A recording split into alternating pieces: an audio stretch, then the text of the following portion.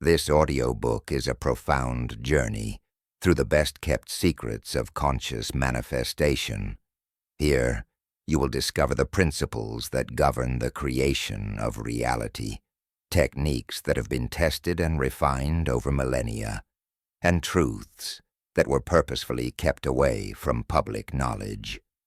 Prepare to awaken the creator that has always existed within you. Prepare to reclaim your power. Prepare to discover the lost manuscripts of creation. Chapter 1. The Knowledge.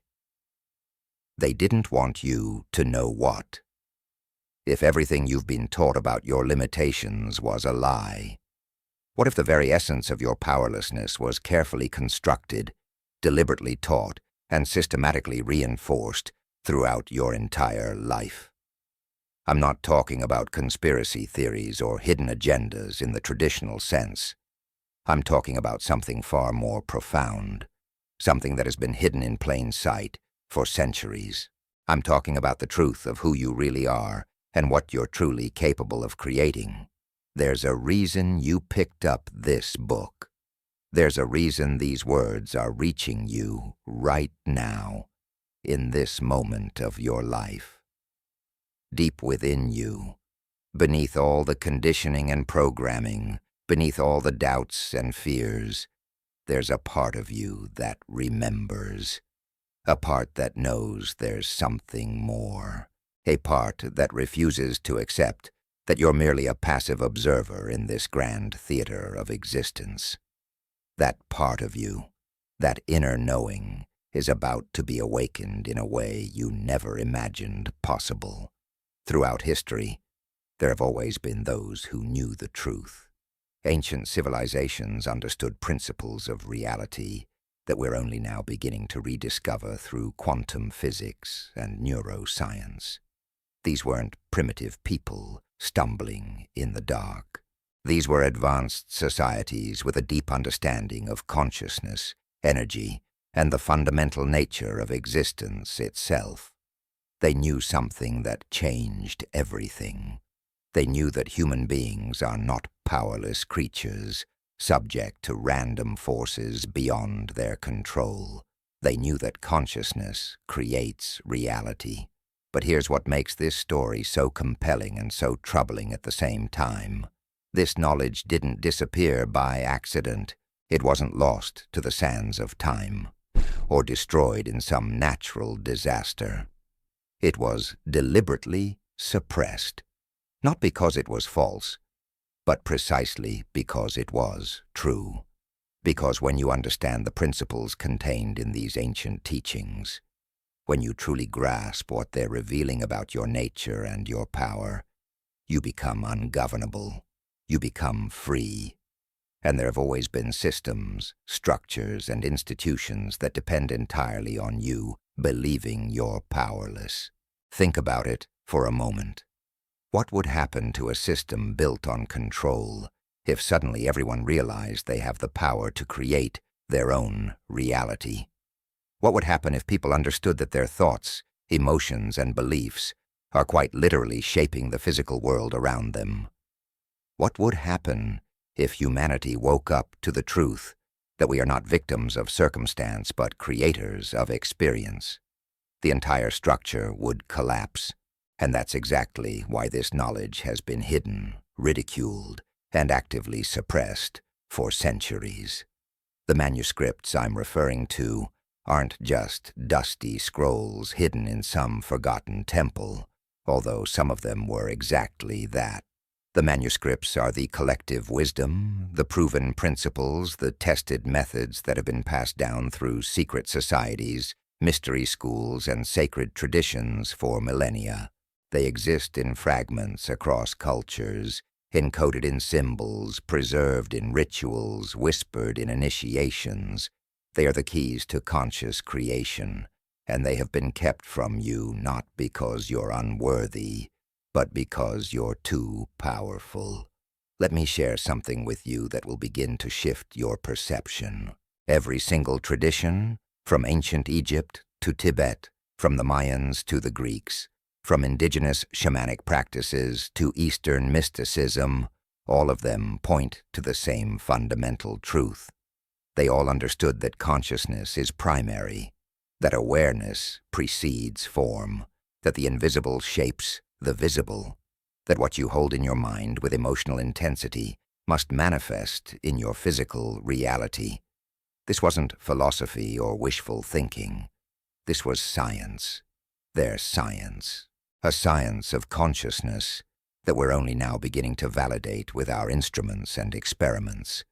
The ancient Egyptians knew it. They built their entire civilization around these principles. The pyramid isn't just an architectural marvel. It's a technology of consciousness, a physical representation of how energy moves from the invisible realm of thought into the visible realm of matter. The hieroglyphs aren't just pictures. They're a language of manifestation, each symbol carrying specific vibrational frequencies designed to align consciousness with creation. The pharaohs weren't worshipped as gods because of some primitive superstition. They were recognized as masters of these principles, individuals who had learned to consciously direct the creative force of the universe. The Hermetic texts, hidden for centuries and revealed only to initiates, contain the same teachings. As above, so below. As within, so without. This isn't poetic language. This is a precise description of how reality works. Your inner world creates your outer world. Your consciousness projects the hologram of your experience. What exists in the quantum field of infinite possibility becomes real in your life based on what you hold in your awareness, charged with emotion, reinforced by belief. But something happened. Somewhere along the way, this knowledge became dangerous to those in power. Think about the medieval period, the Dark Ages. Why were they dark? Not just because of lack of scientific advancement, but because knowledge itself was suppressed. Books were burned. Teachers were persecuted. Anyone who spoke of personal power, of direct connection to the divine, of the ability to create and transform reality, was labeled a heretic. The message was clear and brutal. You are powerless. You are sinful. You are small. You need intermediaries. You need authorities. You cannot trust yourself. And this programming didn't end with the Dark Ages. It evolved. It became more sophisticated. By the time you were born, the suppression of your creative power had been woven so deeply into the fabric of society that you couldn't even see it. You were taught to believe in limitation before you could walk. You were taught that life happens to you, not through you. You were educated in a system designed to create compliant workers, not conscious creators. You were fed a steady diet of news and entertainment that reinforced your helplessness, your victimhood, your separation from power. Consider your education. From the earliest age, you were taught to look outside yourself for answers. The teacher has the knowledge. The textbook contains the truth. Your own inner knowing, your intuition, your creative impulses were systematically diminished. Stay inside the lines. Follow the rules. Don't question authority. Memorize these facts. Regurgitate them on command. The entire system was designed to disconnect you from your innate creative power and make you dependent on external sources for validation, information, and direction. Then came the scientific materialist worldview, which told you that consciousness is just a byproduct of brain chemistry, that you're nothing more than a biological machine responding to stimuli, that free will is an illusion, that meaning and purpose are human constructs in a random, meaningless universe. This wasn't objective science. This was ideology masquerading as science. It was the final nail in the coffin of human empowerment. If you're just a meat robot, a chemical accident, then of course you have no real power to change your reality. But here's what they didn't count on. Here's what no amount of suppression could ultimately prevent. The truth has a way of resurfacing. Consciousness cannot be permanently contained. And now, in this particular moment in history, something extraordinary is happening. The ancient knowledge is being validated by modern science. Quantum physics has shattered the materialist worldview. Neuroscience has proven that your brain rewires itself based on your thoughts. Epigenetics has shown that your beliefs and emotions directly influence your genetic expression. The bridge between ancient wisdom and modern science is being built, and it's revealing something that changes everything. You are not who they told you that you are. You are not limited. You are not powerless. You are not separate from the creative force of the universe. You are that force, expressing itself in human form. You are consciousness having a physical experience, and consciousness creates reality. This isn't metaphor. This isn't faith. This is the fundamental nature of existence, proven now by peer-reviewed research, demonstrated in laboratory experiments, and validated by thousands of years of direct human experience. Let me be very clear about what this means for you, right now, in your actual life. Every circumstance you're experiencing, every relationship, every financial situation, every health condition, every success and every struggle, all of it has been created by the consciousness you've been running. Most of it unconsciously, of course. Most of it based on programs installed when you were too young to question them, but created nonetheless. And here's the liberating truth that might initially feel uncomfortable. If you created it unconsciously, you can create something different consciously. The manuscripts that were hidden, the knowledge that was suppressed, the principles that were kept from you, they all point to the same practical reality. You have a subconscious mind that operates like an incredibly powerful computer, running programs 24 hours a day. These programs are your beliefs, your conditioning, your habitual patterns of thought and emotion. They create a filter through which you perceive reality, and more importantly, they emit a vibrational frequency that attracts matching experiences into your life. Change the program, change the frequency, change the reality. It's that simple and that profound. The ancient masters knew this. They developed precise techniques for reprogramming consciousness. They understood that belief creates biology, that emotion is the language of creation, that imagination is the preview of coming attractions. They knew that when you combine a clear mental image with elevated emotion and unwavering belief, you collapse quantum possibilities into physical reality. They didn't call it quantum physics, but they understood the principle perfectly. They lived it. They taught it. They demonstrated it repeatedly, and then this knowledge was taken from you. Not completely, because truth can never be completely destroyed, but it was hidden, fragmented, ridiculed, and made to seem like superstition or fantasy. You were taught to trust everything except your own creative power. You were conditioned to believe in limitation, scarcity, and powerlessness. You were programmed to be a consumer, not a creator, a follower, not a leader of your own life, a victim of circumstances, not the author of your experience. But something inside you never fully bought the story, did it? Some part of you always suspected there was more. Maybe you had moments when things aligned too perfectly to be coincidence. Maybe you experienced synchronicities that couldn't be explained by random chance. Maybe you manifested something you wanted and wondered if you somehow made it happen. That wasn't your imagination.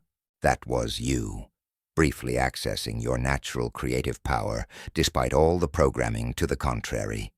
The reason this knowledge was suppressed is the same reason it's being revealed now. We're at a tipping point in human consciousness. The old systems of control are crumbling. The lies are becoming transparent. More and more people are waking up to the truth of who they are. The quantum field itself seems to be responding to a shift in collective awareness. What was once hidden is becoming obvious. What was once ridiculed is being validated. What was once impossible is becoming commonplace. You're part of this awakening. The fact that you're here, reading these words, engaging with these ideas, it's not random. You're ready for this. You're being called to remember what you've always known deep down. You're being invited to reclaim your birthright as a conscious creator.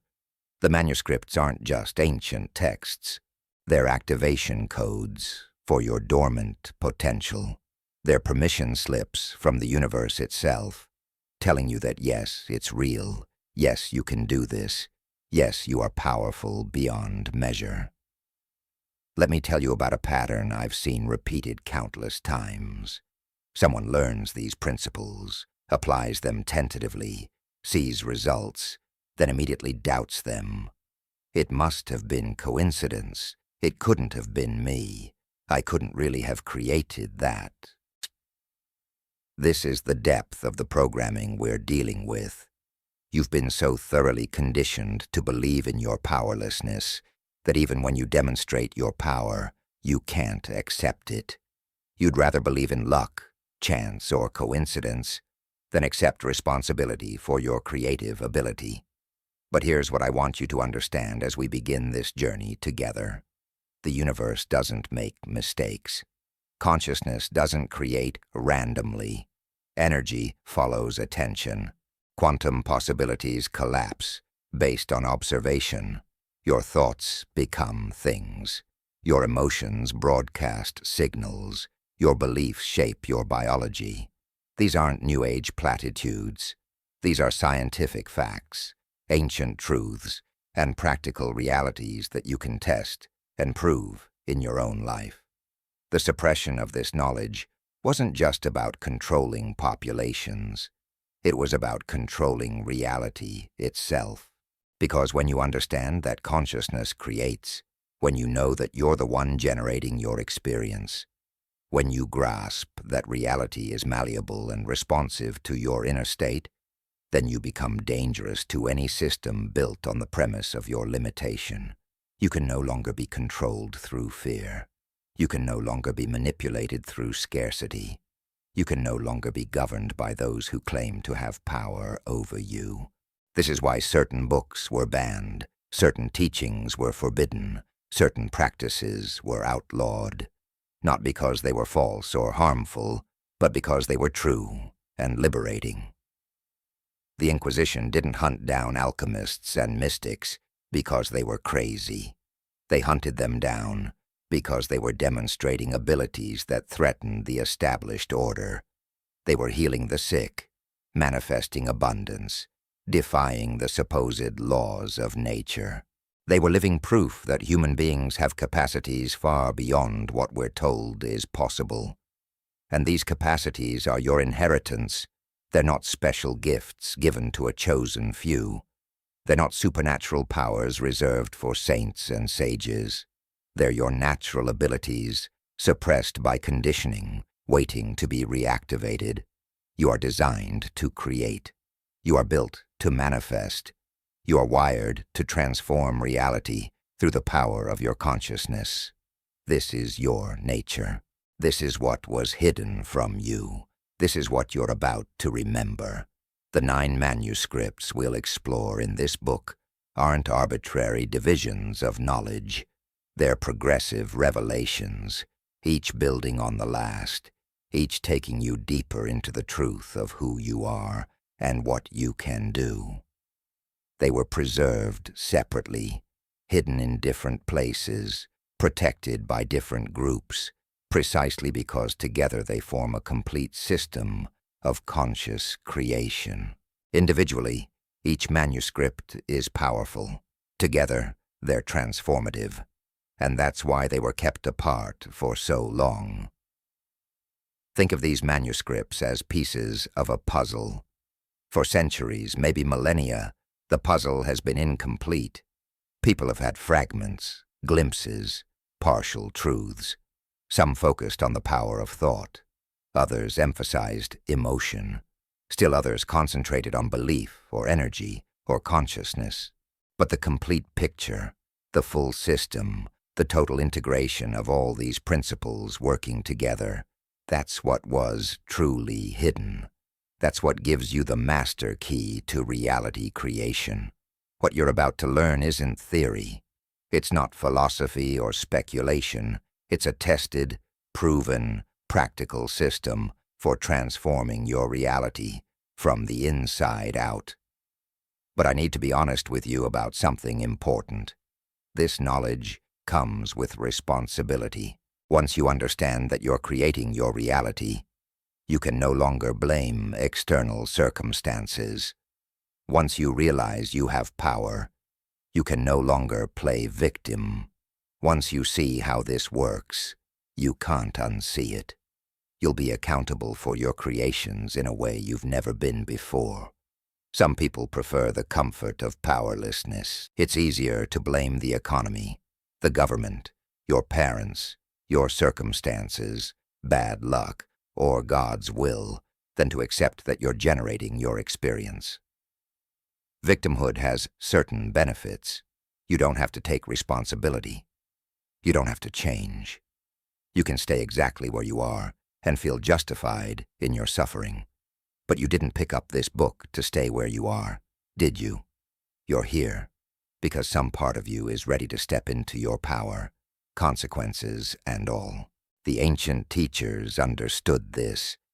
That's why mystery schools had initiations. That's why sacred knowledge was only given to those who proved they were ready. Not because they were elitist, but because they knew that giving someone the keys to conscious creation before they're prepared to use them responsibly is like giving a child a loaded weapon. The power is real. The principles work. The results can be dramatic. And with that comes a level of personal responsibility that most people aren't ready to accept. But you're different. You're reading this book, which means you're ready for a different conversation. You're tired of the victim story. You're done with the limitation narrative. You're prepared to discover that you're far more powerful than you've been told. You're willing to take responsibility for your creations, even the ones you don't like, because you understand that responsibility is the price of power. Without one, you can't have the other. So here we stand, at the beginning of this journey. Everything you thought you knew about reality is about to be challenged. Everything you believed about yourself is about to expand. Everything you accepted as unchangeable limitation is about to be revealed as self-imposed constraint. The knowledge that was hidden from you, the truth that was suppressed, the power that was denied, all of it is about to be restored to you. Not because I'm giving you something you don't have, but because I'm reminding you of what you've always had but forgot. The manuscripts exist not to teach you something new, but to help you remember something ancient. You already know this at the deepest level of your being. You knew it before you were conditioned to forget. You knew it before language, before thought, before identity itself. You knew it because you are it. You are consciousness expressing as form, the infinite experiencing itself as finite, the creator playing the role of creation. And now, it's time to wake up from that role and remember who you really are. This is why this knowledge was forbidden. This is why it was hidden. This is why those in power worked so hard to keep it from you. Because the moment you remember, the moment you truly understand, the moment you fully embody the truth of your creative nature, you become free. And free human beings cannot be controlled, manipulated, or limited by anything outside themselves. Free human beings create their own reality, write their own story, determine their own destiny. Free human beings are dangerous to any system built on the premise of human limitation. So welcome to the most dangerous knowledge in the world. Welcome to the truth they didn't want you to discover. Welcome to your inheritance, your birthright, your natural state of being. You are about to remember what was forgotten, reclaim what was taken, and embody what was always yours. The journey through the 9 manuscripts begins now, and nothing will ever be the same again. You are ready. Let's begin. Chapter 2. The First Manuscript. You are the creator. There's a single sentence carved into the walls of the Temple of Luxor in Egypt that holds the key to everything. Just 6 words that, if truly understood, would collapse the entire illusion of limitation you've been living under. The sentence reads, "Man, know thyself, and you will know the universe and the gods. Not worship the gods, not obey the gods, not beg the gods for mercy or favor. Know yourself, and you will know them." Because you and they are made of the same substance, you are not separate from the creative force. You are it, expressing itself as you. This is the first manuscript. This is the foundational truth that all the others build upon. And this is the most suppressed, most denied, most ridiculed concept in modern society. The idea that you, yes you, reading these words right now with all your doubts and fears and perceived limitations, are a creator. Not metaphorically, not symbolically. Actually, literally, functionally a creator, shaping reality through the power of your consciousness moment by moment, whether you know it or not, whether you believe it or not, whether you like what you're creating or not. Let me take you back to the very beginning. Not your beginning, but the beginning of everything. Before there was form, there was consciousness. Before there was matter, there was awareness. Before there was anything physical, there was the infinite field of potential, sometimes called the quantum field, sometimes called the void, sometimes called God, sometimes called Source. It doesn't matter what name you use. What matters is understanding what it is and what you are in relation to it. This field is pure potentiality. Everything that could ever exist exists within it as possibility. Every version of your life, every possible outcome, every conceivable reality, all of it already exists in this field as waves of probability. Nothing is solid there. Nothing is fixed. It's all probability, potential, possibility. And here's where it gets interesting. Here's where ancient wisdom and quantum physics meet in perfect agreement. These probabilities don't become actualities until consciousness observes them. You've probably heard about the famous double-slit experiment. Scientists shoot particles at a screen with 2 slits in it.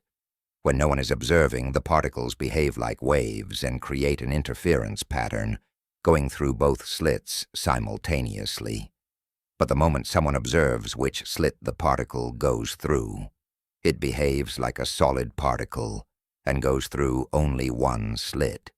The act of observation collapses the wave of probability into a particle of reality. Consciousness determines what becomes real. Now, this isn't just happening in laboratories. This is happening constantly, in every moment of your life. You are the observer. Your consciousness is collapsing probabilities into actualities all the time.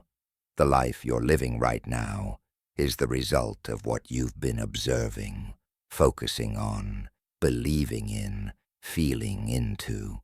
You've been creating your reality all along, but unconsciously, automatically, based on programming you didn't choose and beliefs you didn't examine. The ancient masters who preserved this first manuscript understood this principle completely. They knew that consciousness is primary, not the brain consciousness, The brain is the receiver, not the source. Your consciousness exists beyond your physical body, beyond space and time, in that infinite field of potential. Your brain is like a radio that tunes into specific frequencies of consciousness and translates them into physical experience. Change the frequency, change the experience. It's that straightforward. Think about this carefully. If consciousness creates reality, and you are consciousness, then you are quite literally creating your reality. Not parts of it, not some of it, all of it. Every single thing you experience is filtered through your consciousness, interpreted by your beliefs, colored by your emotions, and manifested according to your dominant vibration. The homeless person and the billionaire are both creators, both operating the same universal laws, just with different programs running in their subconscious minds. This is where people usually start to resist. But I didn't create my childhood trauma. I didn't create my disease. I didn't create the economy, or the pandemic, or all the terrible things happening in the world.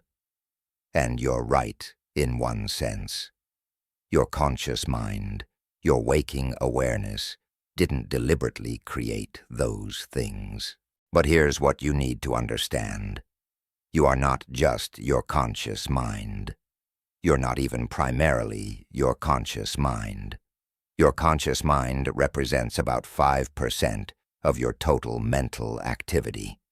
The other 95% is subconscious, running programs, generating vibrations, creating reality based on patterns established long ago. Your subconscious mind is like the most powerful computer ever designed, processing millions of bits of information every second, running programs installed in childhood, maintaining beliefs formed before you could think critically. It doesn't judge. It doesn't question. It simply executes its programming with perfect fidelity. And because it's connected to the quantum field, because it's part of the universal consciousness, it attracts and creates experiences that match its programming exactly. So when you say you didn't create something negative in your life, what you mean is your conscious mind didn't want it. But somewhere in your subconscious there was a program, a belief, a pattern that resonated with that experience. Maybe it was a belief about unworthiness learned from a parent. Maybe it was a program about scarcity installed by your culture. Maybe it was a vibration of fear that you've been emitting unconsciously for years. Whatever it was, it matched the experience you manifested. This isn't about blame. This is about understanding how the system works, so you can work it deliberately instead of accidentally. The first manuscript teaches that you are consciousness in form. You are the infinite, temporarily experiencing itself as finite. You are the creator, temporarily playing the role of creation. This isn't poetry. This is the literal structure of reality. Every atom in your body was once stardust. Every molecule was once part of something else. The very substance of your physical form is recycled matter that's been around since the beginning of the universe. But consciousness, your awareness, that's eternal, infinite, and fundamentally creative. Here's what the ancient teachers knew that modern education ignores. You are not in the universe. The universe is in you. Your consciousness contains everything. The external world is a projection, a hologram, a reflection of your internal state. When you look at the world, you're not seeing objective reality. You're seeing your beliefs about reality, your interpretations of reality, your version of reality. 10 people can look at the same event and see 10 completely different things because they're each looking through their own unique filter of consciousness. This is why changing your external circumstances by attacking them directly never works permanently. You can change jobs, but if you haven't changed your consciousness, you'll recreate the same problems in the new job. You can leave a relationship, But if you haven't transformed your internal patterns, you'll attract someone who triggers the same issues. You can make $1 million, but if you haven't shifted your money consciousness, you'll find a way to lose it or create new problems that wealth can't solve. The external is always a reflection of the internal, always. The masters who preserved this knowledge developed practices specifically designed to help people shift from unconscious creation to conscious creation. They understood that you can't stop creating. That's not even an option. Creation is what consciousness does.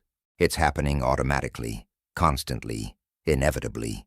The only question is whether you're going to do it consciously or unconsciously, deliberately or accidentally, by design or by default. Let me share something that might sound radical, but is absolutely true. There is no reality independent of your consciousness.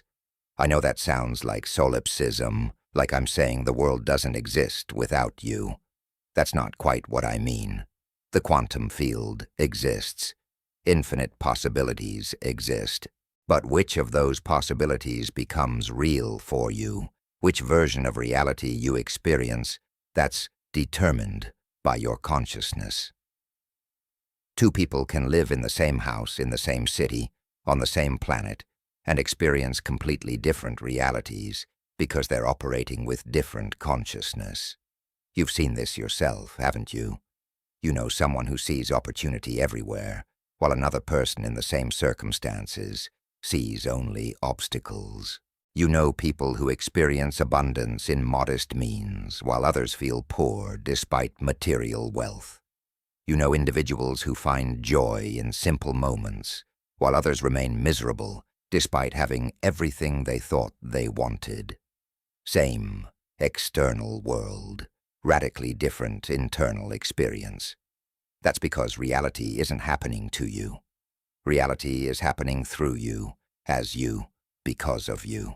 The first manuscript reveals that you have 3 primary tools of creation: thought, emotion, and belief. These aren't separate things.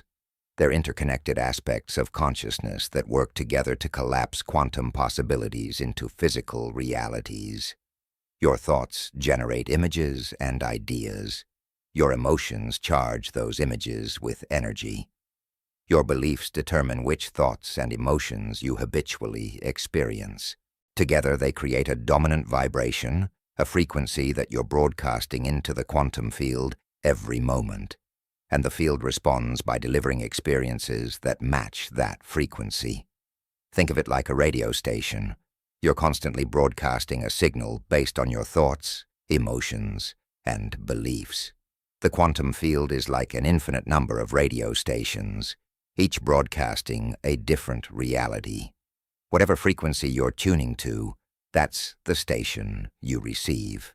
If you're broadcasting fear, you tune into fearful circumstances. If you're broadcasting lack, you tune into scarce experiences. If you're broadcasting love, abundance, joy, possibility, you tune into realities that match those frequencies. But here's the thing most people miss. You don't tune into these frequencies through positive thinking alone. You can't just think happy thoughts while your subconscious is running programs of unworthiness and expect to manifest abundance. The subconscious is far more powerful than the conscious mind. If there's a conflict between what you consciously want and what you subconsciously believe, the subconscious wins every time. This is why affirmations don't work for most people. They're trying to override deep subconscious programming with surface-level conscious thoughts. It's like trying to change the direction of an ocean liner with a canoe paddle. The ancient masters understood this. That's why their practices weren't just about thinking differently. They were about reprogramming the subconscious, about installing new beliefs at the deepest level, about transforming your identity itself. They knew that you don't create from your wishes, or your hopes, or your conscious desires. You create from your state of being, from who you believe yourself to be at the core, from the vibration you're emitting unconsciously before you even think a conscious thought. This is the secret that was hidden. This is the knowledge that was suppressed. Not just that you're a creator, but how creation actually works. Not just that consciousness shapes reality, but the specific mechanics of that shaping. The first manuscript doesn't just tell you you're powerful. It shows you exactly how that power operates, so you can use it deliberately, consciously, effectively. You are not creating through force of will. You're not manifesting through mental gymnastics or visualization tricks, or saying the right words. You're creating through vibrational alignment. Your being must match your desire. Your identity must embody your goal. Your state of consciousness must resonate with the reality you want to experience. When there's alignment between your inner state and your outer desire, manifestation is instant and inevitable. When there's misalignment, no amount of effort will produce lasting results. This is why trying hard doesn't work.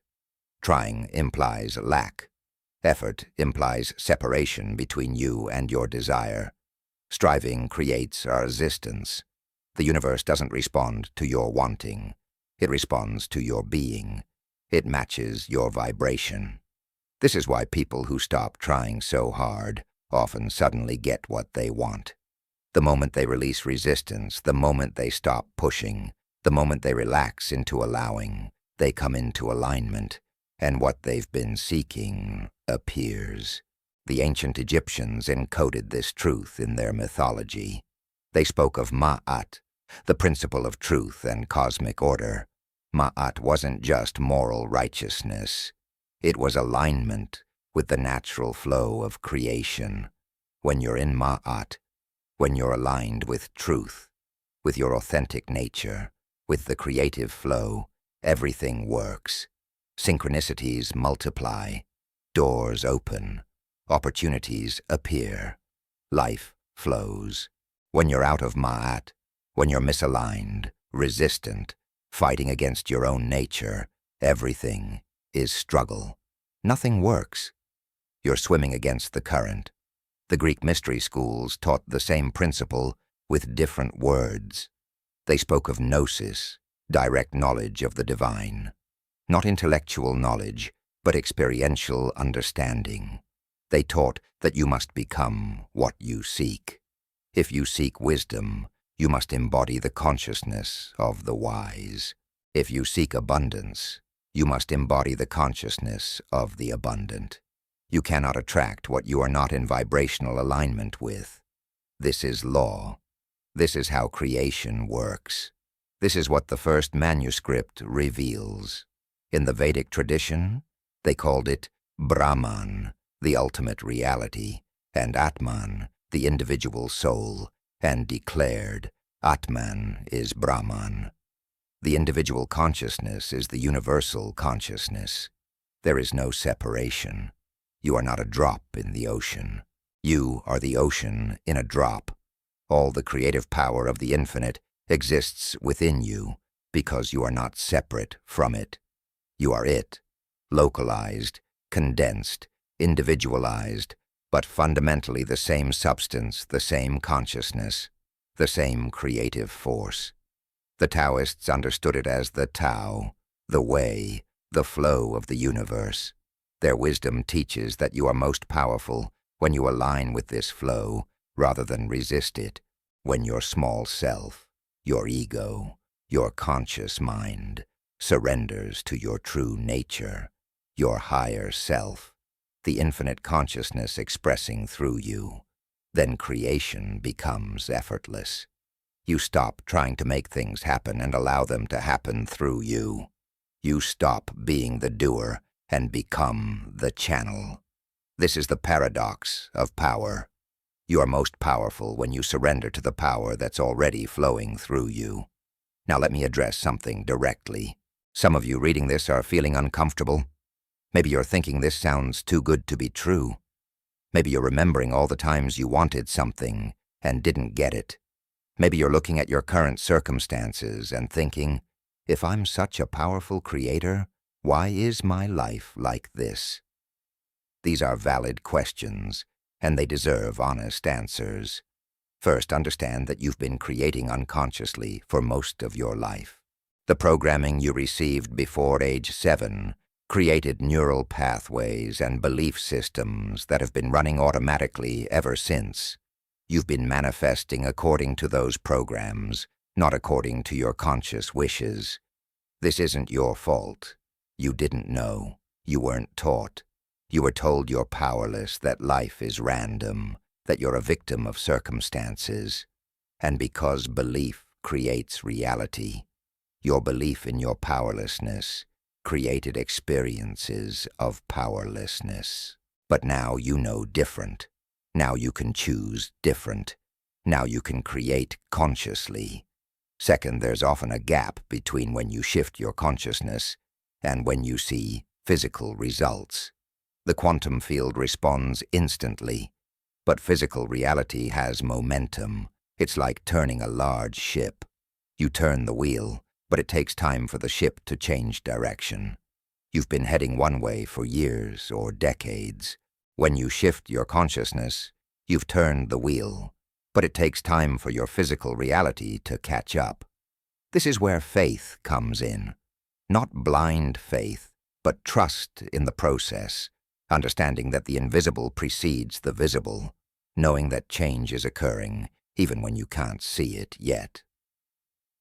Third, and this is crucial, you must become an energetic match for what you want. This means more than thinking about it or wanting it. This means embodying the frequency of already having it. The universe doesn't respond to lack. When you want something from a place of not having it, you're broadcasting the frequency of lack, and the universe matches that frequency by delivering more lack. But when you feel what it feels like to already have what you desire, when you embody that reality before it's physically manifest, you're broadcasting the frequency of having, and the universe must match that frequency by delivering the thing itself. This is what the masters meant when they said, "Ask believing you have already received." Not believing you will receive, believing you have received. Present tense, already done. This isn't self-deception. This is understanding that in the quantum field, all possibilities exist simultaneously. The version of you that has what you want already exists as a probability. When you tune into that frequency, when you become that version of yourself vibrationally, you collapse that probability into your physical reality. Here's a practical way to understand this. Right now, radio waves for thousands of stations are passing through the room you're in. They're all there simultaneously, but you can only hear the one you tune your radio to. Similarly, infinite realities exist in the quantum field right now. The version where you're healthy, wealthy, fulfilled, living your purpose, that version exists. The question isn't whether it exists. The question is whether you're tuned to that frequency, or whether you're tuned to the frequency of lack, limitation, and struggle. The first manuscript teaches you that you are the tuner. Your consciousness determines which reality you experience. Your thoughts, emotions, and beliefs create your vibrational frequency. Your frequency determines what manifests in your life. This isn't mysticism. This is mechanics. This is how the system works. And once you understand it, once you truly grasp it, once you start applying it consciously, everything changes. You see, the power was never outside you. It was never in some external deity or cosmic force you had to petition or appease. It was never in hard work alone, or positive thinking alone, or good intentions alone. The power has always been in your consciousness, in your awareness, in your ability to direct your attention, choose your thoughts, cultivate your emotions, and reprogram your beliefs. You are the creator. You have always been the creator. You just forgot. And that forgetting was deliberate, taught, reinforced, because when you remember who you are, you become unstoppable. Every spiritual tradition, every mystery school, every sacred teaching has been trying to tell you this same truth in different languages, using different metaphors, encoding it in different symbols. The Kabbalists call it Ein Sof, the infinite. The Buddhists call it Buddha nature, the awakened state inherent in all beings. The Christians encoded it in the kingdom of God is within you, and greater works than these shall you do.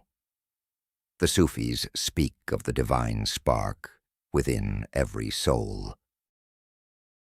The indigenous traditions teach that we are all connected to the Great Spirit, that we are expressions of the Creator creating through us.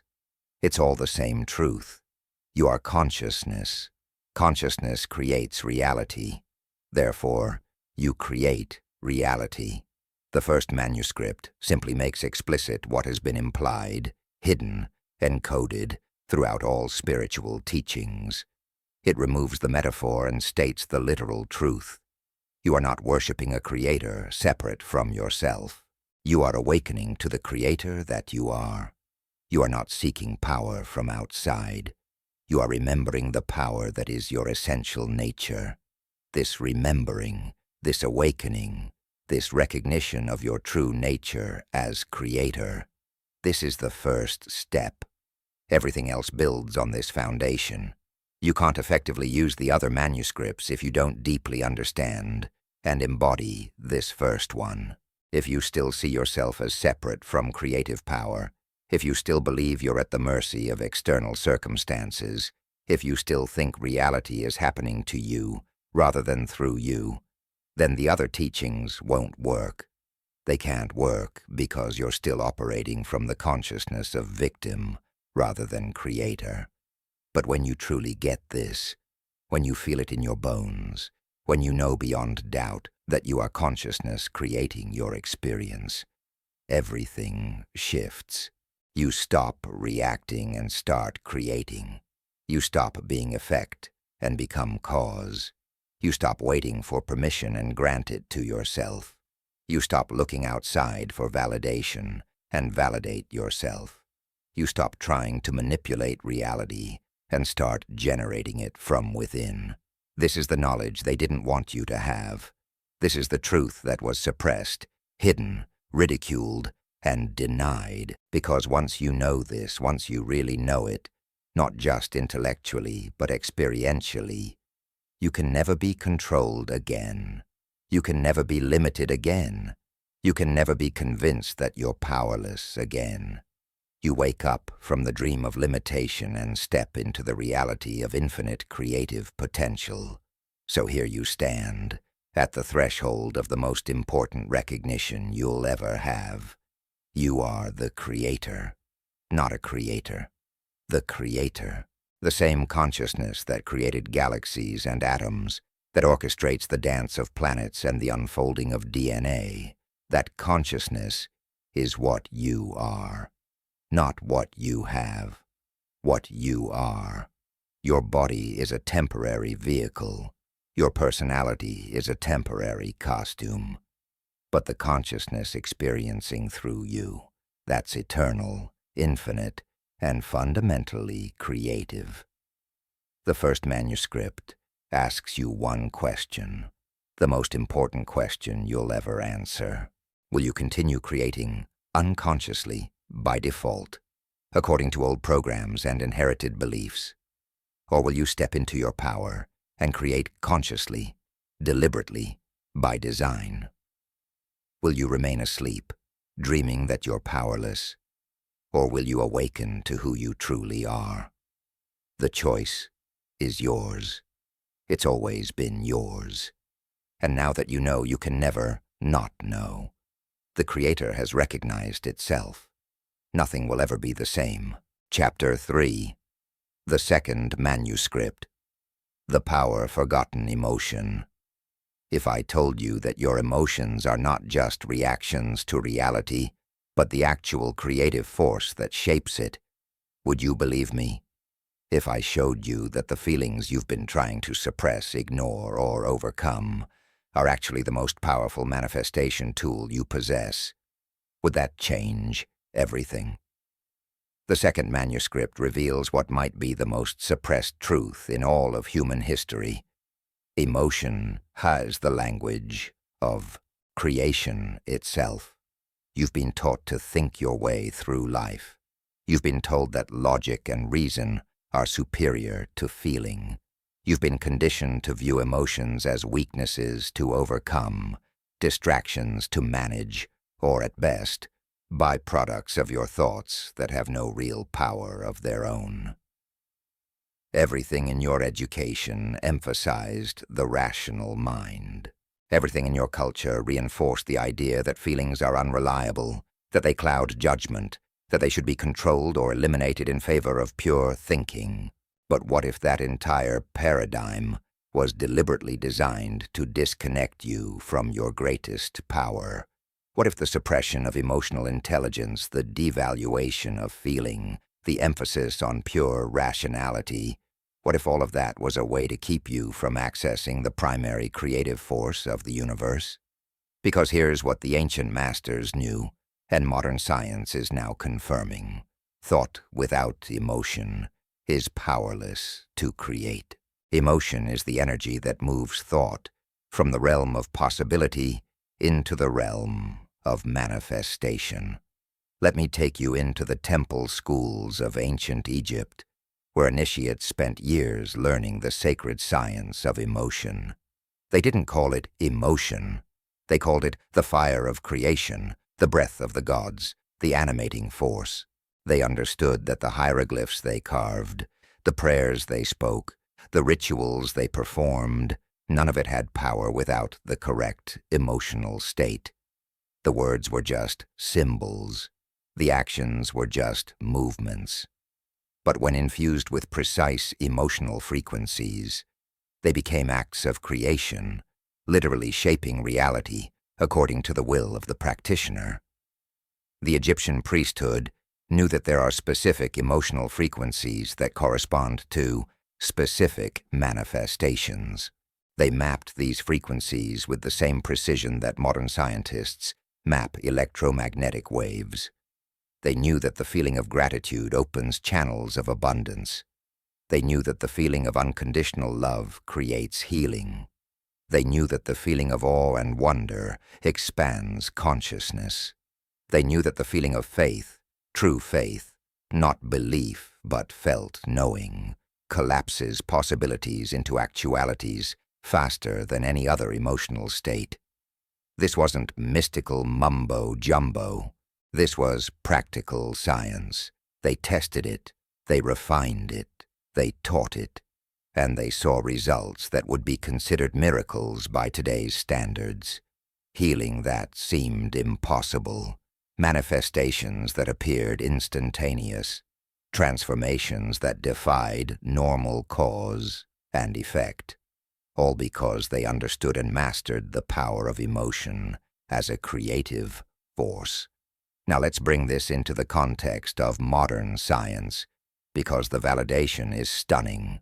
When you experience an emotion, your body produces specific chemicals. Fear produces cortisol and adrenaline. Love produces oxytocin and endorphins. Joy produces dopamine and serotonin. Each emotion has its own unique chemical signature, and these chemicals don't just make you feel a certain way. They literally change the electromagnetic field your body produces. They alter your energy signature. They modify the frequency you're broadcasting into the quantum field. Research in the field of neurocardiology has shown that your heart produces an electromagnetic field that extends several feet beyond your body. This field changes based on your emotional state. When you feel elevated emotions like love, gratitude, joy, or compassion, your heart rhythm becomes coherent, organized, harmonious. When you feel survival emotions like fear, anger, or frustration, your heart rhythm becomes incoherent, chaotic, disorganized. And here's the crucial part. This electromagnetic field is constantly interacting with the quantum field, communicating your emotional state to the universe, broadcasting your order to the cosmic kitchen. Think about that for a moment. Your emotions are literally electromagnetic signals being broadcast into the field of infinite possibility. These signals are instructions. They're telling the quantum field what to deliver back to you. When you feel lack, you're broadcasting the frequency of lack, and the field responds by delivering more experiences of lack. When you feel abundant, even before physical abundance appears, you're broadcasting the frequency of abundance, and the field must respond by matching that frequency with corresponding experiences. This is why positive thinking alone doesn't work. Thoughts are electrical. Emotions are magnetic. Thoughts send the signal out. Emotions draw the experience back. You can think positive thoughts all day long, but if you're feeling anxious, frustrated, or lacking, your emotions are overpowering your thoughts. The magnetic pull of your emotions is stronger than the electrical signal of your thoughts. You have to think and feel in alignment. Your mind and your heart must be coherent. Your thoughts and emotions must match.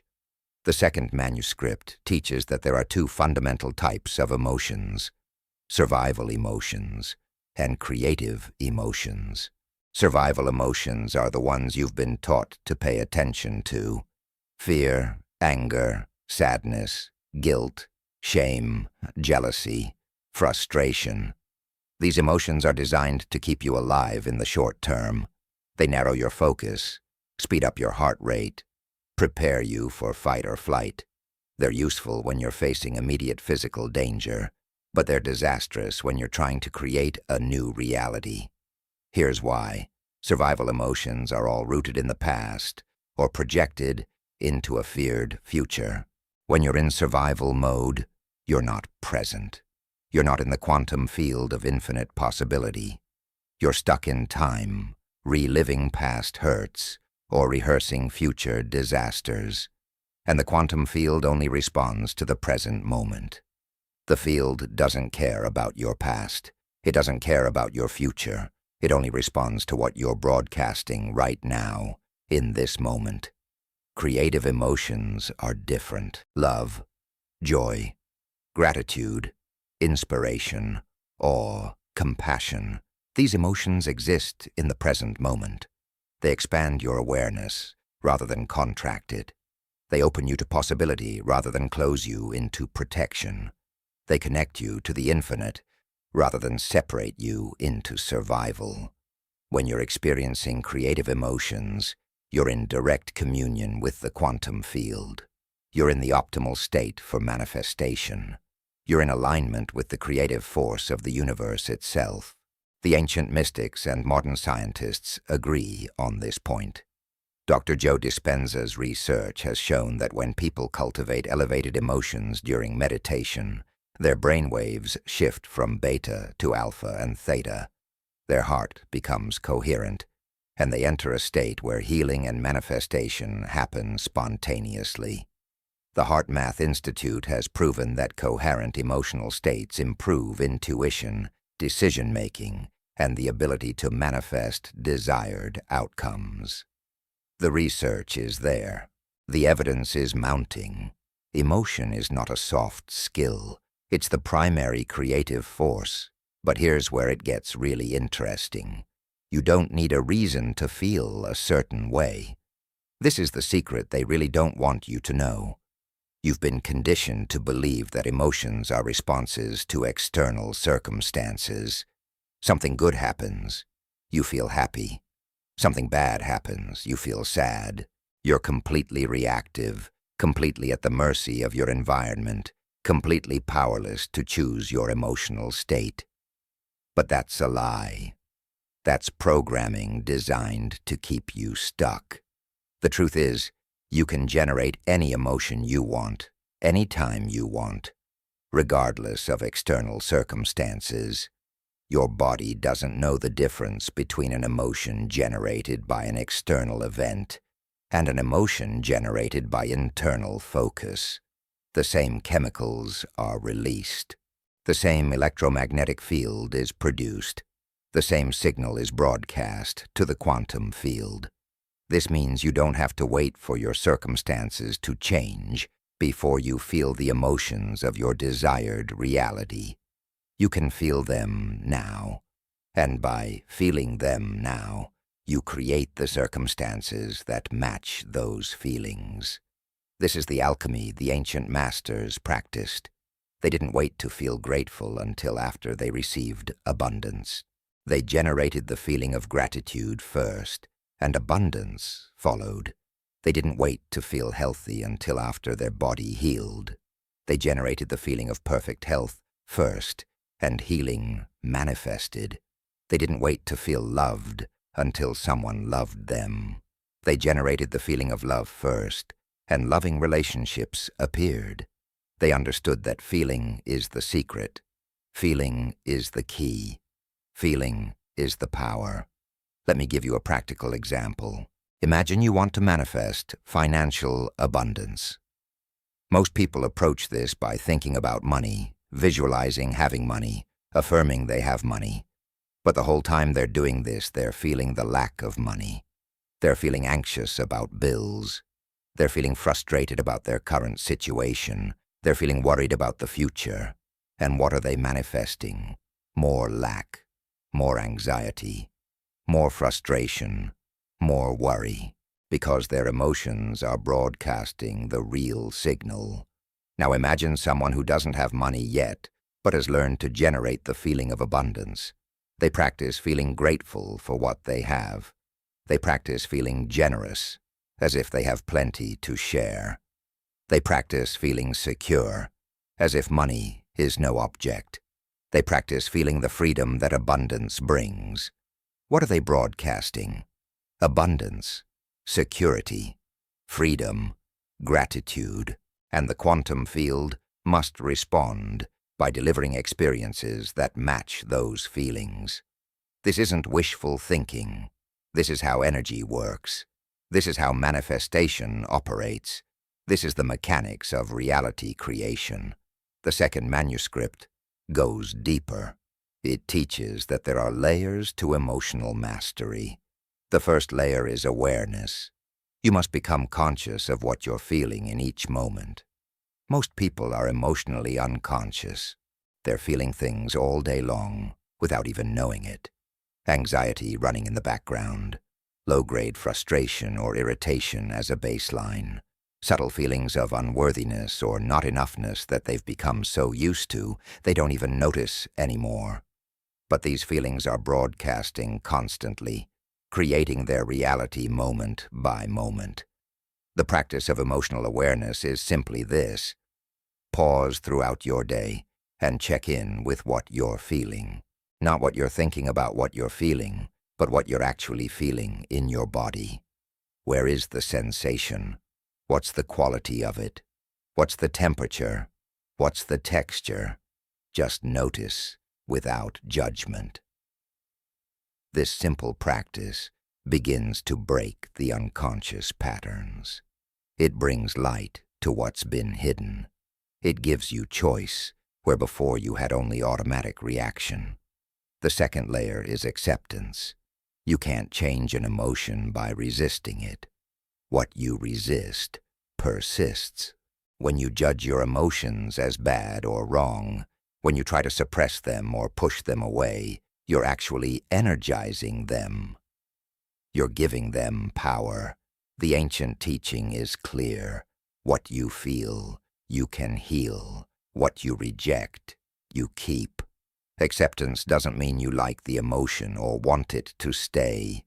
It means you acknowledge it's there without adding resistance to it. You feel it fully, let it move through you, and then it can transform. The third layer is choice. Once you're aware of your emotions and accepting of what's present, You gain the ability to choose differently. You can't choose what you're unconscious of. You can't shift what you're resisting. But when you're aware and accepting, you can consciously generate a new emotion. You can practice gratitude. You can cultivate love. You can invoke joy. You can embody peace, not by suppressing the old emotion, but by giving your attention to a new one, by focusing your consciousness on a different frequency. And here's something profound that the masters discovered. Emotions are contagious and collective. You're not just creating your individual reality with your emotions. You're contributing to the collective emotional field of humanity. When you choose elevated emotions, you're literally raising the vibration of the planet. When you persist in survival emotions, you're adding to the collective fear and limitation. This isn't about guilt. This is about responsibility. You have a choice, and your choice matters not just for you, but for everyone. The research on global consciousness is fascinating. The Global Consciousness Project has been running for over 20 years, monitoring random number generators around the world. During major global events, especially those that evoke strong collective emotion, these random number generators become less random. They show coherence, order, organization. The implication is stunning. Collective human emotion creates measurable effects in the physical world. We are not separate individuals creating separate realities. We are interconnected consciousnesses creating a shared reality, and emotion is the medium of that creation. This is why the suppression of emotional intelligence has been so damaging. It's not just about individual powerlessness. It's about collective disempowerment. A humanity that doesn't understand emotions, that can't master emotions, that lives in constant survival, states of fear, anger, and frustration. That's a humanity that creates a reality of conflict, scarcity, and suffering. But a humanity that awakens to emotional mastery, that learns to consciously generate elevated states, that chooses love over fear, gratitude over complaint, compassion over judgment. That's a humanity that creates heaven on earth. The second manuscript also addresses the relationship between thought and emotion in manifestation. It's not either or, it's both and. You need clear thoughts to give direction. You need strong emotions to give power. Think of thought as the address and emotion as the postage. Without the address, the package goes nowhere specific. Without the postage, the package doesn't get sent. You need both. Your thoughts direct the quantum field to what you want. Your emotions provide the energy that brings it into manifestation. This is why visualization works when it's done correctly. Most people visualize from their head, creating mental images with no emotional charge. That's just daydreaming. It has no creative power. But when you visualize from your heart, when you infuse your mental images with the emotion of having what you're visualizing, when you feel it as real before it's physical, that's when creation happens. The image gives specificity. The emotion gives power. Together they form a complete instruction to the field. The ancient Egyptians had a practice called walking in the invisible. They would close their eyes and imagine their desired reality in complete sensory detail, but more importantly, they would generate the emotions of that reality. They would feel themselves being the person who lives that life. They would embody the state of being that corresponds to their desire. And they would sustain this state, not for minutes, but for hours, sometimes days, until the feeling became more real than their current circumstances, and then reality would shift to match their inner state. You can do this. You can practice emotional alchemy. You can become a master of your emotional state. You can learn to generate elevated emotions independent of external conditions. You can train yourself to sustain creative emotions for longer and longer periods. You can develop the capacity to shift your emotional state at will. This isn't about positive thinking or fake enthusiasm. This is about genuine emotional transformation, rewiring your nervous system, reconditioning your body to a new emotional baseline. Here's a practice the masters used. They would recall a memory of feeling the emotion they wanted to cultivate. Maybe a time they felt profound gratitude, or deep love, or pure joy.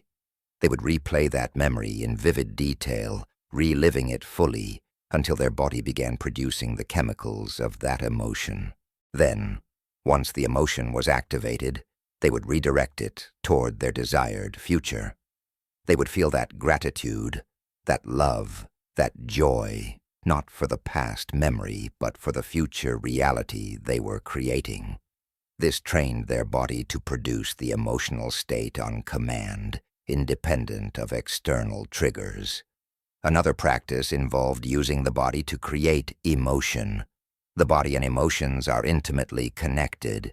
You can't feel depressed with your shoulders back, chest open, and head up. Try it. It's physiologically impossible. Your posture affects your emotional state.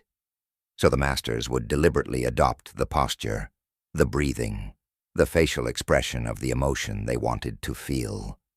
They would move their body as if they already were the person they wanted to become. And the emotion would follow. The body leads, the mind follows. This is science, not superstition. Dr.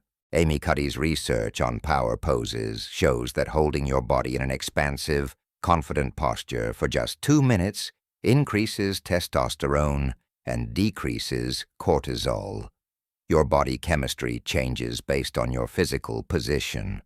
The ancient masters knew this thousands of years ago.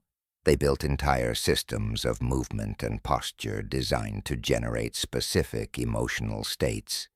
Yoga wasn't just stretching. It was emotional alchemy.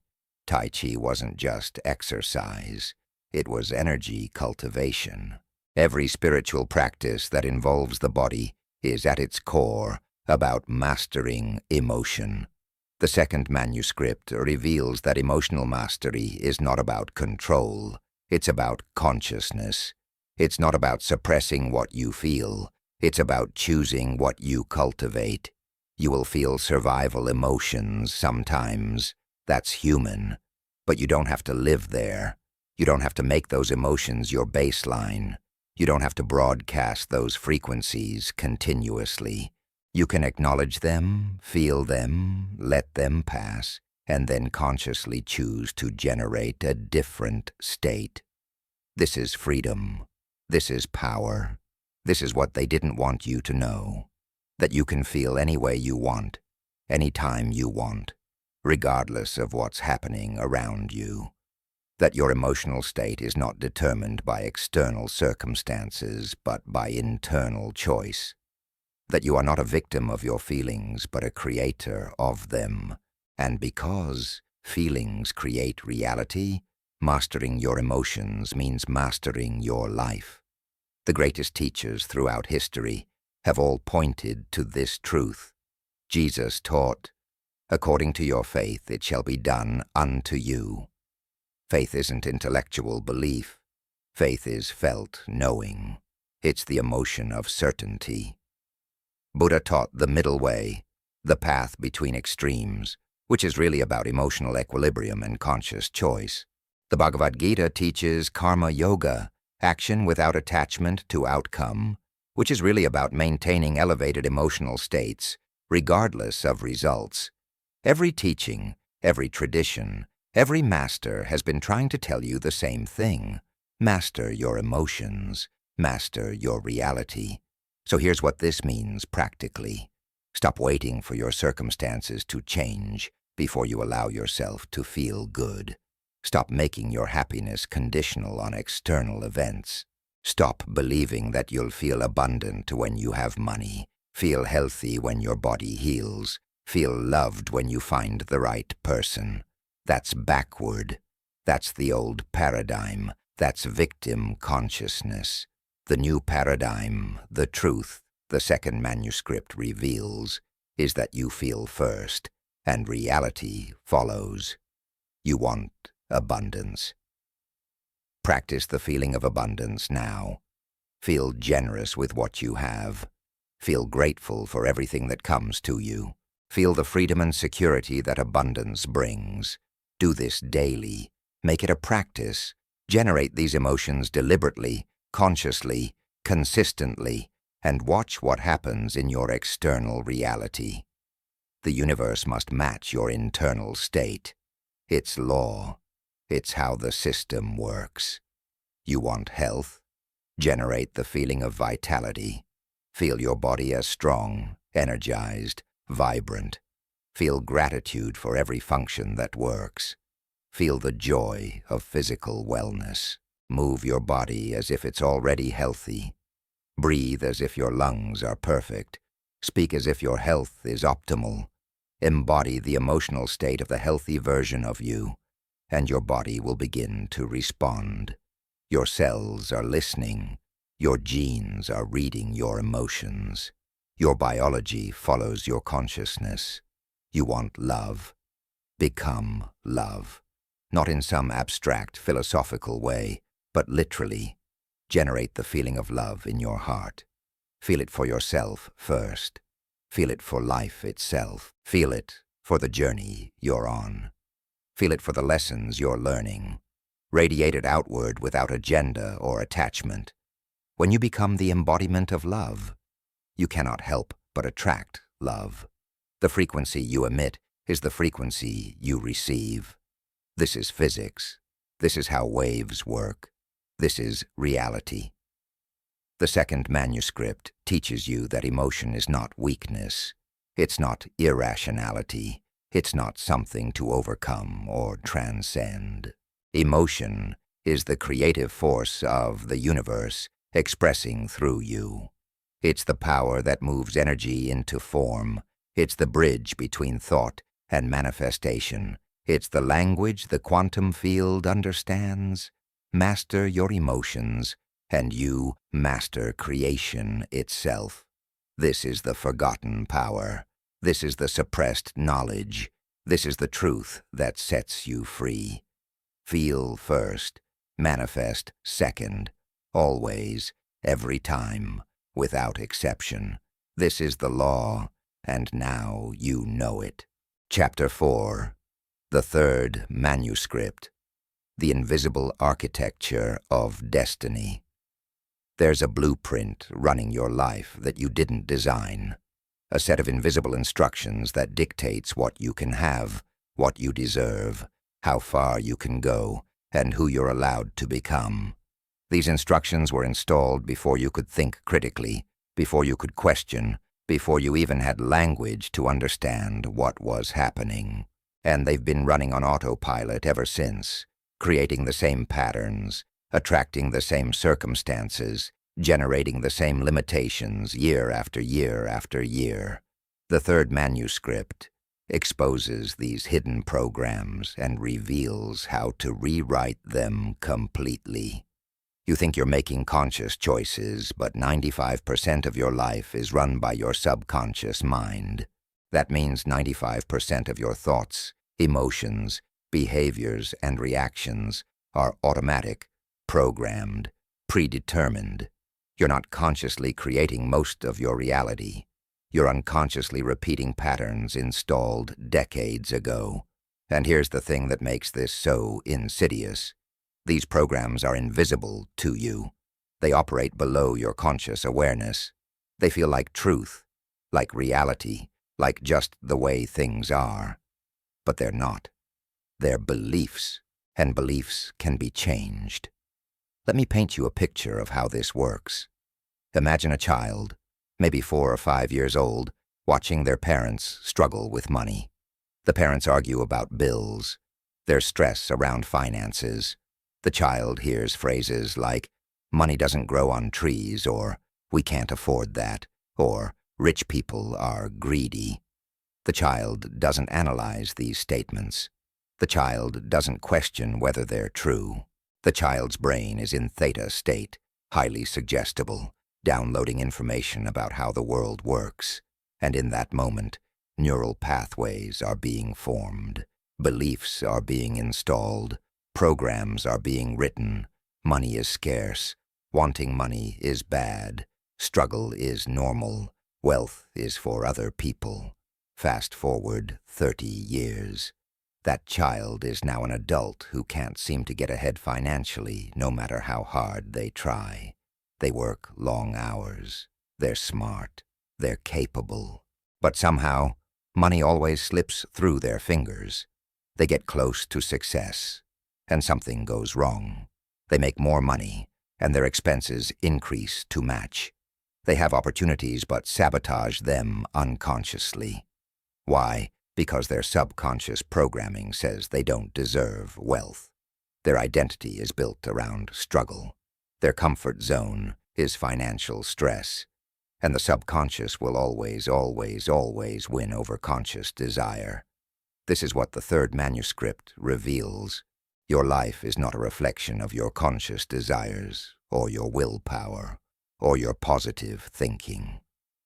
Your life is a perfect, precise reflection of your subconscious beliefs. Show me someone's life, and I can tell you their beliefs. Show me their relationships, and I know what they believe about love. Show me their bank account, and I know what they believe about money. Show me their body, and I know what they believe about health. The external is always a mirror of the internal. Always. The ancient masters understood this completely.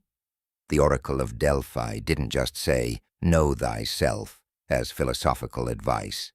It was practical instruction for life mastery. Know your beliefs. Know your programs. Know what's running beneath your conscious awareness. Because if you don't know what you believe, those beliefs are controlling you. If you can't see the programs run your life. The first step to freedom is awareness. You can't change what you can't see. But here's where it gets tricky. Your subconscious beliefs feel like truth. They don't feel like programs or conditioning. They feel like reality itself. If you have a belief that says, "I'm not good enough," you don't experience that as a belief. You experience it as a fact about yourself. You see evidence of it everywhere. You interpret your experiences through that filter. Someone doesn't call you back, and it confirms you're not good enough. You make a mistake, and it proves you're not good enough. You succeed at something, and you dismiss it as luck, or explain it away because it doesn't match your core belief about yourself. This is called confirmation bias, and it's one of the most powerful forces keeping you stuck. Your brain is designed to look for evidence that confirms what you already believe. If you believe you're unlucky, you'll notice every bad thing that happens and ignore the good things. If you believe relationships always end badly, you'll unconsciously create that ending. If you believe you're destined to struggle, you'll find ways to struggle, even when opportunities for ease present themselves. Your subconscious beliefs create a self-fulfilling prophecy, and the cycle continues endlessly until you interrupt it. The third manuscript teaches that there are several layers of beliefs, and you must address all of them for lasting transformation. The surface layer is your conscious beliefs, the things you think you believe, the values and ideas you can articulate. These are important, but they're not the ones creating your reality. Beneath that is the layer of adopted beliefs, things you picked up from parents, teachers, culture, religion, media. These are often contradictory to your conscious beliefs, and that's where internal conflict comes from. Deeper still is the layer of experiential beliefs, conclusions you drew from your direct experiences, especially childhood experiences. If you were abandoned, you might believe you're unlovable. If you were criticized constantly, you might believe you're inadequate. If you were punished for expressing yourself, you might believe you need to hide who you really are. These beliefs formed as survival strategies. They made sense at the time. They protected you from pain. But now, they're limiting you, keeping you small, preventing the very things you consciously want. And at the deepest level are what the ancients called soul beliefs, or karmic patterns, beliefs that seem to transcend this lifetime, patterns that appear to be woven into your very essence. Whether you believe in reincarnation or not, you can probably identify patterns in your life that seem bigger than your childhood conditioning, themes that play out repeatedly, wounds that feel ancient. The third manuscript teaches that these too can be transformed, but they require a different level of work, a deeper commitment to consciousness. Now let me tell you about the mechanism by which beliefs create reality, because understanding this changes everything. Your beliefs create your thoughts. Your thoughts create your emotions. Your emotions create your vibration. Your vibration attracts your circumstances. It's a chain reaction, and it starts with belief. Change the belief, and everything downstream changes automatically. This is why affirmations often fail. You're trying to change your thoughts without addressing the underlying belief. It's like putting a fresh coat of paint on a crumbling foundation. Here's a practical example. Let's say you have a subconscious belief that says, "I always mess up important opportunities." This belief generates thoughts like, "I'm probably going to fail," or "something will go wrong," or "I'm not ready." These thoughts generate emotions like anxiety, doubt, and fear.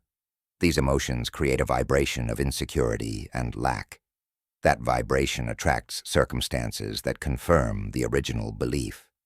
You do mess up the opportunity, not because you're incapable, but because your belief created the entire chain of events that led to that outcome.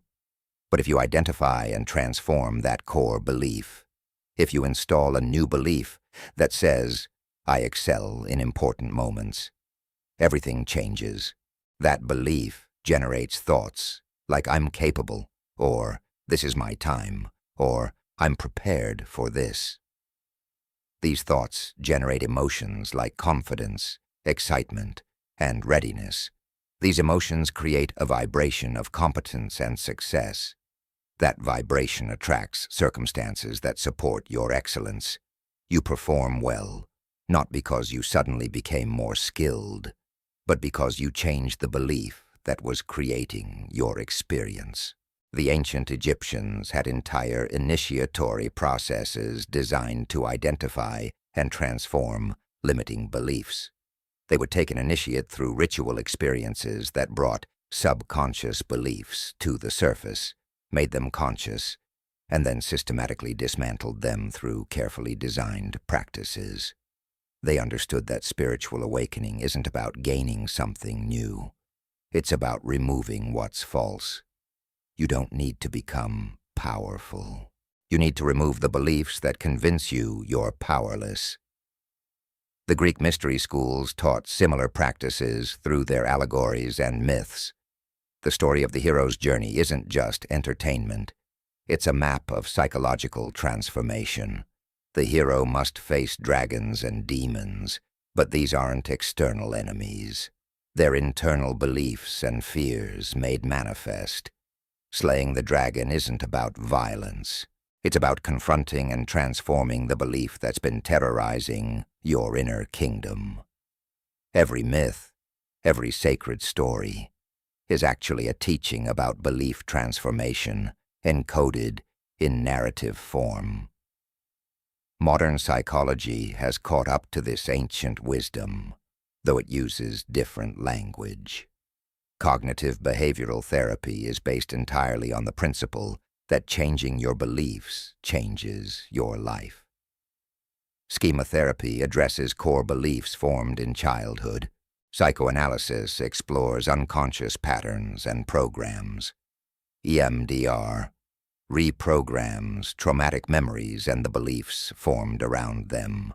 Every effective therapeutic approach is doing the same thing, identifying limiting beliefs and installing empowering ones. The ancients just did it more directly, more powerfully, and with full understanding of the spiritual dimension. But here's what neither ancient systems nor modern psychology often tell you. And this is where the third manuscript goes deeper. Your beliefs aren't just psychological constructs. They're energetic structures. They exist in your energy field, in your cellular memory, in the very fabric of your being. You can't change them purely through mental effort.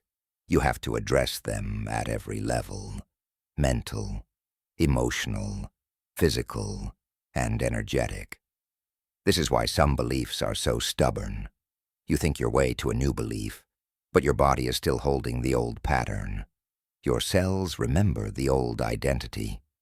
Dr. Candace Pert's research on neuropeptides showed that your emotions are stored in your cells. Your body becomes addicted to familiar emotional states because those emotions produce specific chemical cocktails that your cells get used to.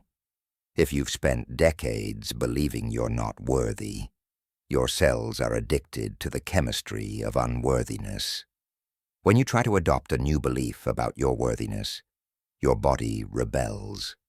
It craves the familiar chemical state. This is why change feels so uncomfortable at first. Your body is literally going through withdrawal from its addiction to the old identity. This is also why belief change requires more than just deciding to believe something different. You have to embody the new belief. You have to live it, feel it, breathe it, until your body learns a new chemical normal. You have to practice the thoughts, the emotions, and behaviors of the new belief so consistently that new neural pathways form, new cellular patterns establish, new energetic structures build. This takes time. It takes repetition. It takes commitment. But it's absolutely possible, and it's the only way to create lasting change. The third manuscript provides a clear process for belief transformation. First, you must identify the belief.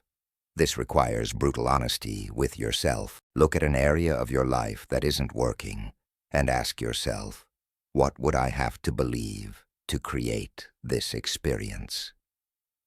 The answer that comes, especially if it makes you uncomfortable, is probably true. If you're broke, maybe you believe money is hard to get or that you don't deserve it. If you're lonely, maybe you believe you're unlovable or that relationships always hurt. If you're sick, maybe you believe your body is whack or that illness runs in your family. Get honest about what you actually believe, not what you wish you believed. Second, you must question the belief. Is it absolutely true? Where did it come from? Who told you this? What evidence supports it, and what evidence contradicts it? When you examine beliefs consciously, they begin to lose their power. You realize they're not facts. They're interpretations. They're stories you've been telling yourself. They're programs installed by others who had their own limiting beliefs. The belief that felt like solid reality starts to feel more like a choice, and that creates space for transformation. Third, you must choose a new belief, not just any belief, but one that serves your highest vision for yourself. If the old belief was, I'm not enough, the new belief might be, I am more than enough exactly as I am. If the old belief was, I have to struggle, the new belief might be, life supports me effortlessly. If the old belief was, I'm broken, the new belief might be, I am whole and complete. Make the new belief clear, specific, and stated in the present tense. Your subconscious doesn't respond to future tense. It needs to be now. Fourth, you must install the new belief through repetition and emotion. This is where most people fail. They identify a new belief, maybe write it down, say it a few times, and then wonder why nothing changes. The old belief has been reinforced for decades. It has deep neural pathways, strong emotional associations, cellular memory. The new belief is a seedling, trying to grow in soil dominated by old roots. You have to water that seedling daily with attention and emotion until it becomes stronger than the old pattern. The ancient masters spent hours in meditation and visualization specifically for this purpose. They would enter altered states of consciousness where the subconscious is most receptive, and they would imprint new beliefs with powerful emotion. They understood that the subconscious communicates through images and feelings, not words. So they would visualize themselves as the person who holds the new belief. They would feel the emotions of that identity. They would imagine specific scenarios and see themselves responding from the new belief rather than the old pattern. Modern neuroscience validates this approach completely. Mental rehearsal creates the same neural patterns as actual experience. When you vividly imagine yourself confident, successful, worthy, loved, your brain releases the same chemicals and forms the same connections as if you were actually experiencing those states. Do this consistently, and you literally rewire your brain. New neural pathways form. Old ones weaken. The new belief becomes your new normal, your new automatic response, your new identity. But there's a fifth step that many teachings miss, and it's crucial. You must take action from the new belief. Beliefs that remain purely mental never fully integrate. You have to live the new belief. You have to make decisions from it. You have to behave as if it's true. If your new belief is, "I am confident," you have to speak up when you normally wouldn't. You have to take risks you'd usually avoid. You have to act confident even when you don't feel confident yet. This is called acting as if, and it's incredibly powerful. When you act from a new belief before it feels natural, you're sending a powerful signal to your subconscious that this is who you are now. Your subconscious learns through behavior. It watches what you do and adjusts its programs accordingly. At first, acting from the new belief will feel awkward, forced, fake. That's normal. That's your old identity resisting change. But if you persist, if you keep acting from the new belief consistently, something magical happens. The new behavior starts to feel natural. The new identity becomes real. What was once a conscious effort becomes unconscious ease. This is how you change your comfort zone. Your comfort zone isn't about physical comfort. It's about familiar identity. You'll tolerate incredible discomfort if it matches your subconscious beliefs about who you are. A person who believes they're meant to struggle will unconsciously recreate struggle even when they could choose ease. A person who believes they're unworthy will sabotage success even when they consciously want it. Your comfort zone is the range of experiences that match your current beliefs about yourself. Expand your beliefs, and your comfort zone expands automatically. The third manuscript also addresses something crucial that most manifestation teachings ignore: the role of identity in creation. You don't attract what you want. You attract who you are, your identity, your sense of self. Your answer to the question, "Who am I?" creates a magnetic field that pulls certain experiences toward you and repels others. If your core identity is "I am someone who struggles," you'll manifest struggle, no matter how much you consciously want ease. If your core identity is "I am abundant," you'll manifest abundance, even without trying. This is why changing your beliefs about your circumstances isn't enough. You have to change your beliefs about yourself. You have to transform your identity. You have to become someone different at the core, not superficially, not just in behavior, but in your fundamental sense of who you are. The ancient initiatory processes were designed to create identity, death, and rebirth. The old self had to die for the new self to be born. You can't just add new beliefs to an old identity. You have to let the old identity dissolve and consciously create a new one. Think about the caterpillar and the butterfly. The caterpillar doesn't just grow wings.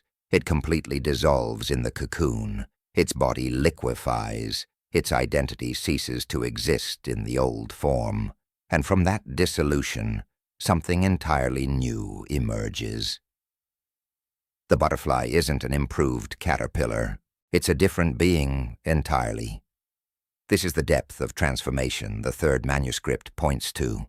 Not self-improvement, self-transformation, not becoming a better version of who you were, becoming someone new entirely. This sounds dramatic, and it can be. But it's also natural. You've already done this multiple times in your life without realizing it. You were once a child, and that identity died when you became a teenager.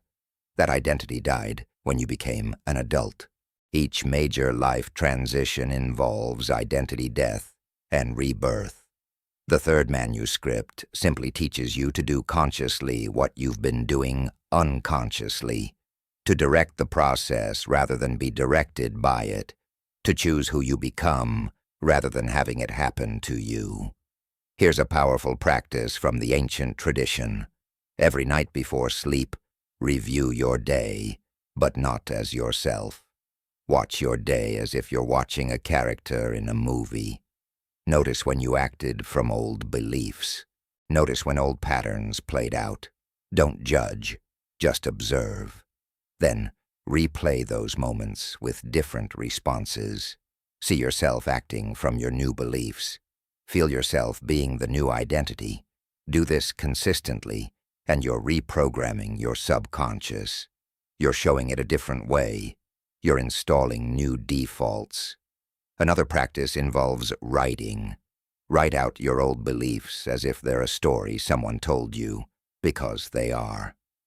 I was told that I'm not smart enough. I was taught that I have to work hard to deserve anything. I learned that people can't be trusted. Writing them out externalizes them. They stop being who you are and become stories you've been carrying. Then write your new beliefs as declarations of truth. I am brilliant and capable. I deserve abundance and ease. I am surrounded by loving, trustworthy people. Write these daily until they become more real than the old stories. The third manuscript emphasizes that belief transformation isn't a one-time event. It's a practice, a commitment, a way of life. You'll have moments where old beliefs resurface. You'll have situations that trigger old patterns. That's normal. That's not failure. That's just the old programming trying to reassert itself. When this happens, don't collapse into shame or give up. Simply notice it. Thank the old belief for trying to protect you, and consciously choose the new belief again. Every time you make this choice, you strengthen the new pattern and weaken the old one. You must also understand that as you change your beliefs, your external reality will reflect those changes, but not always immediately. There's often a lag time between internal shift and external manifestation. This is the test. This is where faith comes in. Can you hold your new beliefs even when your circumstances haven't changed yet? Can you continue embodying your new identity even when the world is still treating you according to your old one? This is where most people quit. They change internally, but give up before the external catches up. Don't be that person. The ancient initiates were tested specifically on this point. After their transformation experiences, they would be placed back in their old environments, with people who knew them as their old identity, in situations that triggered their old patterns. The test was, can you hold your new self when everything around you is pulling you back to the old?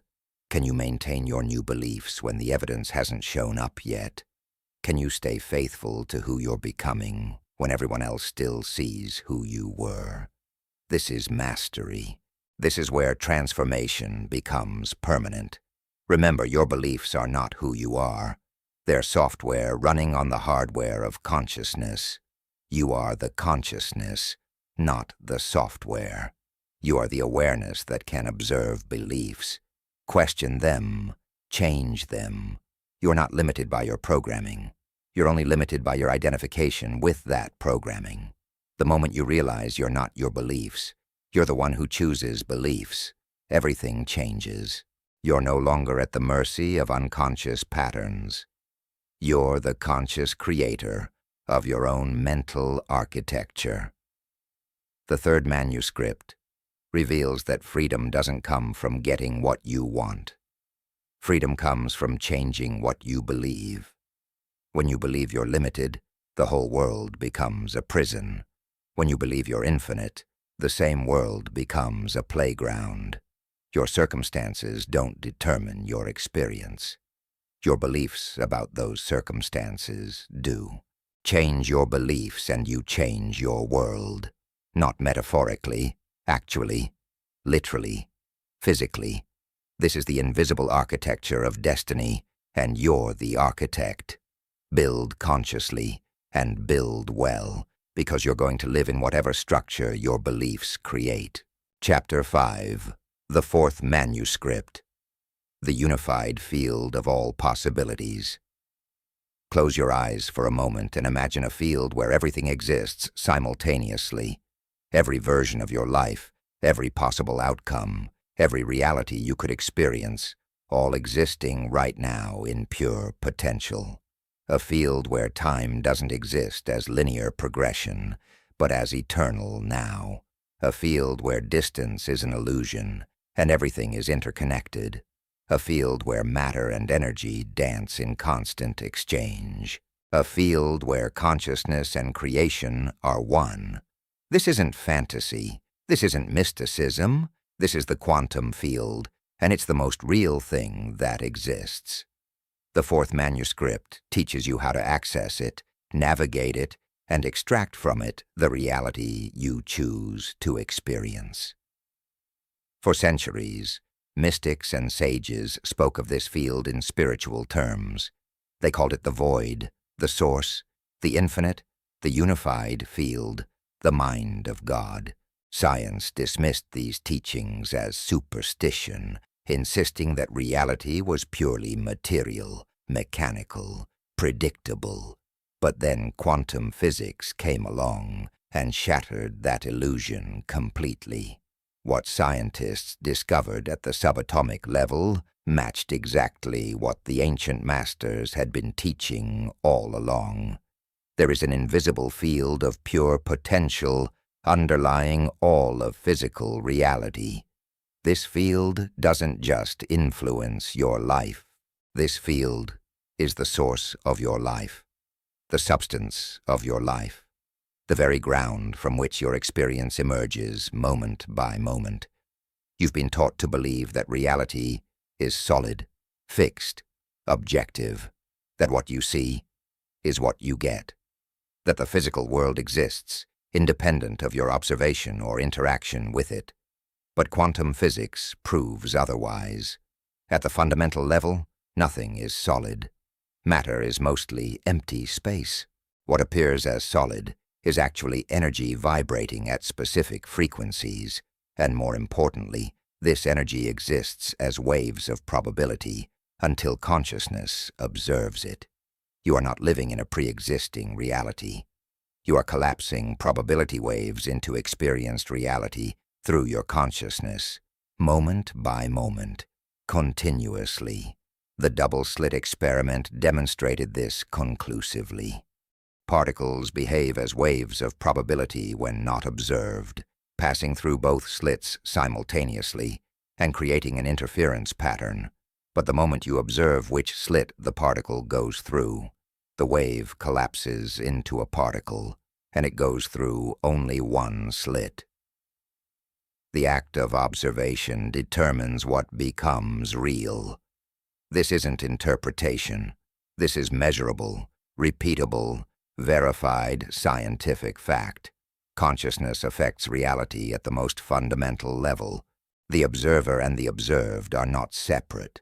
They're intimately connected, constantly interacting, co-creating experience. Now, extend this understanding beyond the laboratory to your daily life. You are the observer. Your consciousness is constantly collapsing, probability waves in the quantum field into the physical experiences you call your life. Every thought you think, every emotion you feel, every belief you hold, all of it is sending signals into this field, selecting which probabilities become actualities. You're not experiencing a random reality. You're experiencing the reality that matches your consciousness. The field is infinite possibility. Your consciousness determines which possibilities manifest. The ancient masters understood this field intimately, though they described it differently. The Egyptians called it the Nun, the primordial waters from which all creation emerged. The Hindus called it Brahman, the ultimate reality underlying all forms. The Buddhists called it Sunyata, the pregnant void. The Taoists called it the Tao, the source and substance of all things. The Kabbalists called it Ein Sof, the infinite. Different words, same reality. They all recognized that beneath the appearance of separate things is a unified field from which everything arises and to which everything returns. But the ancient masters didn't just philosophize about this field. They developed practical methods for accessing it directly. They knew that ordinary waking consciousness, the beta brainwave state where most people spend most of their time, keeps you locked in material reality, in time, in limitation. To access the quantum field, to touch the infinite, to draw from pure potential, you need to shift your consciousness into different states. The theta and delta brainwave states are where the magic happens. These are the states of deep meditation, of hypnosis, of that twilight moment between waking and sleeping. In these states, you transcend time and space. You merge with the field. You become one with infinite possibility. This is why every spiritual tradition emphasizes meditation. It's not about relaxation or stress relief, though those are nice side effects. Meditation is technology for accessing the quantum field. When you slow your brain waves, when you quiet the constant chatter of your thinking mind, when you move beyond thought into pure awareness, you shift from Newtonian reality to quantum reality. In Newtonian reality, you're separate, limited, bound by physical laws. In quantum reality, you're connected to everything, unlimited, capable of miracles that defy conventional physics. Dr. Joe Dispenza's research has documented this phenomenon extensively. He's measured the brain waves of meditators and found that in deep meditative states, the brain shows patterns associated with heightened creativity, enhanced intuition, and spontaneous healing. He's documented cases of people healing terminal diseases, manifesting desired circumstances, and experiencing profound transformations simply by learning to access these altered states consistently. This isn't faith healing. This is consciousness healing. This is accessing the field where all healing already exists as potential and bringing that potential into physical manifestation. The quantum field operates according to principles that seem paradoxical to the linear, logical mind. In the field, everything exists simultaneously. Past, present, and future are not separate. They're all now. This means the person you want to become already exists in the field. The health you desire already exists. The abundance you seek already exists. The love you crave already exists. Not somewhere in the future. Right now. In the field. As probability, as potential. waiting for your consciousness to select it, focus on it, feel it, and collapse it into physical reality. This is why time is not your enemy in manifestation. You don't have to wait for things to unfold linearly. You don't have to take step after step after step toward your goal. You can literally quantum leap. You can jump from one probability to another instantaneously. The version of you that's healthy, wealthy, fulfilled, that version exists right now in the quantum field. The question is not how to create it. The question is how to become it vibrationally so that your physical reality catches up to match your energetic reality. Here's where understanding the field becomes practical and applicable. Most people try to change their physical circumstances through physical action alone. They work harder. They try different strategies. They manipulate external conditions. And while action is necessary, action alone creates slow, incremental change. But when you work with the quantum field, when you change your consciousness first, when you align with the reality you want before it's physical, then your inspired actions are exponentially more effective. Synchronicities multiply, opportunities appear, resources show up, the right people arrive. Everything conspires to manifest your desired reality quickly and easily. The ancient alchemists encoded this teaching in their cryptic texts.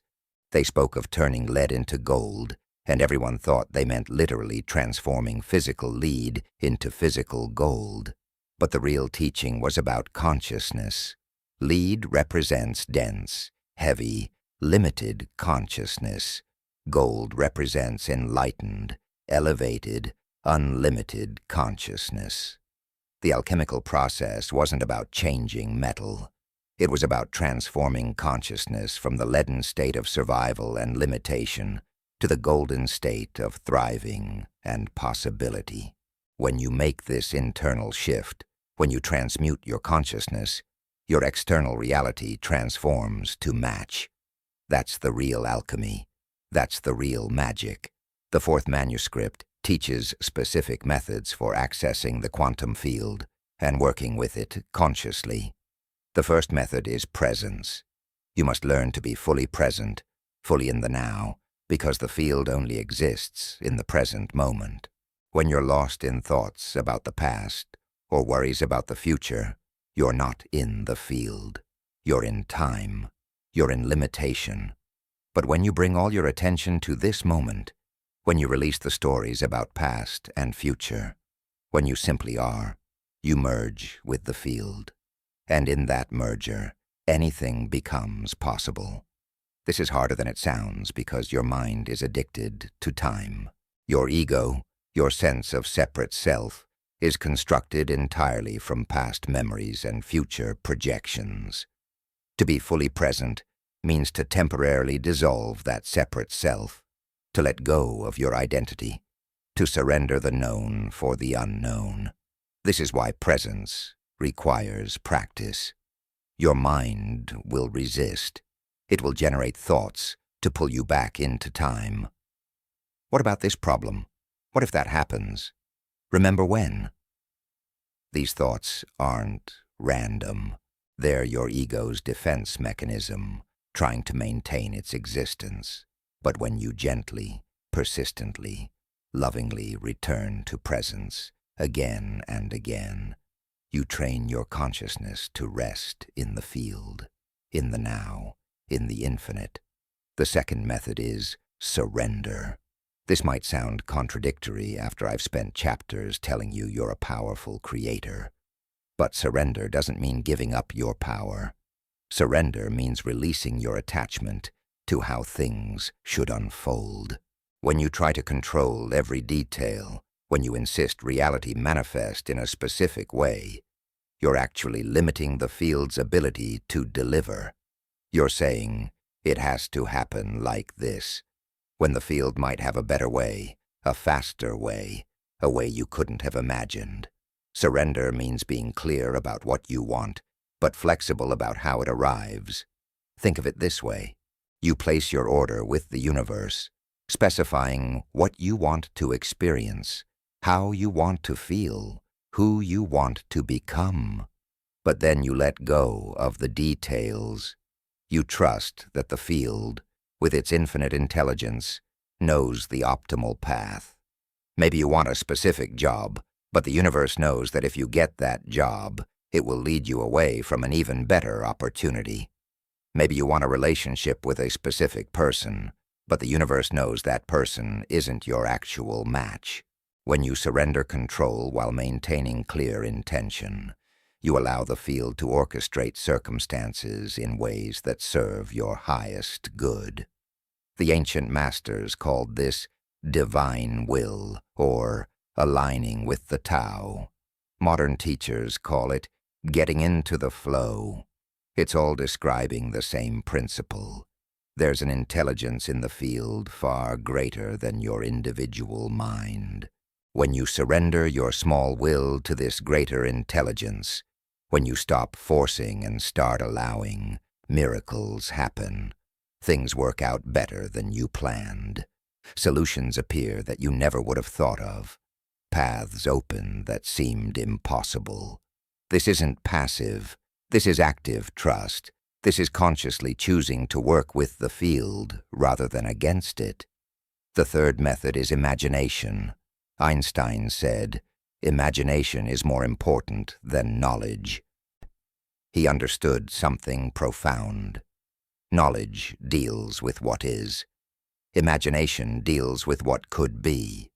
And in the quantum field, what could be is just as real as what is. When you use your imagination, when you visualize a desired reality with sensory richness and emotional intensity, you're not just daydreaming. You're actually accessing that reality in the quantum field. You're tuning into the probability wave of that experience. And the more you focus on it, the more you feel it, the more you become it energetically, the more likely that probability is to collapse into your physical reality. But there's a specific way to use imagination that's far more powerful than typical visualization.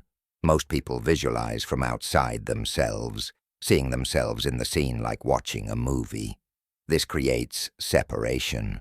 You're the observer watching a desired reality, which reinforces that you don't have it. The ancient masters taught first-person visualization. You imagine from inside the experience, seeing through your own eyes, feeling with your own body, experiencing it as if it's happening right now. This creates neural patterns, identical to actually living that reality. Your brain doesn't know the difference between a vividly imagined experience and a real one. Both create the same mental and emotional states, the same chemical releases, the same energetic frequencies. When you combine first-person visualization with elevated emotion, you're essentially living in the quantum field. You're experiencing a reality that hasn't manifested physically yet, but exists completely in the field of potential. And here's what's crucial. The more time you spend in that reality energetically, the more inevitable its physical manifestation becomes. You're not hoping it happens. You're not wishing for it. You're living it in consciousness. And physical reality must eventually catch up because energy precedes matter. The invisible creates the visible, always, without exception. The fourth method is coherence. This is a term from heart math research, and it refers to a state where your heart and brain are synchronized, working in harmony. When you're coherent, your heart rhythm becomes smooth and ordered. Your brain waves synchronize with your heart, and you enter an optimal state for accessing the quantum field. Coherence happens naturally when you feel elevated emotions like gratitude, love, compassion, or joy. These emotions create a specific electromagnetic signature that puts you in resonance with the field. Incoherence, on the other hand, happens when you're in survival emotions like fear, anger, or frustration. Your heart rhythm becomes chaotic and disordered. Your brain waves become scattered. You're out of resonance with the field, unable to access its potential effectively.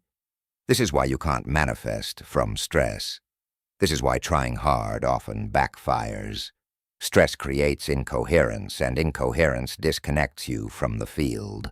But when you consciously cultivate coherence through breath, through emotion, through presence, you become a powerful receiver and transmitter, able to draw from the field and broadcast into it with maximum effectiveness.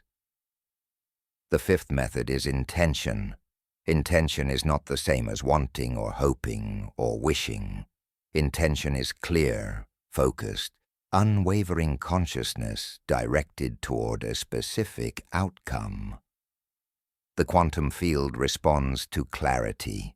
When your intention is muddied by doubt, diluted by conflicting desires, or contaminated by fear, the field receives mixed signals and delivers mixed results. But when your intention is crystal clear, when you know exactly what you want and why you want it, when there's no wavering or second-guessing, the field responds with precision. Setting powerful intention requires you to move beyond the thinking mind and into the knowing heart. The mind can formulate goals, but only the heart can generate true intention. Intention comes from your deepest values, your core desires, your soul's purpose. It's not about what you think you should want or what society says is important. It's about what genuinely matters to you, what lights you up, what you're here to experience and express. When your intention is aligned with your authentic self, it carries tremendous power. The universe doesn't respond to superficial desires. It responds to soul truth. The ancient mystery schools had initiates spend months or even years clarifying their intention before attempting any manifestation work. They understood that most people don't actually know what they want. They know what they've been told to want. They know what they think will make them happy, but they don't know their true desires. The initiation process was designed to strip away all the conditioning, all the shoulds, all the external expectations, until the initiate could hear their own soul's voice clearly. Only then were they considered ready to consciously create, because only then could they set intention from truth rather than programming. The sixth method is detachment. This is closely related to surrender, but distinct. Detachment means not needing the outcome for your sense of self-worth or happiness. When you need something, when your well-being depends on getting it, you're actually pushing it away. Need is a frequency of lack. The quantum field reads that frequency and delivers more lack. But when you want something while simultaneously being complete without it, you're in the perfect state for manifestation. You're clear about your desire, but not desperate for it. You're enthusiastic about its arrival, but not devastated if it doesn't come. This paradoxical state of engaged detachment is where manifestation happens most easily. The Buddha taught this as the middle way. Don't be attached, but don't be indifferent. Care deeply, but don't cling. Desire fully, but don't need. This balanced state keeps you in the field, rather than in time-bound, ego-driven striving. When you're attached, you're living in fear of not getting what you want. When you're indifferent, you're not providing clear instruction to the field. But when you're detached, yet intentional, you're in perfect partnership with the field. You're clear about what you're calling in, but you're not collapsing into anxiety about whether or when it arrives. The seventh method is gratitude. This might be the most powerful tool for accessing the quantum field. Gratitude is the signature frequency of abundance, of having, of fullness. When you feel genuinely grateful, you're broadcasting to the field that you're abundant, that you have plenty, that your needs are met. And the field responds by delivering more experiences that match that frequency. This is why grateful people always seem to have more to be grateful for. They're not just noticing the good things. They're actually creating more good things through the frequency of their gratitude. But the real power of gratitude comes when you learn to feel grateful before the desired outcome manifests. This is what the ancient teachers meant by giving thanks for answered prayer. Not after it's answered, but before. You give thanks now for what hasn't shown up yet, because in the quantum field, it already exists. You're thanking the field for the reality you're selecting from infinite possibilities. You're feeling the gratitude of having what you desire as if it's already here, and that feeling collapses the probability wave into physical manifestation. This takes practice because your logical mind will resist. How can I be grateful for what I don't have? But remember, you're not living in logic. You're living in quantum mechanics. And in the quantum field, feeling is believing, and believing is receiving. The fourth manuscript reveals that the quantum field is not somewhere else. It's not distant or separate or difficult to reach. The field is here, now, always. You're in it, right now. You're made of it. You're an expression of it. The question is not how to access the field. The question is how to become conscious of your constant connection to it. It's like asking how to access air. You're already immersed in air. You're already breathing it. You just need to become conscious of it and learn to work with it intentionally. Every moment of your life, you're already accessing the field and drawing from it, but mostly unconsciously, automatically, based on habitual patterns of thought and feeling. The fourth manuscript teaches you to do consciously what you've been doing unconsciously, to select deliberately from the field rather than defaulting to familiar patterns, to choose the probabilities you want to experience rather than recreating the same old realities, to become an active, aware, intentional participant in the creative process rather than an unconscious, passive recipient of default creation. This is what separates masters from ordinary people. Not different abilities or special gifts, different consciousness. Masters have learned to access the quantum field at will, to sustain elevated states consistently, to align their thoughts and emotions with their desired reality until physical manifestation is inevitable. You have this same capability. You have access to the same field. You can develop the same mastery. It just requires understanding how the field works, and then practicing the methods until they become natural, until accessing the field becomes your default state rather than a special practice. Think of the quantum field as an infinite warehouse containing every possible version of every possible thing. Everything you could ever want or need is already there, waiting. But you can't access this warehouse with your physical body. You access it with your consciousness. Your thoughts are the order form. Your emotions are the delivery mechanism. Your beliefs determine what you think you're allowed to have. Your state of being determines what actually shows up. When all of these are aligned, when you're thinking, feeling, believing, and being in coherence with your desired reality, the warehouse delivers, not because you deserved it, or earned it, or worked hard enough, but because that's how the field operates. It matches frequency. It responds to consciousness. It delivers experiences that correspond to your state of being. The ancient Hermetic principle states, as above, so below, as within, so without. The external world is a reflection of your internal state. The quantum field is the mechanism by which this reflection occurs. Your inner world broadcasts into the field. The field responds by organizing probability waves into the physical circumstances that match your broadcast. This is not metaphor. This is the literal mechanism of reality creation. Change your inner world, change your broadcast, change what the field delivers. It's that straightforward. But here's what makes this challenging. You have to sustain the new broadcast long enough for physical reality to reorganize. Physical matter has momentum. It's been flowing in a certain direction based on your habitual consciousness. When you shift your consciousness, you redirect that flow, but it takes time for the current to fully change direction. This is where most people give up.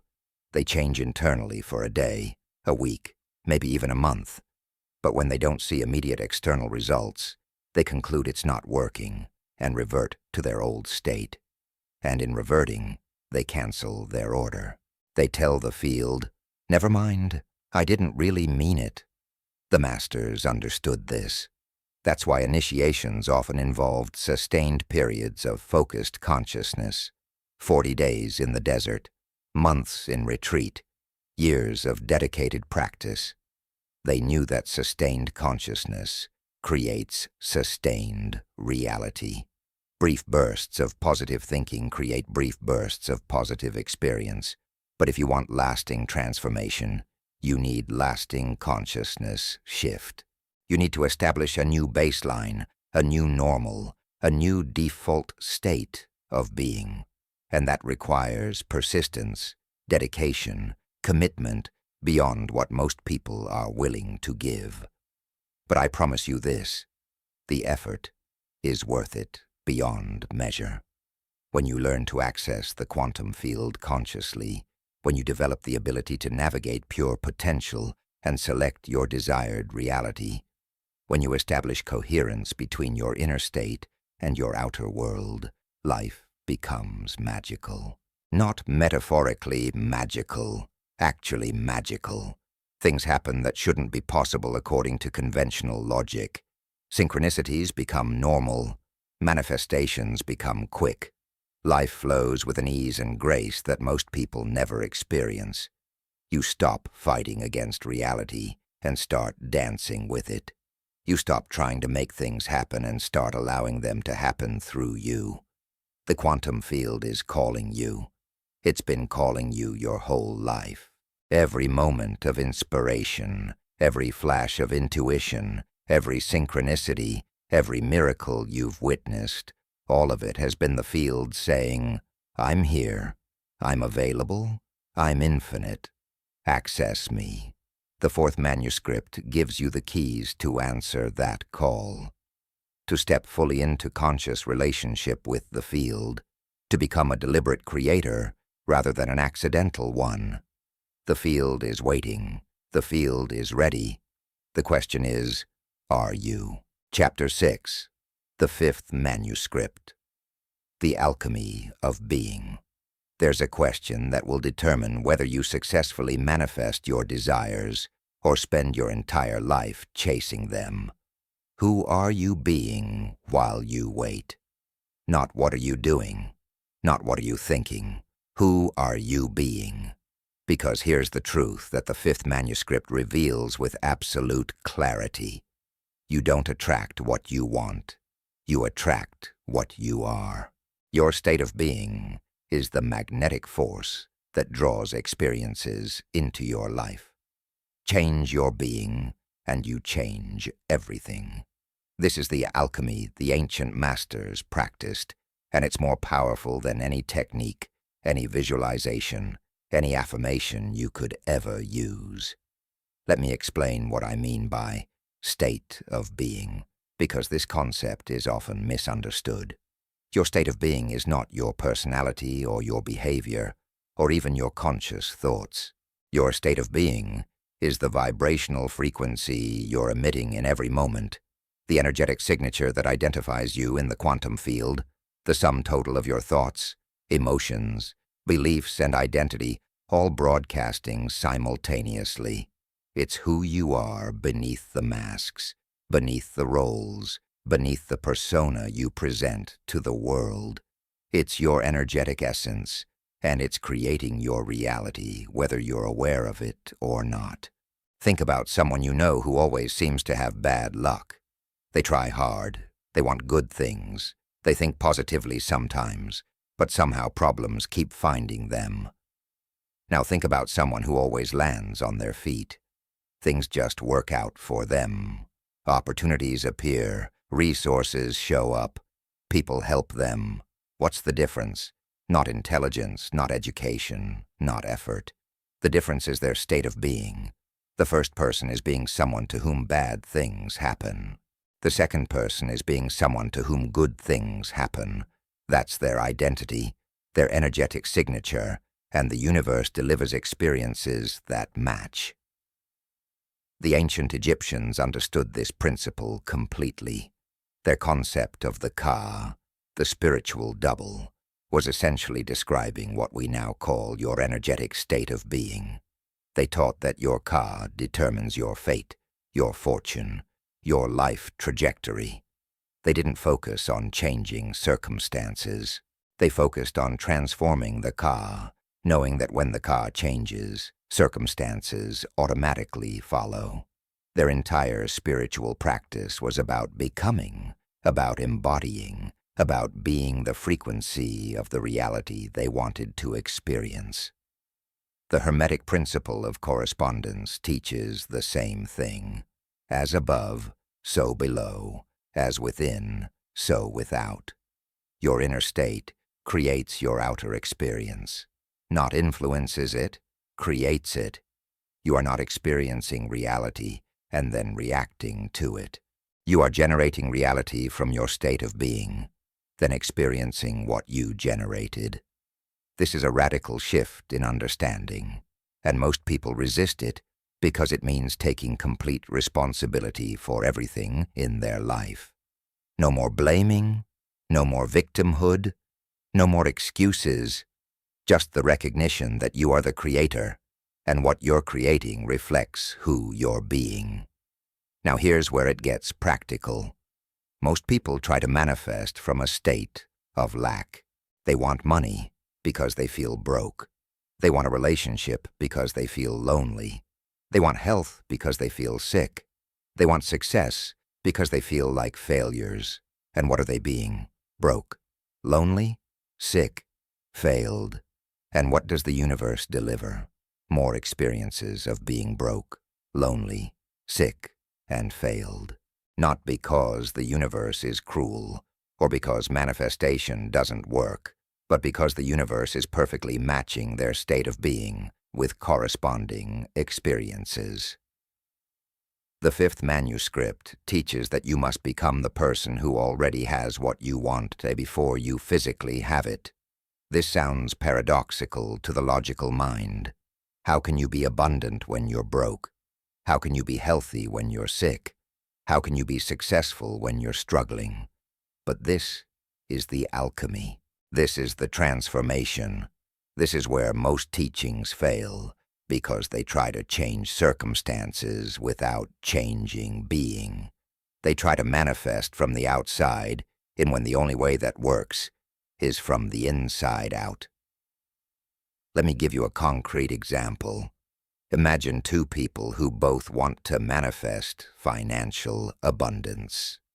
Person A spends their meditation visualizing money, affirming they're wealthy, imagining their bank account full. But the moment they open their eyes, they're worried about bills. They feel anxious about their financial situation. They make decisions from scarcity. They hoard what they have. They compare themselves to others and feel less than. What state of being are they in? Scarcity, lack, not enoughness. And that's what they'll continue to manifest, no matter how much they visualize or affirm otherwise. Person B takes a different approach. They practice feeling abundant with what they already have. They find genuine gratitude for every dollar that comes in. They spend generously when inspired, trusting more will come. They make decisions from abundance rather than fear. They feel wealthy in their being, even when their bank account says otherwise. They carry themselves with the confidence of someone who has plenty. They speak about money with ease rather than stress. They embody the frequency of abundance.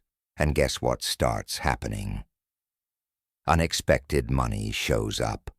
Opportunities arise. Resources appear. Not because they worked harder or got lucky, but because their state of being changed, and reality reorganized itself to match. This is not about pretending or lying to yourself. This is not toxic positivity or spiritual bypassing. This is about genuine transformation of your energetic state. You can't fake this. The quantum field doesn't respond to what you say or think. It responds to what you are. If you're saying, "I am abundant," while feeling terrified about money, the field reads your being, not your words. Your being is what broadcasts. Your being is what creates. Your being is what manifests.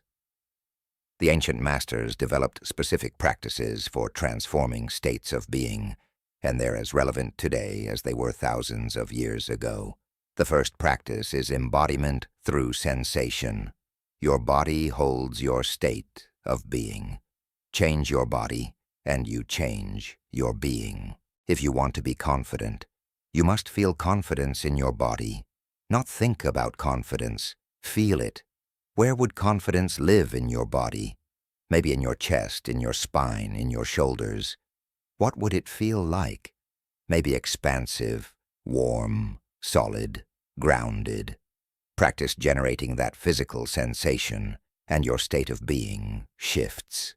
Your body doesn't know the difference between real confidence and deliberately cultivated confidence. Both produce the same chemistry, the same neural patterns, the same energetic frequency. The second practice is imagination used not for visualization, but for identity rehearsal. Close your eyes and imagine you're the version of you who already has what you want. Not seeing yourself having it, being the self who has it. How does that person think? How do they feel? How do they move through the world? What's their energy like? What do they believe about themselves? Step into that identity completely. Wear it like a costume at first, but practice it so consistently that it stops being a costume and becomes your actual self. This is method acting for reality creation. You're rehearsing a new identity until it becomes your natural state of being. The third practice is decision-making from your desired state. Every decision you make either reinforces your current state of being or moves you toward a new one. If you're trying to become wealthy, but you make every decision from scarcity, you're reinforcing the state of lack. But if you start making decisions as a wealthy person would, even small decisions, you're training yourself into a new state of being. How would a wealthy person tip? How would they invest their time? How would they value themselves? How would they respond to opportunities? Make decisions from that state, and you become that state. The fourth practice is the most challenging, but also the most transformative, acting as if. This means behaving as the person you're becoming before the evidence shows up. If you're becoming confident, you speak up even when you're nervous. If you're becoming abundant, you're generous even when money is tight. If you're becoming successful, you carry yourself with the energy of success even when you're still building. This feels uncomfortable, even fraudulent at first, because there's a gap between your current reality and your behavior. But this gap is where transformation happens. Your subconscious learns through behavior. When you consistently act from a new state of being, your subconscious gets the message. This is who we are now. And it begins to reorganize your entire reality to match. Research in neuroscience supports this completely. Your brain has mirror neurons that fire both when you perform an action and when you imagine performing it. When you act as if, when you behave from a new identity before it feels natural, you're creating new neural pathways. You're literally rewiring your brain. At first, these pathways are weak, like trails in the forest that are barely visible. But with repetition, with consistency, with commitment, they become highways. The new state of being becomes automatic, unconscious, your new normal. And once it's your normal, once it's truly who you are, manifestation of corresponding circumstances is inevitable. The fifth manuscript also addresses something crucial: the difference between doing and being. Doing is action. Being is state. Most people focus entirely on doing. They think if they just do enough, try enough, work enough, the results will come. And yes, action is necessary, but action without the right state of being is exhausting and ineffective. It's like trying to drive with the emergency brake on. You might move forward, but it's hard, slow, and you're burning out your engine. But when you change your state of being first, when you become the person who naturally creates the results you want, then action becomes inspired, effortless, effective. You're not forcing, you're flowing. You're not pushing, you're allowing. You're not trying to make things happen. Things are happening through you. Think about the most successful people you know or have studied. Yes, they take action, but watch their energy. They're not desperate. They're not straining. They're not anxious. They operate from a state of certainty, of knowing, of trust. They are successful before the world confirms it. They embody the frequency of success, and that frequency organizes circumstances to match. The action they take is inspired by that state, guided by that frequency, and therefore exponentially more effective than frantic doing, disconnected from elevated being. The ancient alchemists encoded this teaching in their famous phrase, solve et coagula, which means dissolve and coagulate. First, you must dissolve your old state of being. You must let go of who you've been. You must surrender the familiar identity that's been creating your familiar circumstances. This is the solve, the dissolution. It's uncomfortable because it means releasing your attachment to the known, even if the known is painful. Your ego will resist this fiercely because the ego is constructed from your history, your story, your identity. To dissolve that feels like death. And in a way, it is. It's the death of who you were so that who you're becoming can be born. Then comes the coagula, the coagulation, where you consciously construct a new state of being. You choose who you're becoming. You define the identity. You embody the frequency. You practice the thoughts, emotions, and behaviors of this new self until they solidify into your actual state of being. This is not instant. This is a process.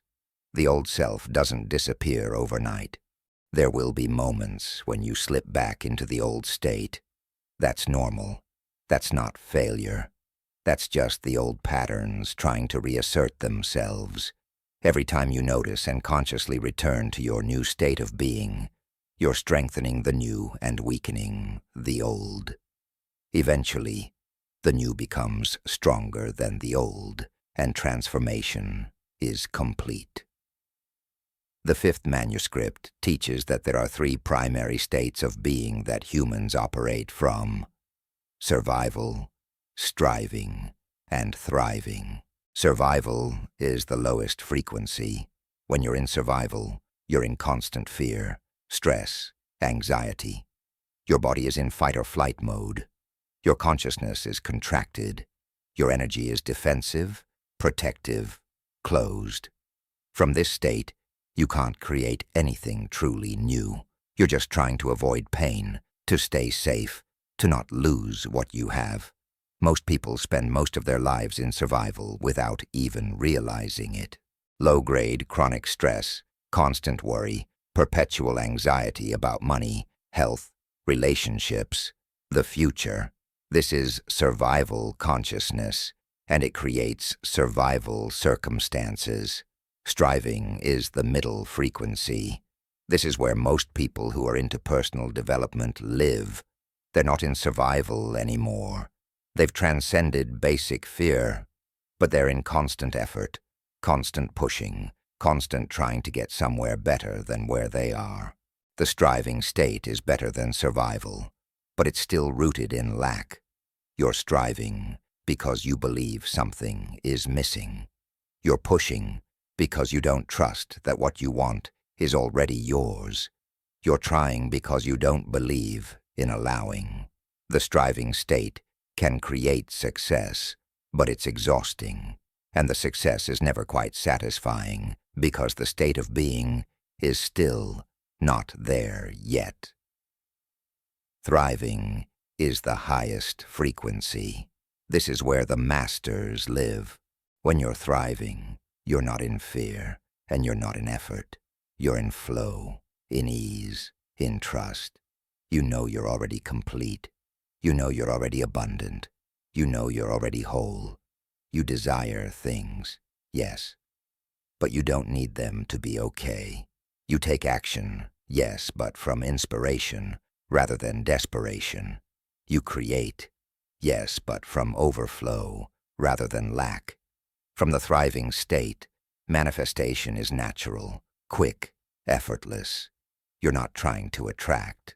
You're simply being, and your being is so elevated, so coherent, so powerful that the universe rushes to match it with corresponding experiences.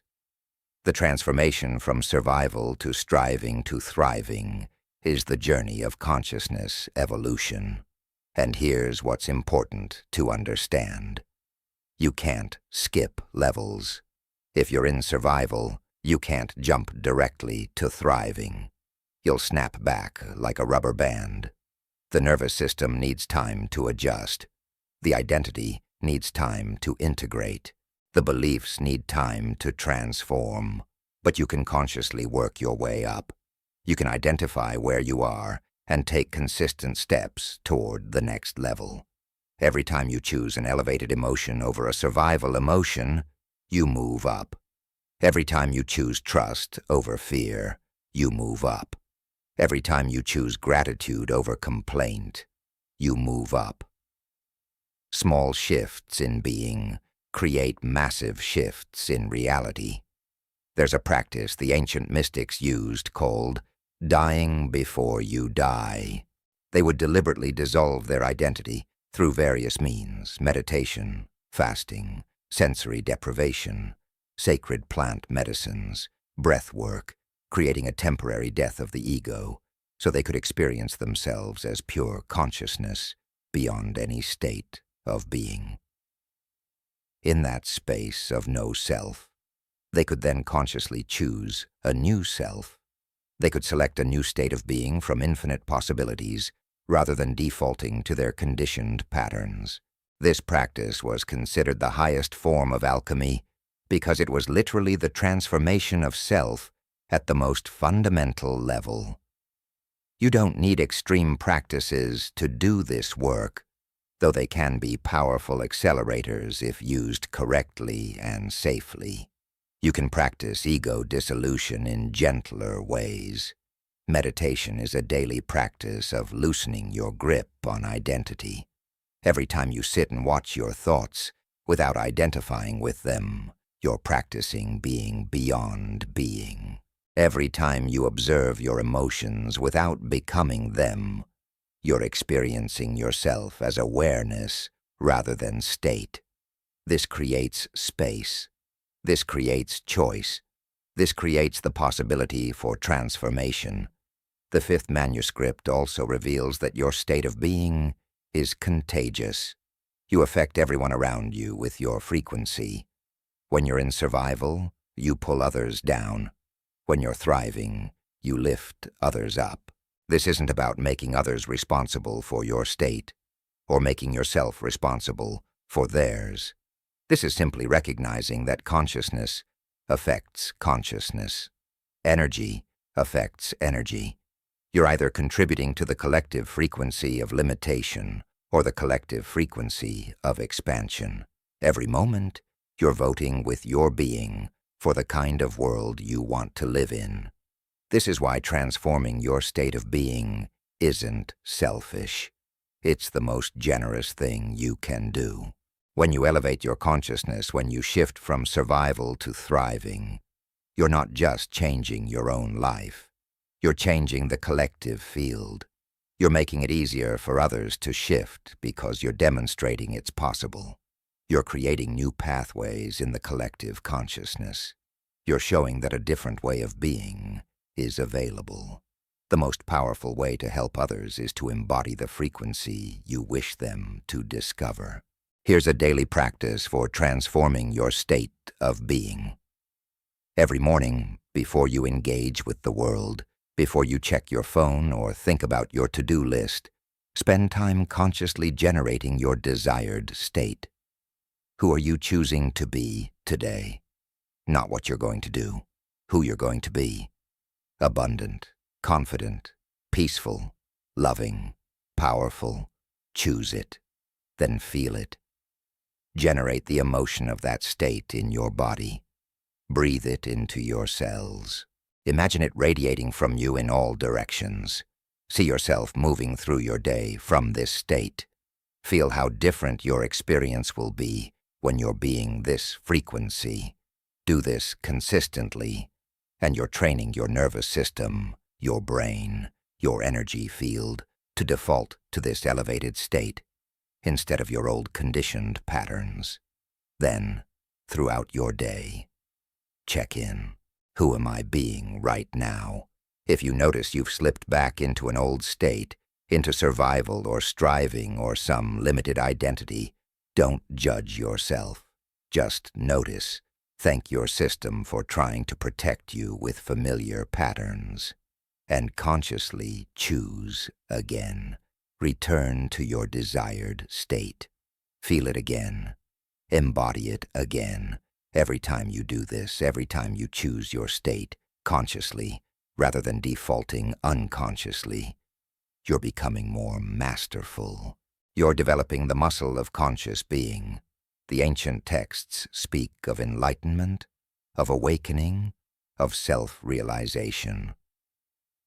What do these terms really mean? They describe the permanent establishment in an elevated state of being, not temporary highs during meditation that you lose the moment you open your eyes. Permanent transformation where the elevated state becomes your baseline, your new normal, your natural way of being. This is the goal. This is the destination. This is what all spiritual practice points toward.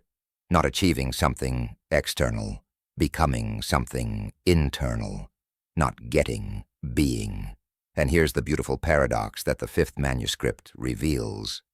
The moment you become the frequency of what you want, you realize you already have it. Because what you really wanted wasn't the thing. It was the state of being you thought the thing would give you. You don't want money. You want the feeling of abundance, security, freedom that you think money will provide. You don't want the relationship. You want the feeling of love, connection, belonging you think the relationship will provide. You don't want the success. You want the feeling of worthiness, accomplishment, significance you think success will provide. Generate those feelings now through conscious choice of your state of being, and you discover you already have everything you've been seeking. And paradoxically, once you have it internally, it shows up externally, often in forms better than you imagined. This is the alchemy of being, transforming your state from lead to gold, from survival to thriving, from limited to infinite, from victim to creator. The ancient masters knew this was the only real power. External circumstances come and go. Achievements rise and fall. Possessions can be lost. But who you are, your state of being, that's yours forever. That's the one thing no one can take from you. That's the one thing that goes with you everywhere. And that's the one thing that creates everything else. Master your being, and you master your reality. Transform your state, and you transform your world. This is the promise. This is the truth. This is the way. Chapter 7. The Sixth Manuscript. The Guardians of Time. What if I told you that time doesn't exist the way you think it does? What if past, present and future, are not a linear sequence but a simultaneous field of possibilities. What if the moments you call past are not gone, and the moments you call future are not yet to come, but all of it exists right now in an eternal present? The sixth manuscript reveals the true nature of time and teaches you how to transcend its limitations, how to access parallel timelines, how to rewrite your history and redesign your future, all from the power of this present moment. This is the knowledge that gives you dominion over time itself.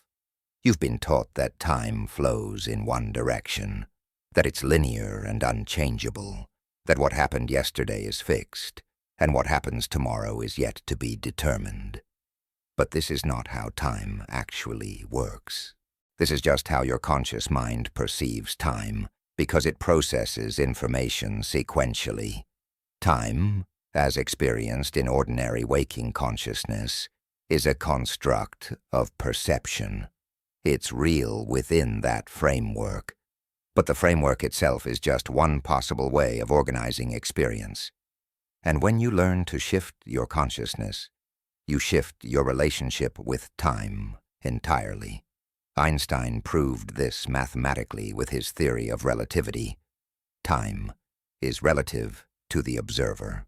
It moves differently depending on velocity and gravity. What you experience as simultaneous, someone moving at a different speed, experiences as sequential. Time can stretch. Time can compress. Time is not an absolute objective reality. It's a dimension of space-time that's far more flexible than you've been led to believe. And here's what Einstein himself said that most people don't know. The distinction between past, present, and future is only a stubbornly persistent illusion. The ancient masters knew this thousands of years before modern physics proved it. They understood that time is a loop, not a line.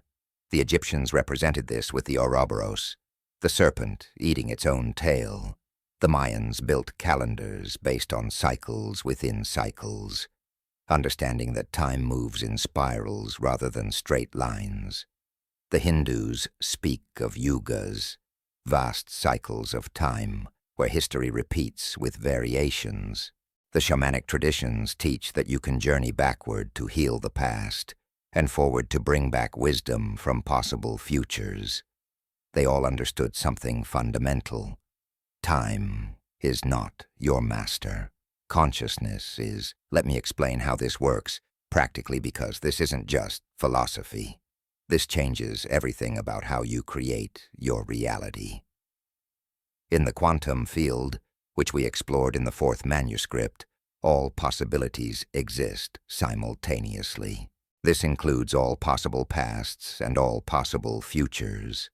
The version of you that succeeded wildly exists right now.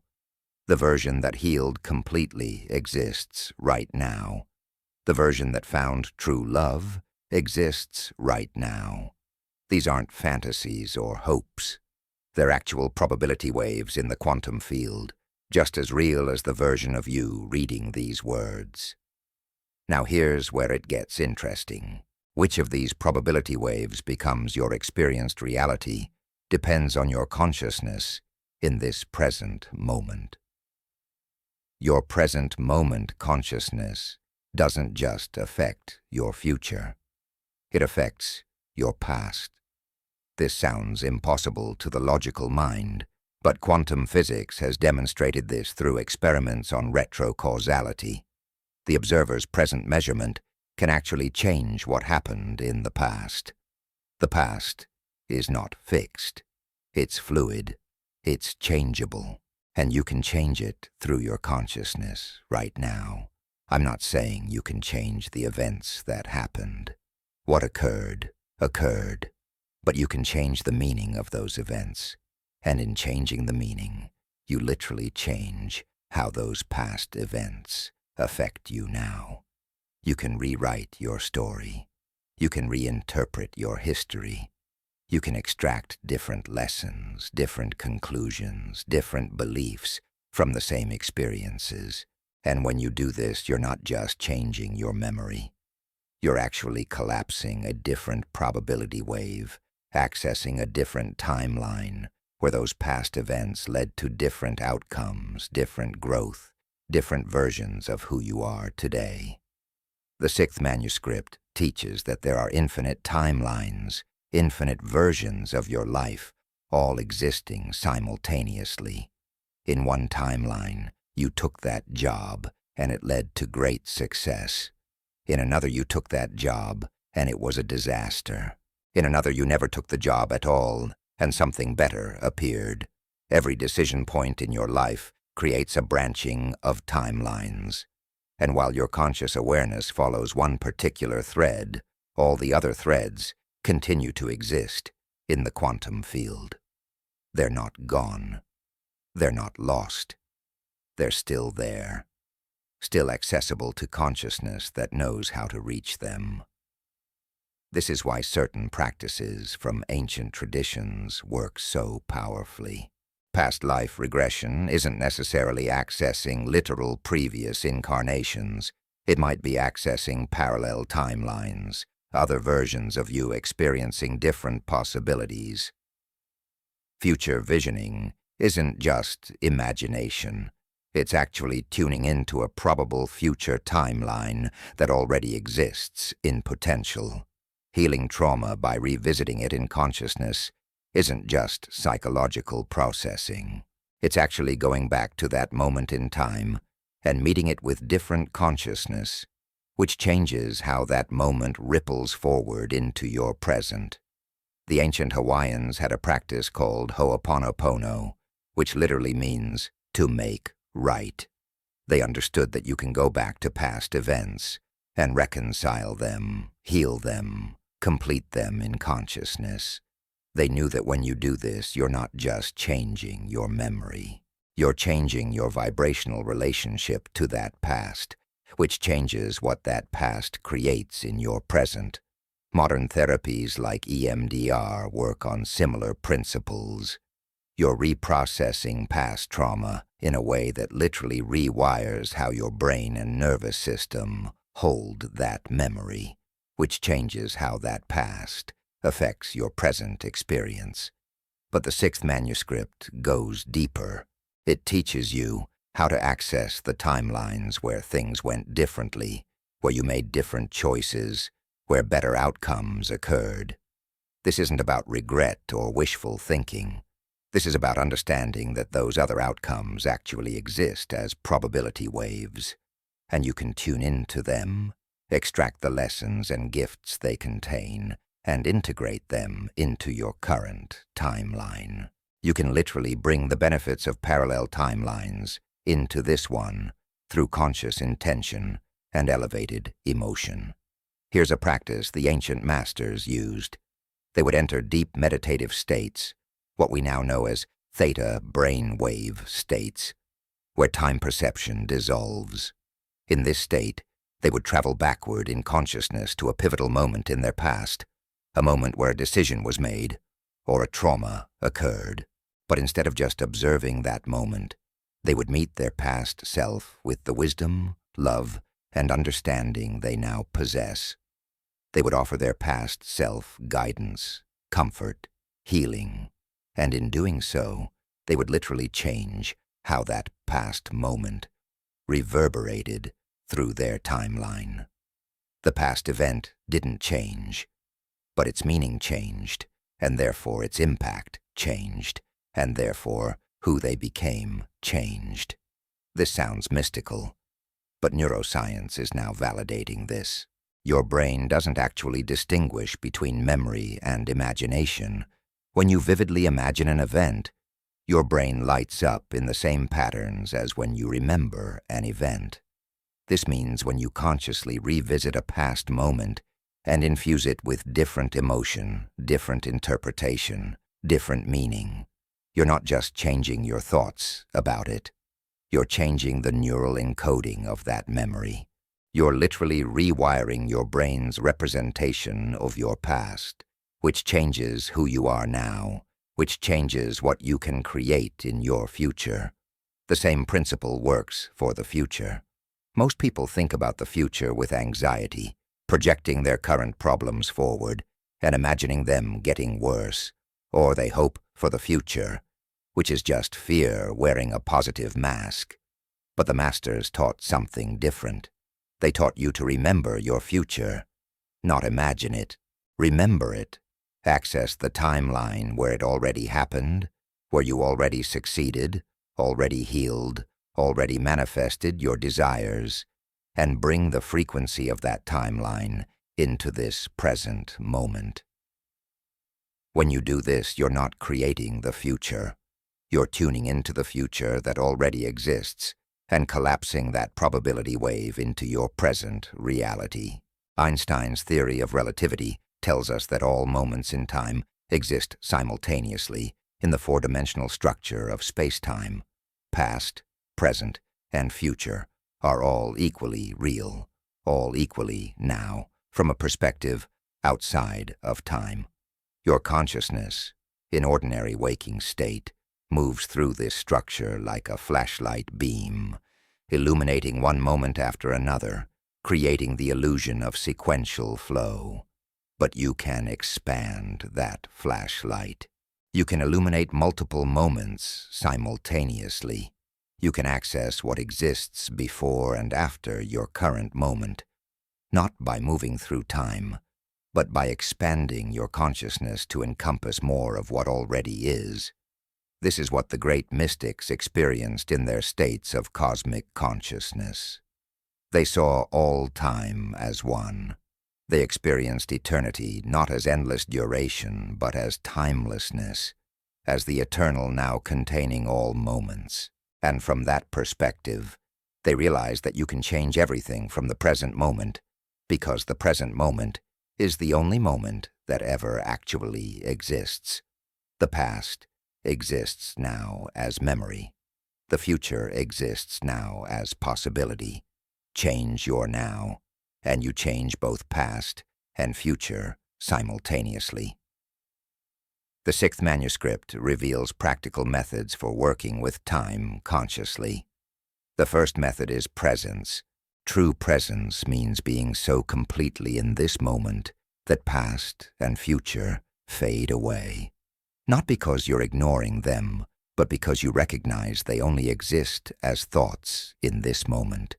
When you're fully present, you step outside of time. You enter the eternal now, where all power exists, where all possibilities are accessible, where all healing is available. Most people are never fully present. They're always partially in past regret or future anxiety. But presence is the doorway to transcending time.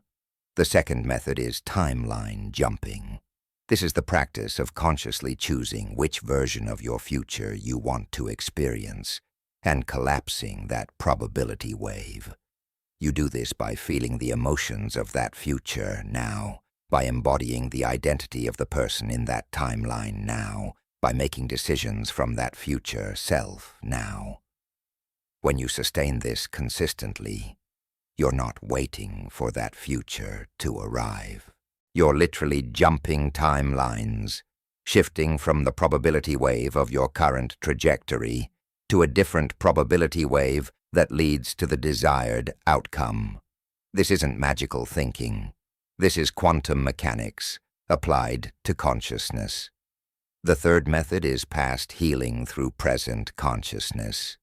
You identify a past wound, a past trauma, a past decision you regret.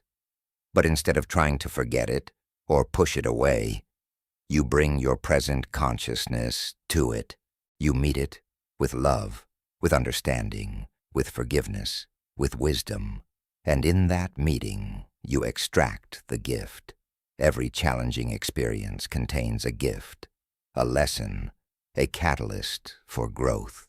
When you find the gift, you transform the meaning of the past, which changes how that past informs your present.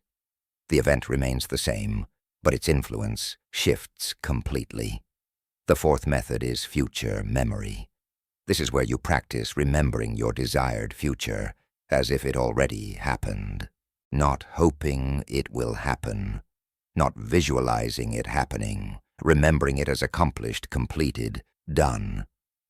You speak about your goals in past tense. Remember when I achieved that? Remember how it felt when it all came together?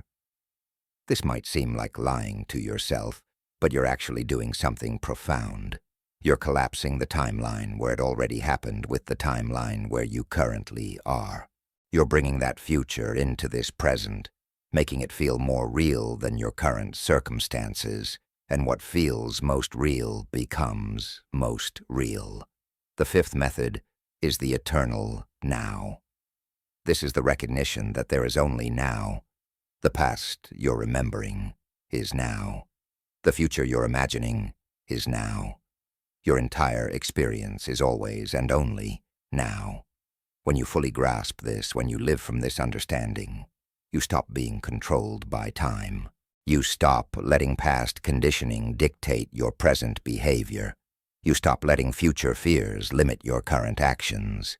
You become free to create in this moment, which is the only moment you ever have. And from this empowered now, you shape both past and future according to your conscious choice. The ancient mystery schools taught that there are guardians of time, beings or forces that maintain the structure of temporal experience. But these guardians aren't external.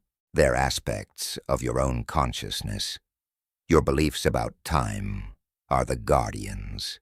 Your attachment to linear progression is a guardian. Your insistence that what happened is fixed and unchangeable is a guardian. These guardians serve a purpose. They maintain stability, continuity, coherence in your experience. Without them, reality would feel chaotic, unpredictable, overwhelming. But when you're ready to transcend ordinary limitations, you must befriend these guardians, understand their purpose, and consciously choose to move beyond their boundaries. This requires a level of consciousness development that most people never reach. It requires you to be stable enough in your sense of self that you can play with time without losing your grounding. It requires you to trust reality deeply enough that you can let go of control without falling into chaos.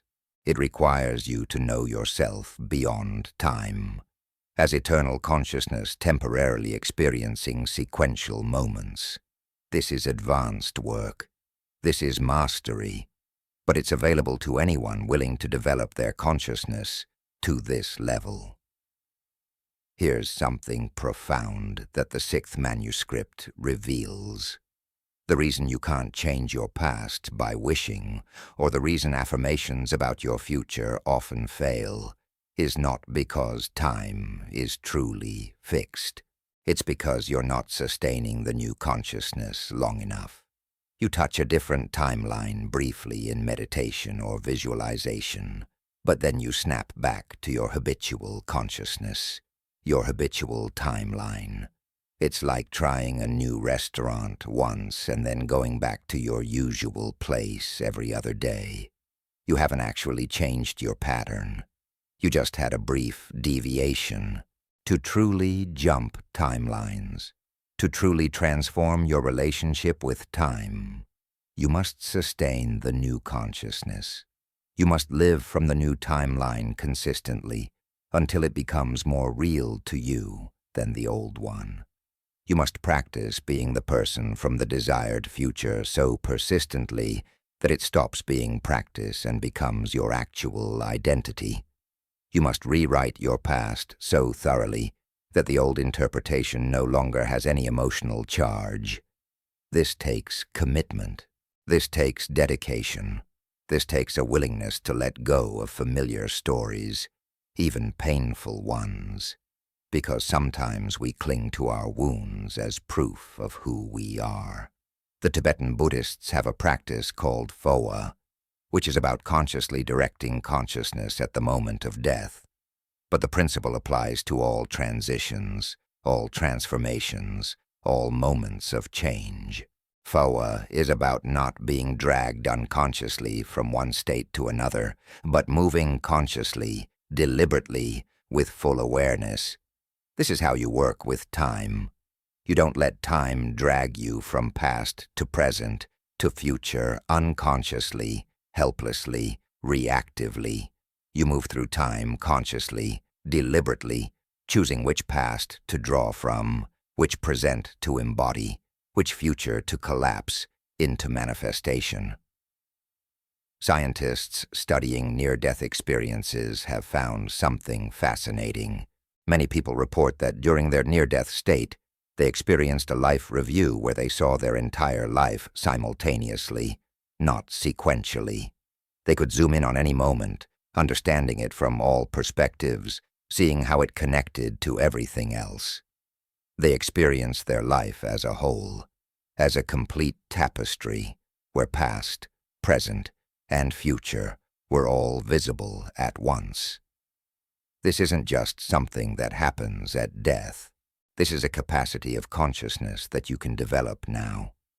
You can learn to see your life as a whole, as a field of interconnected moments, rather than a sequence of isolated events. When you see your life this way, you realize that you can influence any part of it from any other part. You can bring wisdom from your future to heal your past. You can extract power from your past to create your future. You can use your present moment to rewrite both backward and forward. Time becomes a canvas rather than a conveyor belt. You're not being moved along inevitably from birth to death. You're painting on the canvas of space-time, and you have access to the entire canvas all at once when your consciousness expands sufficiently. The sixth manuscript also addresses the collective nature of time. You're not just on your individual timeline. You're part of collective timelines, family timelines, cultural timelines, planetary timelines.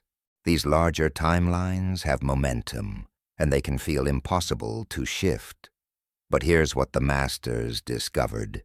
Even collective timelines are made of individual consciousness.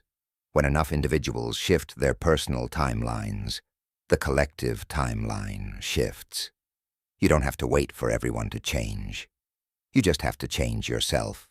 And in changing yourself, you change your position in the collective field, which influences the field itself.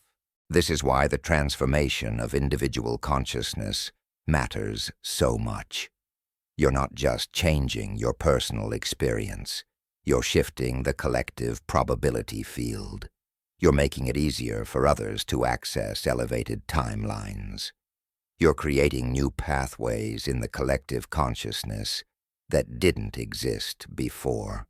Every person who transcends limitation, who heals trauma, who manifests their highest potential, they're literally changing what's possible for humanity. They're proving that other timelines are accessible. They're demonstrating that time is not a prison, but a playground.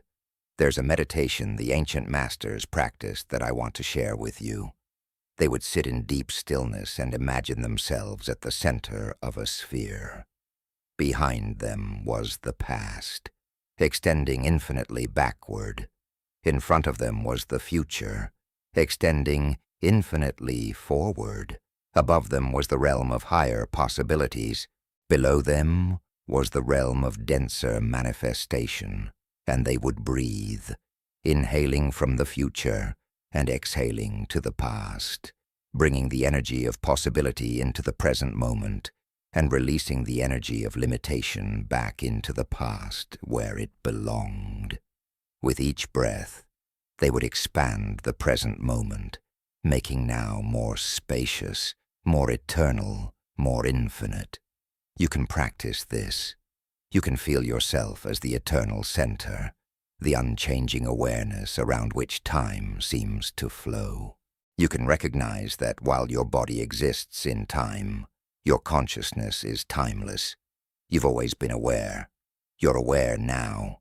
You'll always be aware. That awareness doesn't age, doesn't change, doesn't move through time. It simply is. And when you rest in that awareness, when you identify as consciousness rather than as the content of consciousness, you transcend time completely. From that place, you can work with time as a tool rather than being subject to it as a master. The ultimate teaching of the sixth manuscript is this: you are the guardian of time. Not time guarding you from possibilities, but you guarding your relationship with time, consciously choosing how to work with it. You are the creator of your timeline, the author of your story, the weaver of your past, present, and future.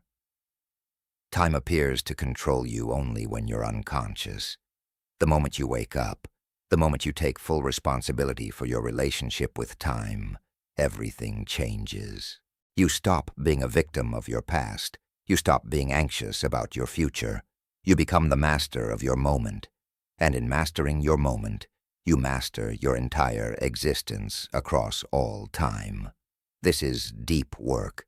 This is advanced consciousness development. But it's not beyond you. It's your birthright. It's your nature. You are eternal consciousness temporarily experiencing itself through the lens of time. The lens is useful.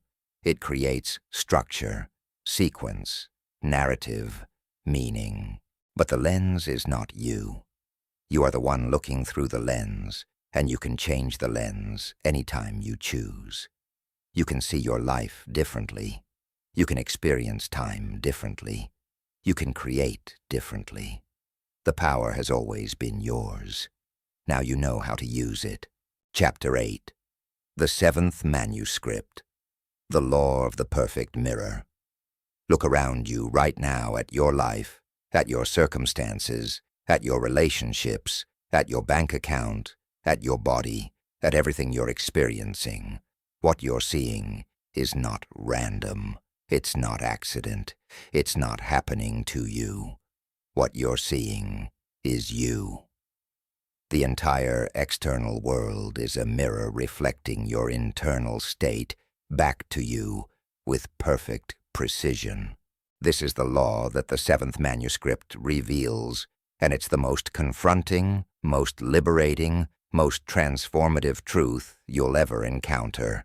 Everything outside is a reflection of everything inside, always, without exception, no matter what. I know this might be hard to accept. Your mind immediately wants to argue. But what about things beyond my control? What about other people's choices? What about random events, accidents, tragedies? And I understand the resistance because this teaching requires you to take responsibility at a level most people never reach. But stay with me, because understanding this law will give you power beyond anything you've imagined. When you truly grasp that reality is a mirror, you stop trying to change the reflection and start changing what's being reflected. And that changes everything. The ancient Hermetic teaching states it perfectly. As within, so without. As above, so below. This isn't poetry. This isn't metaphor. This is the precise description of how reality operates. Your inner world projects onto the outer world, like a movie projector casting images on a screen. The screen doesn't create the images. The projector does. The screen just shows you what's being projected. If you don't like the movie, you don't attack the screen. You change the film in the projector. Your inner world is the film. Your outer world is the screen. Change the inner, and the outer must change to match. This is law. This is mechanics. This is how the system works. The seventh manuscript teaches that there are no accidents, no coincidences, no random events in your life. Everything you experience is meaningful. Everything is a message. Everything is showing you something about your consciousness. The person who cuts you off in traffic is mirroring your own internal aggression or impatience. The friend who betrays you is reflecting parts of yourself you've betrayed. The abundance or lack in your bank account is showing you your internal sense of worth and deserving. The health or disease in your body is displaying your internal harmony or discord. Nothing is happening randomly. Everything is feedback. This is where most teachings on manifestation fail to go deep enough. They tell you to think positive thoughts and good things will come. But they don't explain the mechanism. They don't reveal why it works, or why it sometimes doesn't. The seventh manuscript gives you the complete understanding. Reality is a feedback system. It's constantly showing you what you're broadcasting. When you broadcast lack, it shows you lack. When you broadcast abundance, it shows you abundance. When you broadcast love, it shows you love. When you broadcast fear, it shows you fear. The mirror reflects exactly, perfectly, always. But here's what makes this complex. You're not just broadcasting with your conscious thoughts. You're broadcasting with your subconscious beliefs, your suppressed emotions, your cellular memory, your energetic patterns, your identity, your vibration. The reflection you see is not just responding to what you consciously think. It's responding to the totality of your consciousness, most of which is unconscious. This is why someone can affirm abundance while experiencing poverty. Their conscious mind is saying one thing, but their subconscious belief, their emotional state, their energetic signature is broadcasting something completely different. And the mirror reflects the deeper truth, not the surface statement. The ancient Egyptians understood this principle completely. They taught that the external world, what they called the duat, or the underworld, was actually a reflection of the internal world, the realm of consciousness. Their funerary texts, like the Egyptian Book of the Dead, were not about physical death. They were about the death of the false self, the ego, and the journey through the underworld was the journey through your own unconscious mind, facing all the parts of yourself you'd denied, suppressed, or refused to acknowledge. Every monster, every challenge, every obstacle in that journey was an externalized aspect of internal consciousness. Face it within, and it transforms without. The Greek mysteries taught the same through the story of Perseus and Medusa.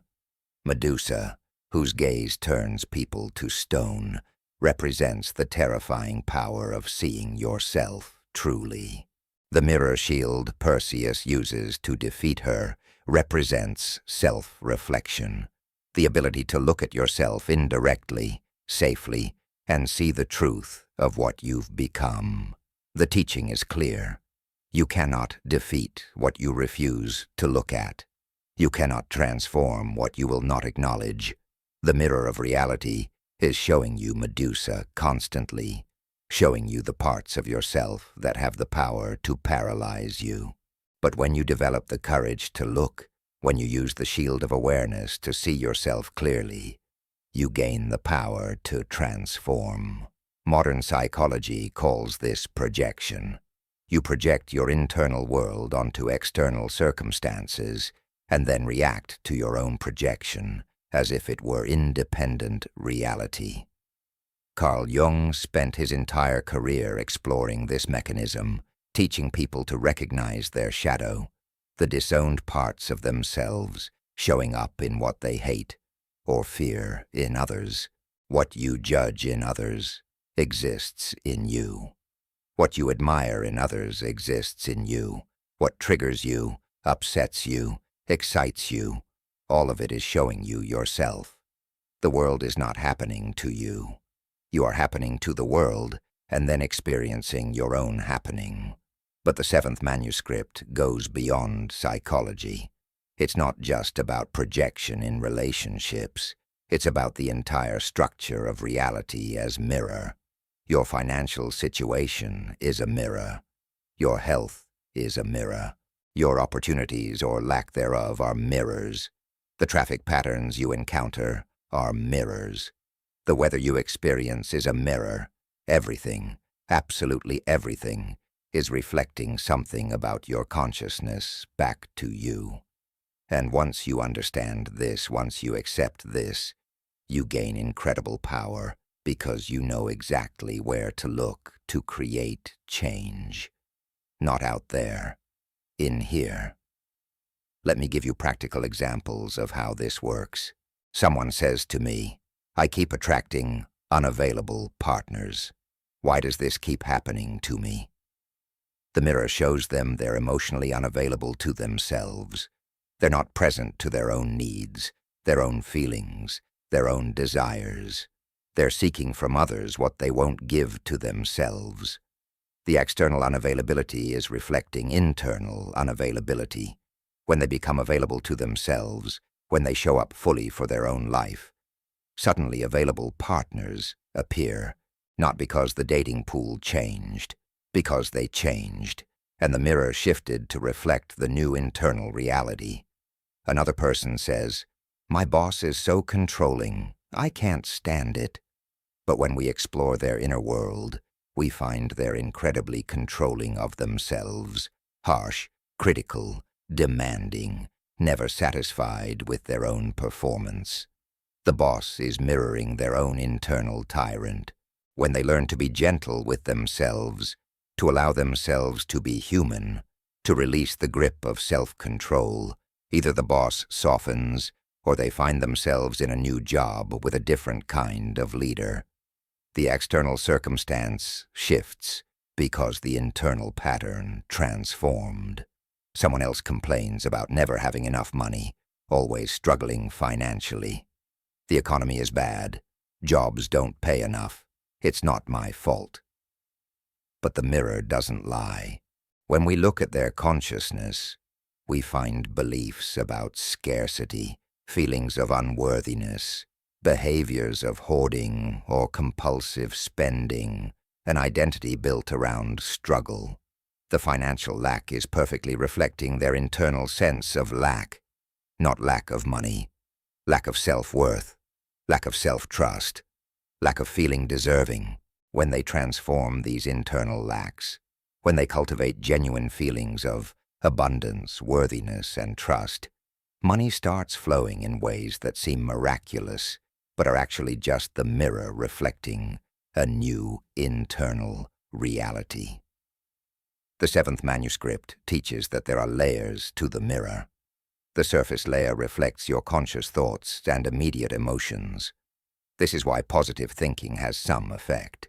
When you consciously think abundant thoughts and feel good emotions, you do see some positive reflection in your immediate experience. But if there's conflict between your surface consciousness and your deeper patterns, the deeper patterns win. The deeper layer of the mirror reflects your subconscious beliefs, your core identity, your accumulated emotional patterns. This is the more powerful reflection. This is what creates the persistent patterns in your life. And there's an even deeper layer, the soul mirror, reflecting your spiritual lessons, your karmic patterns, your evolutionary purpose. Some things in your life are not just reflecting current consciousness. They're reflecting agreements made at the soul level, lessons you came here to learn, growth your higher self chose to experience. These patterns are harder to change because they're not meant to be eliminated. They're meant to be integrated, understood, mastered.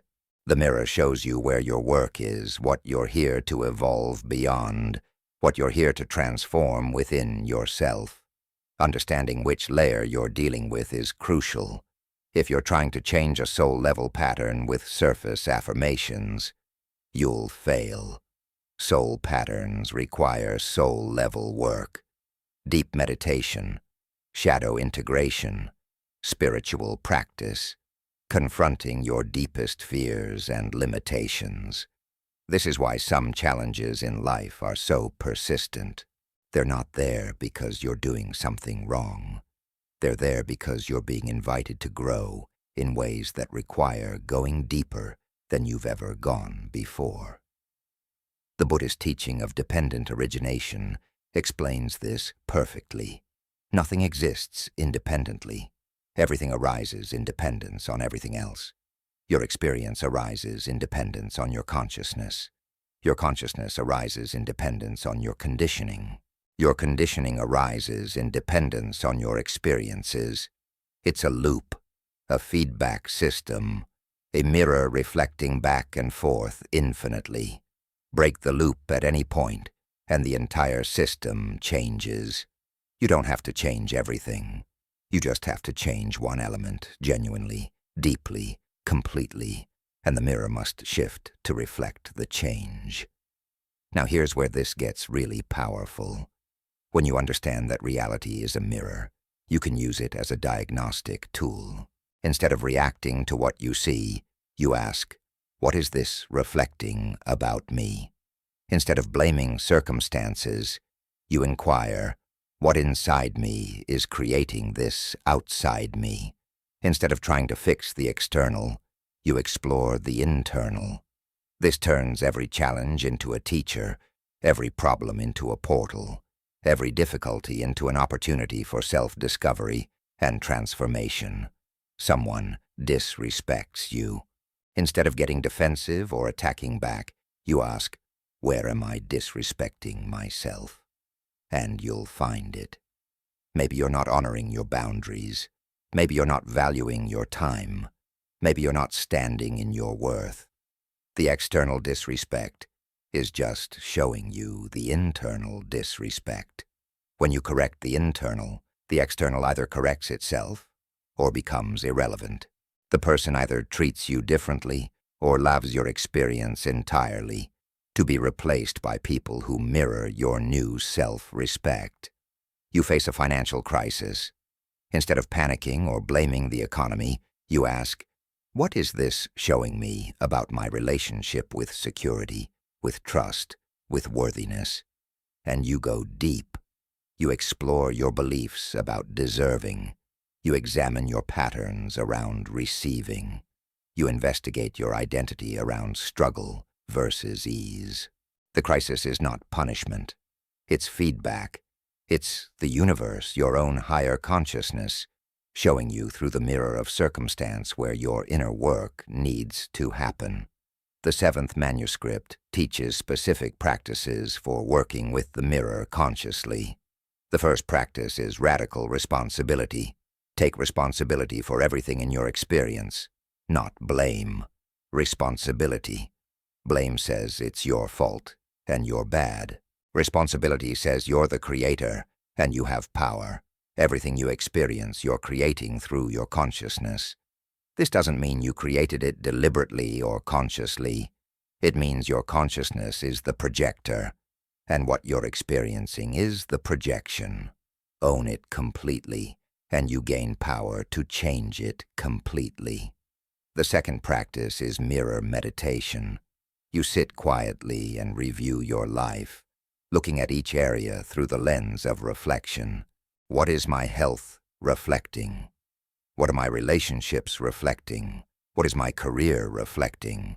What is my financial situation reflecting? You're not analyzing or judging.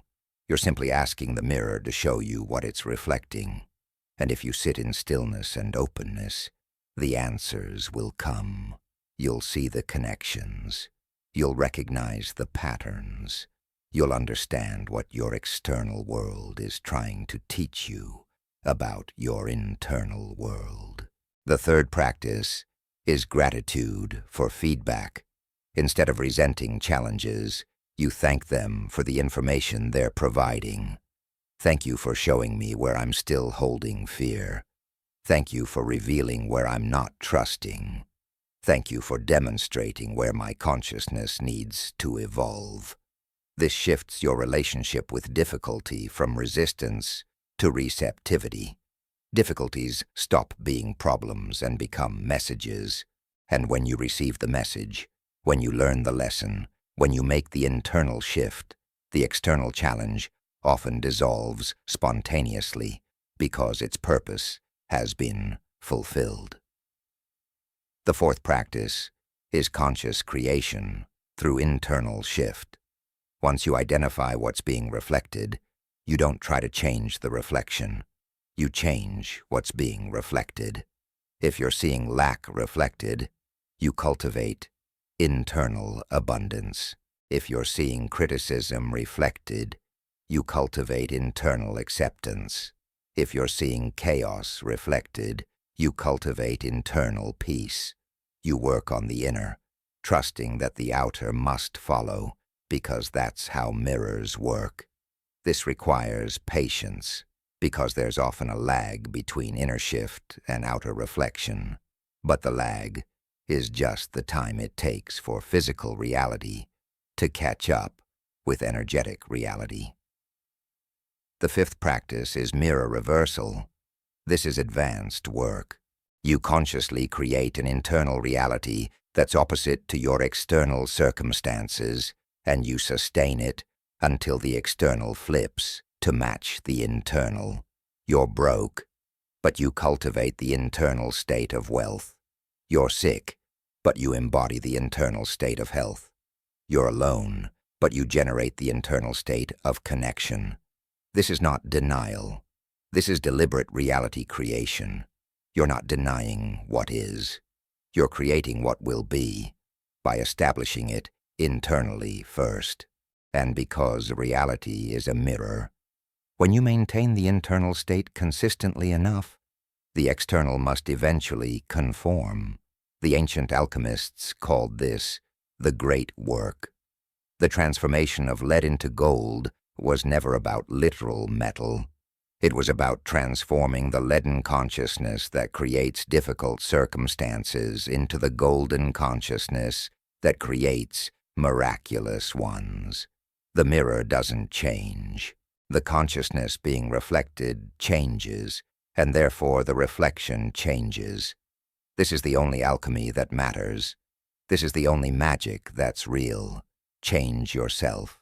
Change your world. Not metaphorically, literally, actually, physically. The seventh manuscript also addresses something important: collective mirrors. You're not just creating an individual mirror. You're participating in collective mirrors. Family mirrors, cultural mirrors, national mirrors, planetary mirrors. The state of your family reflects the collective consciousness of family members. The state of your culture reflects the collective consciousness of its participants. The state of the world reflects the collective consciousness of humanity.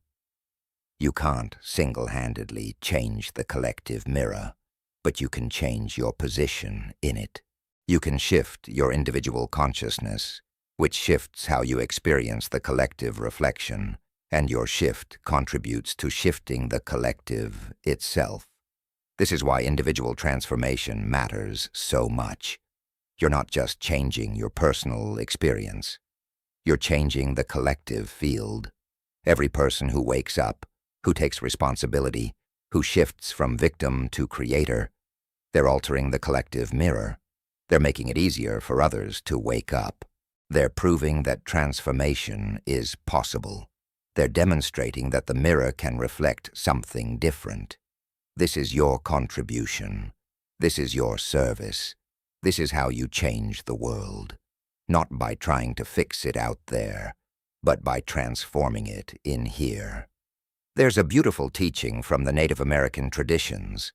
They say that when you heal yourself, you heal 7 generations backward and 7 generations forward. This isn't just metaphor. When you transform your consciousness, when you break negative patterns, when you shift from limitation to freedom, you're literally changing the ancestral field that influenced you and the future field you're creating for those who come after. The mirror extends through time. Your consciousness now reflects into past and future, healing what was and creating what will be. The 7th manuscript reveals that enlightenment is not about transcending the mirror. It's about recognizing yourself as both the projector and the projection, both the observer and the observed, both the creator and the creation. You are consciousness creating reality and then experiencing it as if it were separate from you. This is the play, the divine game, the cosmic dance. And when you wake up to this, when you see through the illusion of separation, you don't stop playing. You just play consciously, deliberately, joyfully. You create beautiful reflections knowing you're creating them. You experience challenges knowing they're mirrors showing you where to grow. You live fully knowing that all of it, absolutely all of it, is you experiencing yourself. This is the ultimate responsibility and the ultimate freedom. You are not at the mercy of external reality.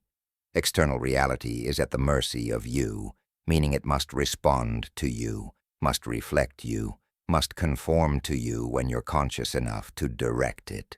This is the power that was hidden from you. This is the truth that was suppressed. This is the knowledge that makes you sovereign, makes you free, makes you the master of your experience, rather than the victim of circumstances. So look at your life, right now, with new eyes. Look at everything you're experiencing, not as random events, but as perfect reflections. What is the mirror showing you? What is it teaching you? What is it inviting you to transform within yourself? Stop trying to change the reflection. Start changing what's being reflected. Work on your consciousness, your beliefs, your emotions, your identity, your state of being. Polish the projector. Change the film. And watch as the screen of your external reality transforms to reflect the new internal reality you've created. This is the promise. This is the law. This is the way. The mirror never lies. It always reflects exactly what you are. Become what you want to see, and you'll see what you've become. This is the law of the perfect mirror, and now you know it. Chapter 9. The 8th Manuscript. The surrender that multiplies power. There's a paradox at the heart of creation that most people never understand, and this misunderstanding keeps them trapped in exhausting cycles of striving, controlling, and forcing. The paradox is this: the more you try to control reality, the less power you actually have. The more you release control, the more powerful you become. The 8th Manuscript reveals what might be the most counterintuitive teaching of all. True power comes through surrender. Not the surrender of defeat, not the surrender of giving up, but the surrender of letting go, of trusting, of allowing the universe to deliver in ways far beyond what your limited mind could orchestrate. I know this sounds like a contradiction after everything you've learned about being a creator, about taking responsibility, about consciously directing your reality, and that's exactly why most teachings get this wrong.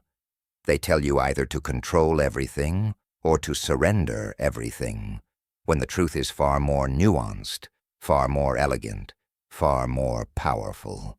The 8th Manuscript teaches you how to hold both.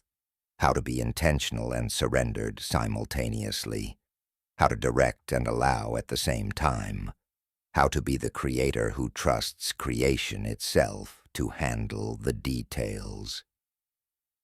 Think about how you've been approaching manifestation. You get clear on what you want. You visualize it. You affirm it. You take action toward it. And then what?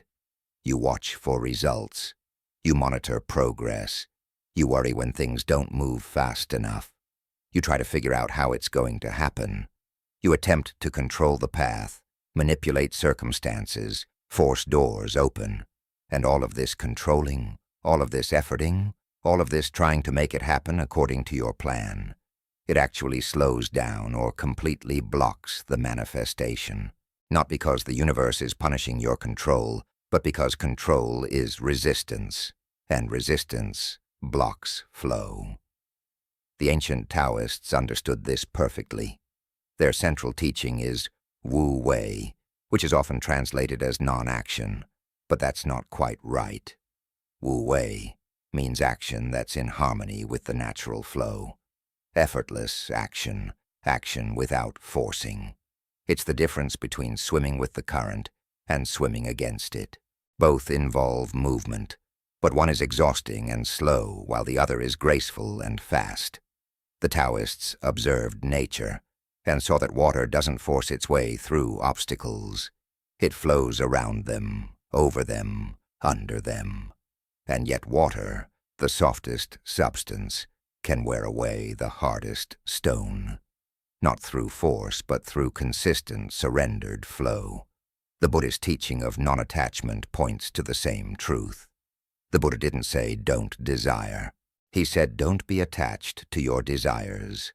Attachment is grasping, clinging, needing things to be a certain way, or you can't be okay. Attachment is the belief that your happiness depends on getting what you want, exactly how and when you want it. This creates suffering because reality rarely conforms to our specific plans. But when you desire without attachment, when you're clear about what you want but flexible about how it arrives, you open yourself to possibilities you never could have imagined. You allow the universe to surprise you with solutions better than anything you could have planned. Jesus taught the same principle when he said, "Not my will, but thine be done." This isn't about submission to an external deity. This is about surrendering your small will, your ego's agenda, your limited perspective to the greater will, the intelligence of the universe, the vast organizing principle that knows more than your conscious mind ever could. Your mind can see one possibility at a time. The universe sees all possibilities simultaneously. Your mind operates from past experience and future projection. The universe operates from the eternal now, where all potentials exist. Which would you rather trust to orchestrate your manifestation? The 8th manuscript teaches that there are two forces at play in creation: intention and allowance. Intention is the masculine principle, the directing force, the choice of what you want to experience. Allowance is the feminine principle, the receptive force, the opening to let it in. Most people are all intention with no allowance. They're constantly directing, planning, controlling, but never receiving, because they're too tense, too closed, too busy forcing to actually allow what they're asking for to enter their experience. It's like standing at a door, pushing as hard as you can when the door opens by pulling. No amount of push will work. You have to release the push and pull instead. Or think of it like breathing. Intention is the exhale, the outward breath, the sending of your desire into the quantum field. Allowance is the inhale, the inward breath, the receiving of the manifestation back from the field. You can't hold your breath out forever. You have to inhale. You have to receive. You have to allow. And just as breathing is rhythmic, natural, effortless, so too should creation be. Breathe out your desire. Breathe in your manifestation. Breathe out intention. Breathe in allowance. This is the rhythm of conscious creation. But here's where most people get stuck. They don't trust the process. They don't trust the timing. They don't trust that the universe is actually responding. So they try to help it along. They micromanage, they manipulate, they force. And all of this trying to help actually interferes with the natural unfolding. It's like planting a seed and then digging it up every day to check if it's growing. The checking, the doubting, the interfering prevents the natural growth process from happening. You have to plant the seed, water it appropriately, and then trust. Let the intelligence of nature do what it knows how to do. The 8th manuscript reveals that surrender is not passive. It's active trust. It's consciously choosing to release control while maintaining your vision. You don't give up on what you want. You give up trying to control how it happens. You don't stop taking action. You stop forcing action. You start taking inspired action instead. Action that flows naturally, action that feels right, action that comes from intuition rather than desperation. This is the difference between pushing and allowing, between making things happen and letting things happen through you. Let me share a story that illustrates this perfectly. A woman wanted to sell her house. She set her intention, visualized it sold, did all the manifestation work.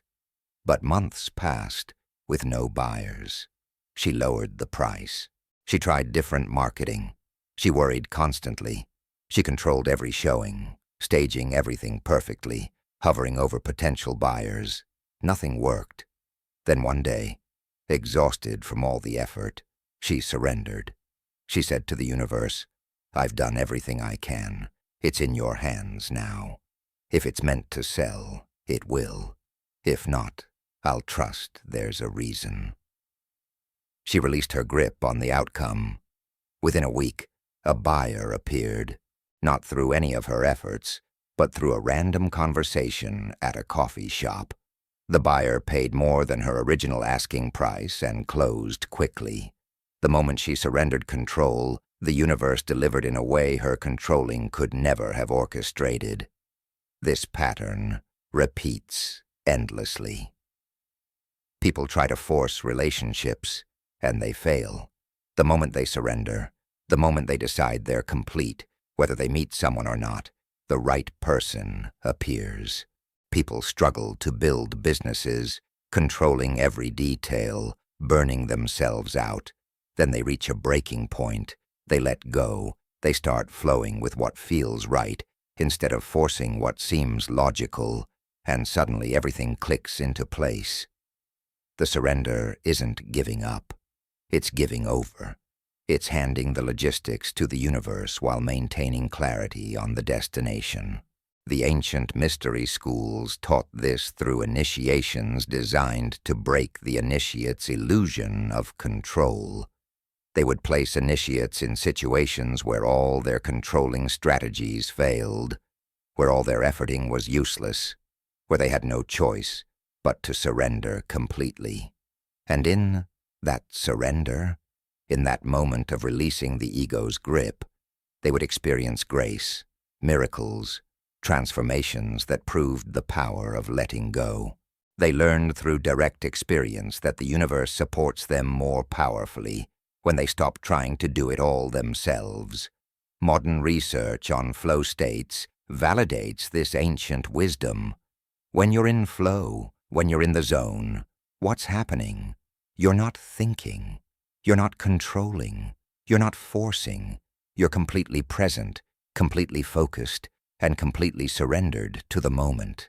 Athletes call it being in the zone. Artists call it channeling. Musicians call it being in the pocket. It's all describing the same state where the small self gets out of the way and something greater flows through. And in that state, people perform at levels far beyond their normal capabilities, not through more effort, but through less ego, through surrender to the flow. The 8th Manuscript teaches specific practices for developing the capacity to surrender while maintaining intention. The first practice is release ritual. At the end of your manifestation practice, after you've visualized, felt the emotions, embodied the state, you consciously release your desire to the universe. You might say something like, "I've placed my order. I trust it's being prepared. I release it to divine timing and divine orchestration. I know it's done." Then you literally let it go. You stop thinking about it constantly. You stop checking for results obsessively. You release it into the quantum field and trust that it's being handled. The second practice is trust building.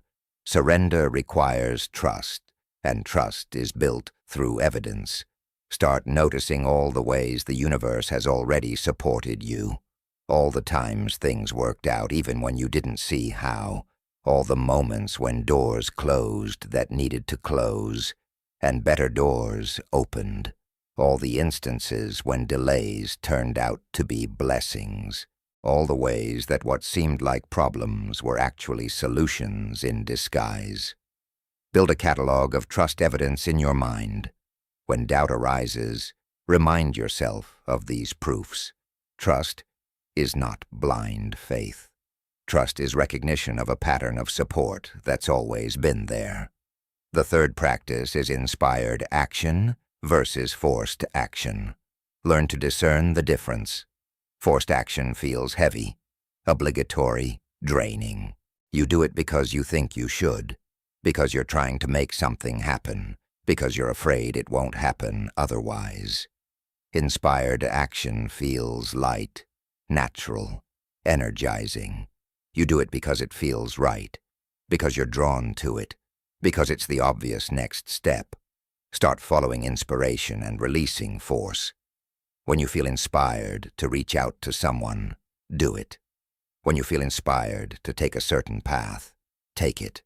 When you feel inspired to rest, rest. Trust your inspiration. It's the universe communicating with you, guiding you toward your manifestation through the path of least resistance. The fourth practice is outcome detachment. This is subtle but crucial. You remain clear and committed to your desire, but you release attachment to the specific form it takes. Maybe you want a relationship, but you're attached to it being with a specific person. Surrender the specific person while maintaining the desire for a loving relationship. Maybe you want financial abundance, but you're attached to it coming from a specific source. Surrender the source while maintaining the desire for abundance. The universe might have something better than your specific attachment, but you'll never receive it if you're closed to anything except your narrow vision. The fifth practice is divine timing trust. Understand that there's an intelligence orchestrating reality that knows perfect timing. Things don't happen late. They happen when all the elements are aligned. When a manifestation seems delayed, it's not because the universe forgot you or because manifestation doesn't work. It's because something in the timing isn't right yet. Maybe you're not ready. Maybe circumstances aren't aligned. Maybe there are other pieces that need to fall into place first. Trust the timing. Surrender your impatience. Know that when it's right, it will happen, and not a moment before or after. The eighth manuscript also addresses the ego's fear of surrender. Your ego believes it has to control everything, or you won't be safe. Your ego thinks if you surrender, you'll be vulnerable, you'll be taken advantage of, you'll lose everything. This is the ego's job, to protect through control. But the ego is operating from limited perception. It can only see threats, only perceive from past wounds, only defend against imagined futures. The higher self, your true nature, knows there's nothing to defend against. It knows that the universe is not hostile.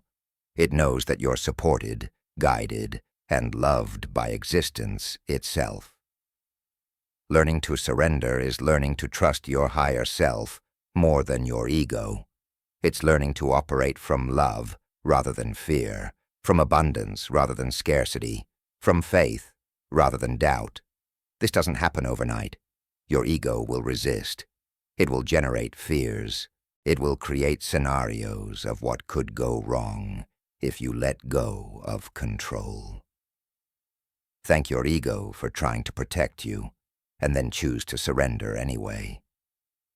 Every time you do this, every time you release control and things work out, you're retraining your nervous system to trust instead of control. You're building new neural pathways of surrender. There's a beautiful metaphor in nature that illustrates this teaching perfectly. Think about a tree in a storm, a tree that's rigid, that tries to stand firm against the wind, that resists the storm. That tree is the one that breaks. But a tree that bends, that surrenders to the wind, that flows with the storm, that tree survives. The bamboo bends almost to the ground in strong winds, but never breaks because it surrenders. It doesn't give up being a tree.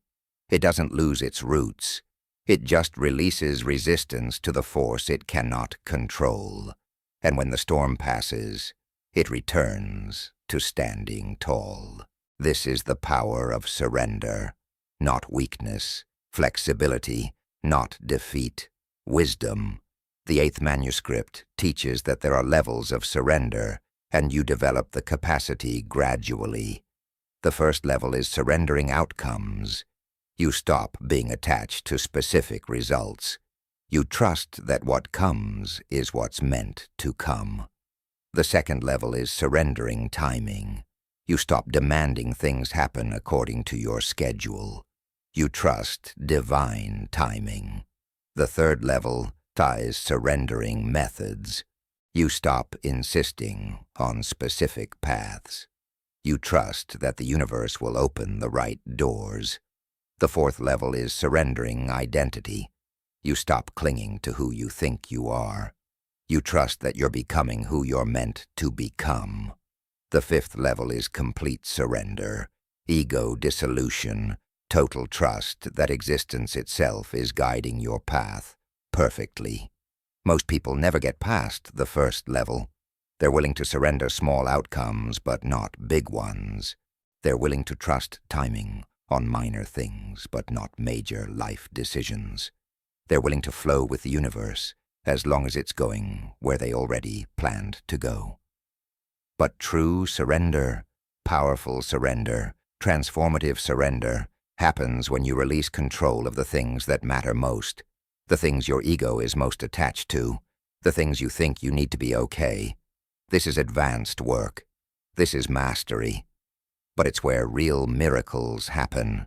The ancient Christian mystics wrote about the dark night of the soul, a phase of spiritual development where everything you've relied on falls away, where all your controlling strategies fail, where you're forced into surrender by the collapse of everything you thought you knew. This sounds terrifying, and it can be. But it's actually grace. It's the universe stripping away your false sense of control to show you the deeper truth. You were never in control, and that's actually wonderful news, because what's really in control is far more intelligent, far more loving, far more powerful than your ego could ever be. You don't have to wait for a dark night to learn surrender. You can practice it voluntarily, in small ways, every day. Surrender control of how your day unfolds, and trust it will be perfect. Surrender control of how a conversation goes, and trust you'll say what needs to be said. Surrender control of how your manifestation arrives, and trust it's on its way. Each small surrender builds your capacity for larger ones. Each release of control proves that the universe supports you. Each act of trust strengthens your faith. The 8th manuscript reveals that the ultimate power move is to combine clear intention with complete surrender. You get crystal clear on what you want. You embody the state of already having it. You take inspired action toward it, and then you release it completely. You trust it's done. You know it's coming. You remain open to it, arriving in unexpected ways. You stay alert for synchronicities and opportunities. But you don't grip. You don't force. You don't control. You flow. You allow. You receive. This is mastery. This is the balance point. This is where your human will aligns with divine will, where your personal power merges with universal power, where you become a conscious co-creator with the intelligence of existence itself. There's an ancient prayer that captures this perfectly. Grant me the serenity to accept the things I cannot change, the courage to change the things I can, and the wisdom to know the difference. This is the teaching of the 8th manuscript distilled into one statement. Accept what is. Change your consciousness. Surrender the rest. You can't control other people. Surrender that. You can't control the economy, politics, or world events. Surrender that. You can't control whether other people like you, hire you, love you. Surrender that. What you can control is your state of consciousness, your vibration, your thoughts, your emotions, your choices, your responses. Focus all your power there. Control what's controllable. Surrender what's not. This is wisdom. This is peace. This is power. The paradox resolves when you understand that surrender doesn't mean you stop wanting, or stop creating, or stop taking action. Surrender means you release resistance, release attachment, release the need for things to happen your way, on your timeline. You keep showing up. You keep doing the work. You keep holding the vision. But you do it from a place of trust instead of fear, from flow instead of force, from allowing instead of controlling. And from that place, creation happens faster, easier, more joyfully than all your controlling could ever achieve. So here's the practice for today and every day. Get clear on what you want. Feel it as real. Take action when inspired, and then let go. Release control. Trust the process. Surrender to divine timing and divine orchestration. Stop checking for results constantly. Stop worrying about the how. Stop micromanaging the universe. Plant your seed and let it grow. Place your order and trust it's being prepared. Set your intention and surrender the details. This is the balance. This is the dance. This is the way of the master creator. Control through surrender. Power through trust. Creation through allowing. The 8th manuscript has shown you the way. Now you must walk it, releasing one grip at a time, trusting one step at a time, surrendering one fear at a time, until control transforms into flow, and you discover that you're far more powerful when you stop trying so hard to be powerful. This is the truth. This is the path. This is the surrender that multiplies power beyond measure. Chapter 10. The 9th Manuscript. The Awakened Creator. You've traveled far, through 9 manuscripts, through ancient wisdom and modern science, through understanding and practice, through revelation and transformation. And now we arrive at the final manuscript, the one that integrates everything, the one that shows you what it means to live as an awakened creator, conscious and deliberate, powerful and surrendered, human and divine simultaneously. The 9th manuscript doesn't teach you something new. It shows you how to embody everything you've learned, how to live from this elevated consciousness, not just in meditation, but in every moment. How to be the person who walks in the world fully awake, while others dream. This is not the end of your journey. This is the beginning.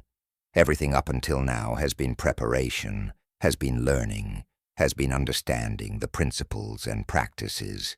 Now comes the real work, living it, embodying it, being it, not just knowing you're a creator, but creating consciously every day. Not just understanding the quantum field, but accessing it at will. Not just believing in your power, but wielding it with wisdom, with grace, with love. This is what it means to be awake in a sleeping world, to be conscious in an unconscious society, to be the master when everyone around you is still playing victim. The 9th manuscript teaches that awakening is not a destination. It's a state of being you choose moment by moment. You don't wake up once and stay awake forever. Consciousness is not a light switch. It's more like a dimmer, and you're constantly adjusting it up or down based on your choices, your attention, your awareness. You can be fully awake in this moment and then slip back into unconsciousness in the next if you're not vigilant, if you're not committed, if you're not practicing presence continuously. The awakened creator is not someone who achieved something once. The awakened creator is someone who chooses awareness over and over again, in every moment, regardless of circumstances. Let me be honest with you about what this path requires, because most teachings sugarcoat this part, and I won't. Living as an awakened creator in an unconscious world is challenging. You'll see clearly what others don't see.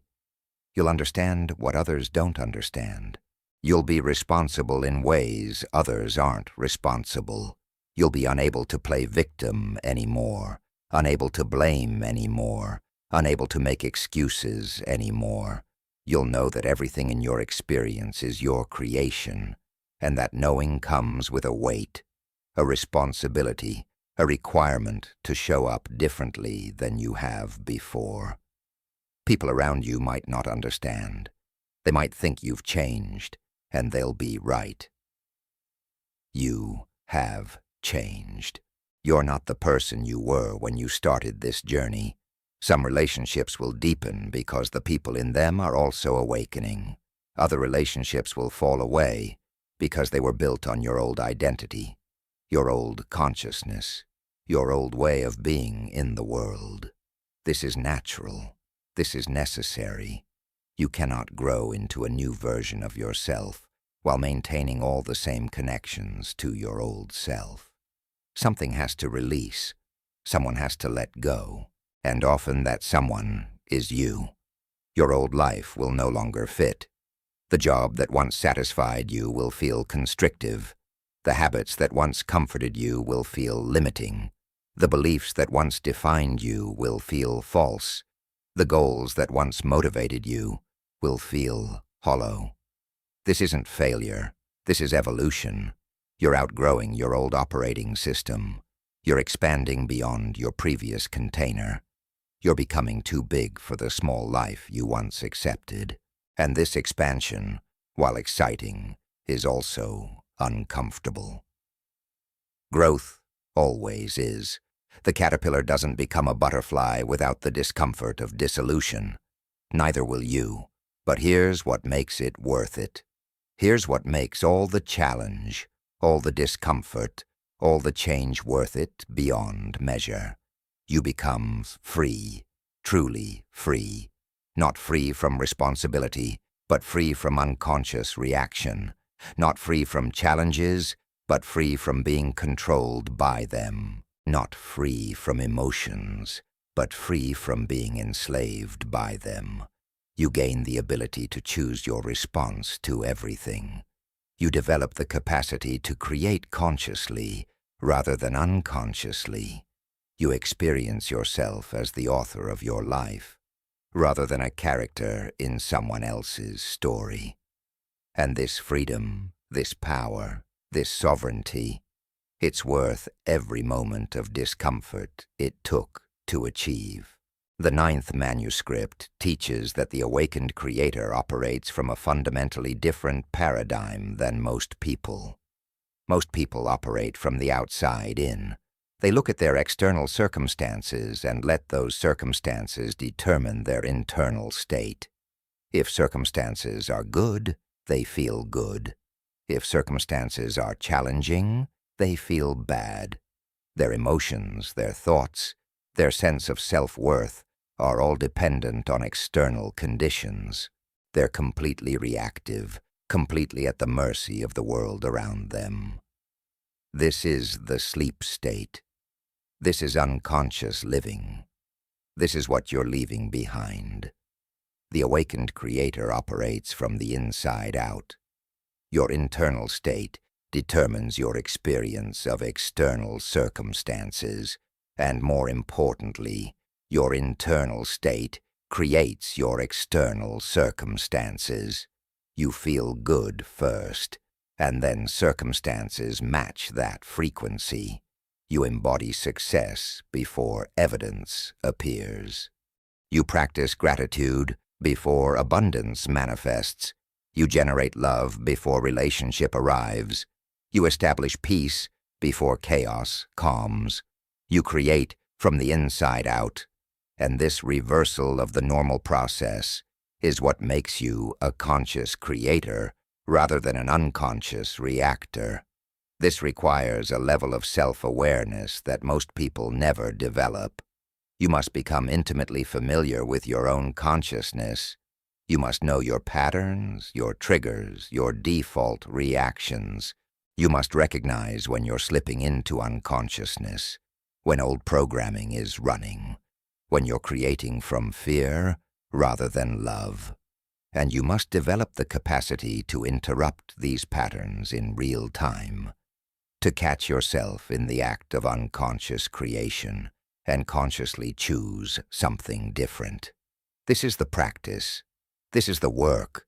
This is what makes you masterful. The ancient masters called this self-observation or witness consciousness. You develop a part of yourself that watches your own mind, that observes your own emotions, that notices your own behaviors without judgment but with clear awareness.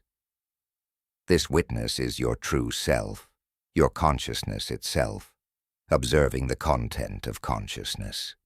The thoughts arise, but you're not the thoughts. You're the awareness of the thoughts. The emotions arise, but you're not the emotions. You're the awareness of the emotions. The beliefs exist, but you're not the beliefs. You're the awareness that can choose different beliefs. This distinction is everything. This is the difference between being a puppet and being the puppeteer, between being controlled by consciousness and being consciousness itself. As an awakened creator, you understand that every moment is a choice point. Every single moment, you're choosing what to think, what to feel, what to believe, what to focus on, what meaning to assign to events. Most people think these things just happen to them. Thoughts appear randomly. Emotions arise unbidden. Beliefs are fixed. Meaning is objective. But you know different. You know that all of it is choice, conscious or unconscious. And once you know this, once you really get this, you can never not know it. You're responsible now, awake now, powerful now, and there's no going back to sleep, even when part of you might want to, because sleep is easier, because unconsciousness is more comfortable, because being a victim requires less from you than being a creator. But you didn't come this far to turn back now. You didn't learn these manuscripts, integrate these teachings, practice these principles, just to return to unconscious living. You're here because your soul called you. You're here because you're ready. You're here because the world needs awakened creators, people who can hold elevated consciousness even when the collective is in fear, people who can create from love even when the world is operating from survival, people who can be the light in the darkness not by fighting the darkness, but by being so bright the darkness has nowhere to exist around them. The 9th manuscript reveals that the awakened creator has certain characteristics, certain qualities that distinguish them from those still asleep. The first characteristic is presence. You're here now, not lost in the past, not anxious about the future. Here, fully engaged with this moment. You might plan for the future. Yes. You might learn from the past. Yes. But you're not living there. You're living here, in the only moment that actually exists, the only moment where your power resides, the eternal now. Presence is not something you do. Presence is what you are when you stop doing everything else, when you stop the mental time travel and anchor yourself in now. The second characteristic is response ability. You respond rather than react. When something triggers you, when a challenge arises, when someone pushes your buttons, you don't automatically fly into old patterns. You pause. You observe. You choose.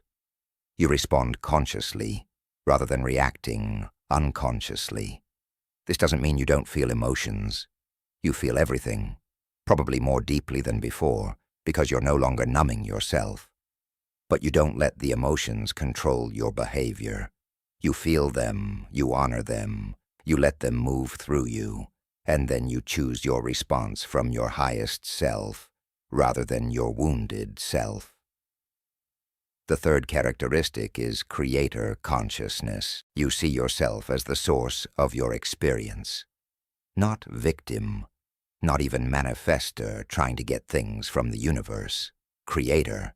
You're not trying to manipulate external reality. You're generating reality from your consciousness.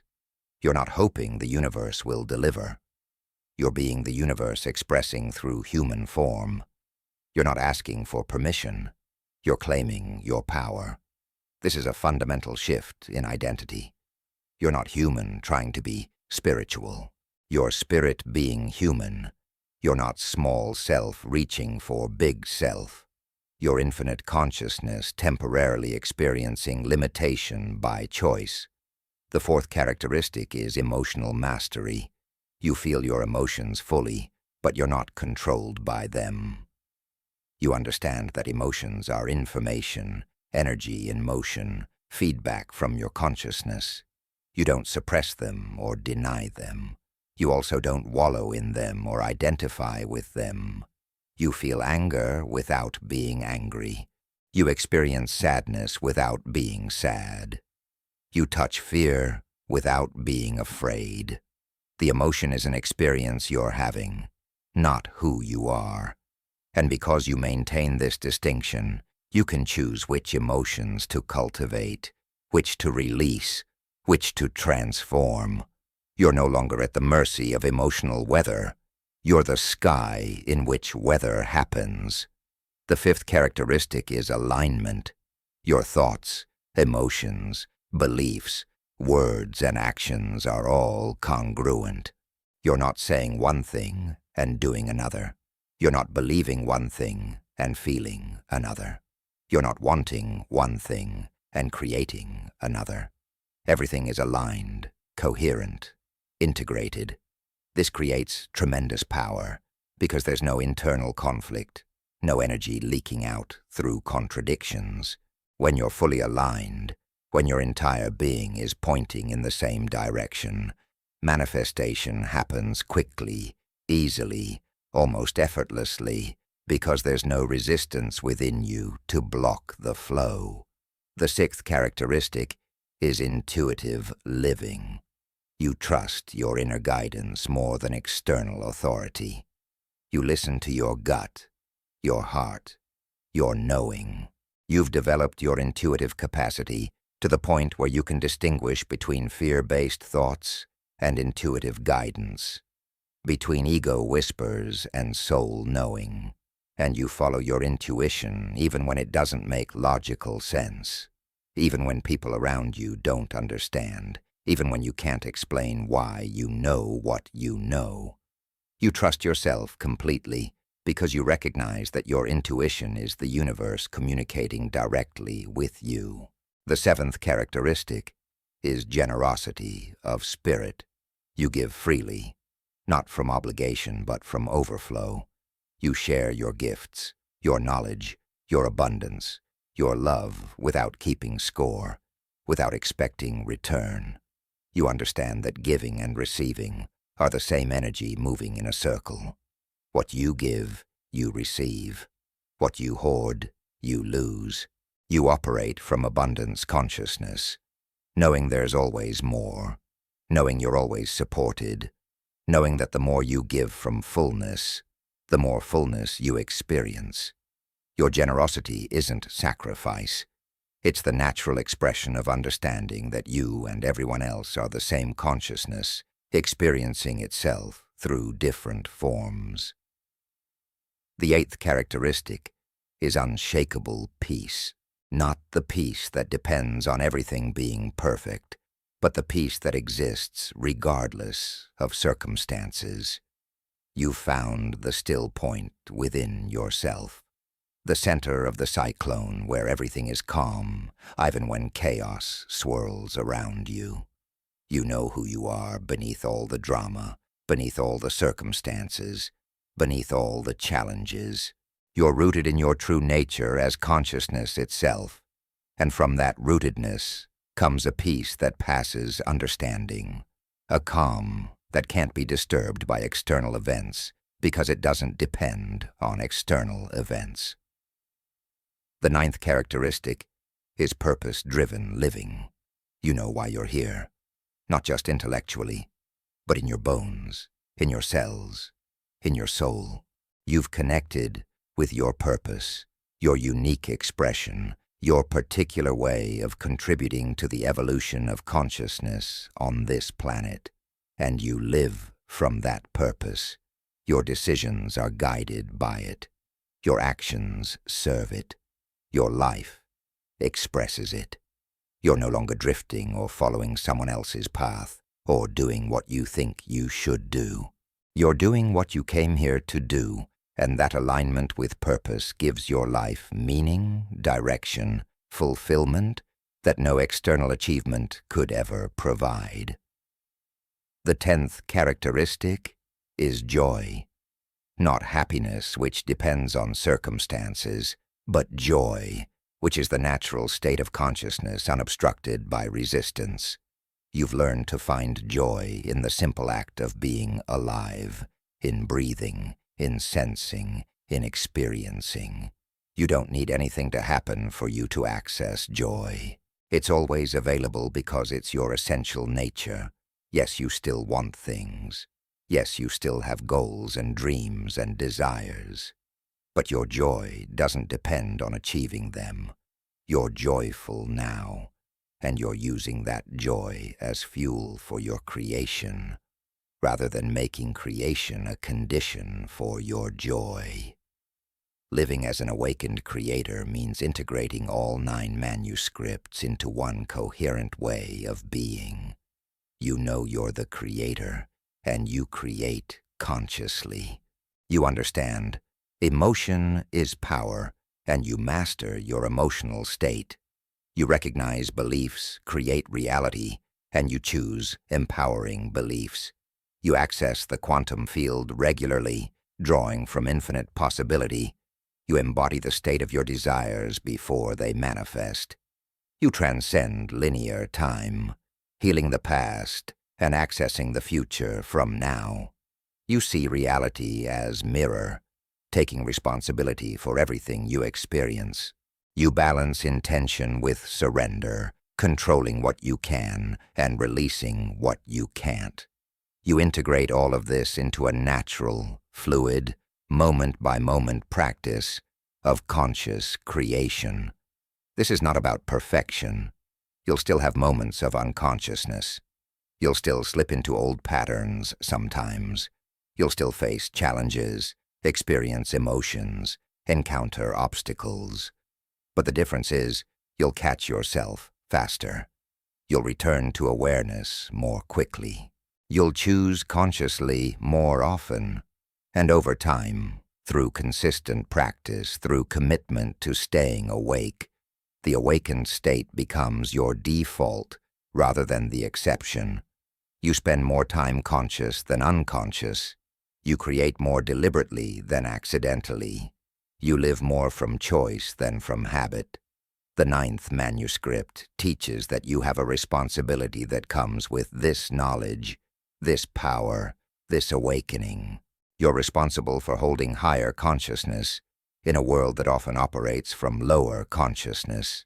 You're responsible for being the example, not by preaching but by living, not by convincing but by embodying. You're responsible for creating beauty in a world that often creates chaos. You're responsible for generating love in a world that often generates fear. You're responsible for manifesting abundance in a world that often manifests scarcity, not because you're better than anyone else, but because you've awakened to who you really are. And with that awakening comes the natural impulse to serve, to uplift, to contribute. This service doesn't have to be grand or public or recognized. Sometimes the most powerful service is simply holding space, being present, radiating peace in a room full of anxiety.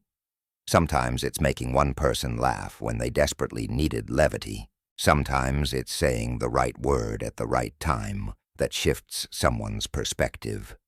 Sometimes it's creating something beautiful that inspires others. Sometimes it's simply being who you are so fully, so authentically, so unapologetically that you give others permission to do the same. You don't have to save the world. You just have to be awake in it. That's enough. That's everything. As you move forward from here, as you close this book and return to your life, remember this. You are not the person who started reading Chapter 1. You've been transformed by these teachings. You've expanded through this knowledge. You've awakened to powers you always had, but never knew how to use. The manuscripts have revealed what was hidden, spoken what was suppressed, given you what was kept from you. Now you carry this knowledge. Now you hold this power. Now you embody this truth. What you do with it determines everything. You can return to unconsciousness. You can forget what you've learned. You can let the programming of society, the fear of others, the inertia of old habits, pull you back to sleep. It's possible. It happens to many people. They touch awakening briefly and then slip back into the dream, because staying awake requires constant vigilance, continuous choice, unwavering commitment. Or you can dedicate yourself to staying awake, to practicing these principles, to embodying this consciousness, to living as the creator you now know yourself to be. You can commit to the journey of mastery, understanding it's not a destination but a path, not an achievement but a practice, not something you get but someone you become. I want to share something with you as we close. You were meant to find these manuscripts. This is not accident. This is not coincidence. This is synchronicity. This is the universe, your higher self, your soul guiding you to exactly what you needed, exactly when you needed it. You're ready for this knowledge. You're capable of applying it. You're worthy of the transformation it brings. Whatever doubt whispers otherwise is just old programming, just fear of your own power, just resistance to change. But you know better now. You know who you are. You know what you're capable of. You know that you're infinite consciousness in human form, and there's nothing you can't create, nothing you can't heal, nothing you can't transform when you align with your true nature. The world needs you awake, not perfect, awake, not enlightened in some distant, unattainable way. Awake in the practical, moment-by-moment choice to be conscious rather than unconscious. The world needs people who can hold elevated consciousness when the collective drops into fear. The world needs creators who can manifest from love when others are manifesting from survival. The world needs lights who can shine in the darkness, not by fighting it, but by being so bright there's no room for darkness to exist in their presence. You are one of those people. You've always been one of those people. Now you know it. Now you can own it. Now you can be it fully. As you go forward, practice daily. Don't let this knowledge remain theoretical. Apply it. Use it. Test it. Prove it to yourself through your own experience. Start small, if you need to. Master presence in one moment, then another, then another. Choose one belief to transform and transform it completely before moving to the next. Practice one method of accessing the quantum field until it becomes natural. Embody one desired state until it becomes your actual state. Build slowly, consistently, persistently. Mastery is not built in a day. It's built in 10,000 days of choosing consciousness over unconsciousness, awareness over habit, creation over reaction. Surround yourself with others who are also awakening. Find your tribe. Connect with people who understand this path, who support your evolution, who celebrate your transformation, rather than trying to keep you small. You can't do this alone. The path of the awakened creator is walked in community, in connection, in collaboration. Yes, you must do your inner work alone. Yes, you must face your shadows individually. Yes, you must claim your power personally. But you grow faster, stronger, deeper when you're in relationship with others who are also committed to consciousness, who can mirror your growth, challenge your limitations, and celebrate your victories. And most importantly, be gentle with yourself.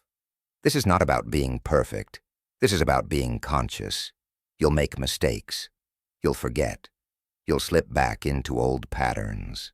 You'll create unconsciously sometimes. That's human. That's natural. That's part of the process. Don't judge yourself when this happens.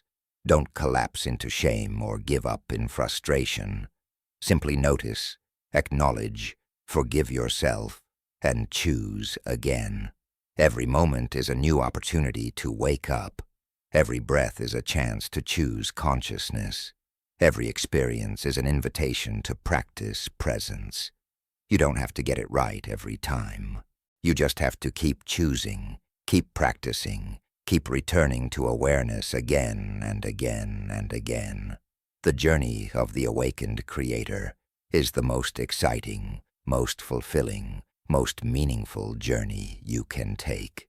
It's the journey from unconsciousness to consciousness, from victimhood to creatorship, from limitation to possibility, from fear to love. It's the journey home to your true self, your essential nature, your infinite potential. And while the journey has challenges, while it requires courage and commitment and consistency, it's worth everything. Because at the end of this path, at the culmination of this practice, at the fruition of this dedication, you discover something that changes everything. You discover that you were never lost. You were never separate. You were never limited. You were always the creator. You were always infinite consciousness. You were always powerful beyond measure. You just forgot.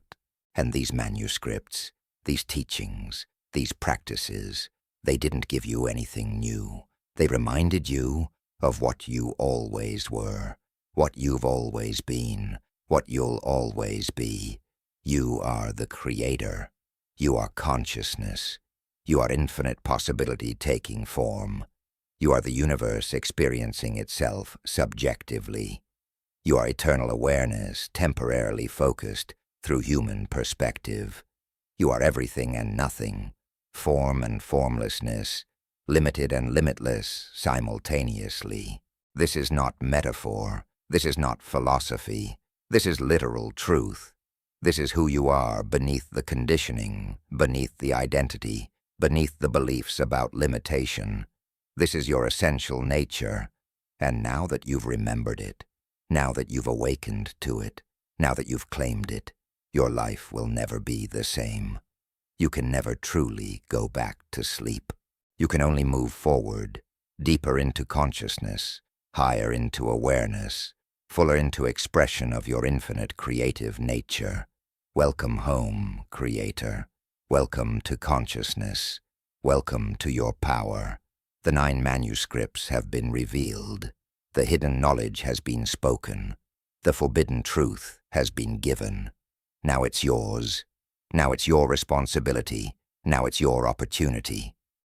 What you create from here, what you manifest from this point forward, what you contribute to the evolution of consciousness on this planet, that's entirely up to you. You have everything you need. You are everything you need. You've always been everything. Now you know it. And in that knowing, in that awareness, in that remembrance, you are finally, fully, completely free. The awakened creator has emerged. Now live it. Now be it. Now create the world you came here to create, starting with yourself. radiating outward infinitely. This is your time. This is your moment. This is your life. Create it consciously.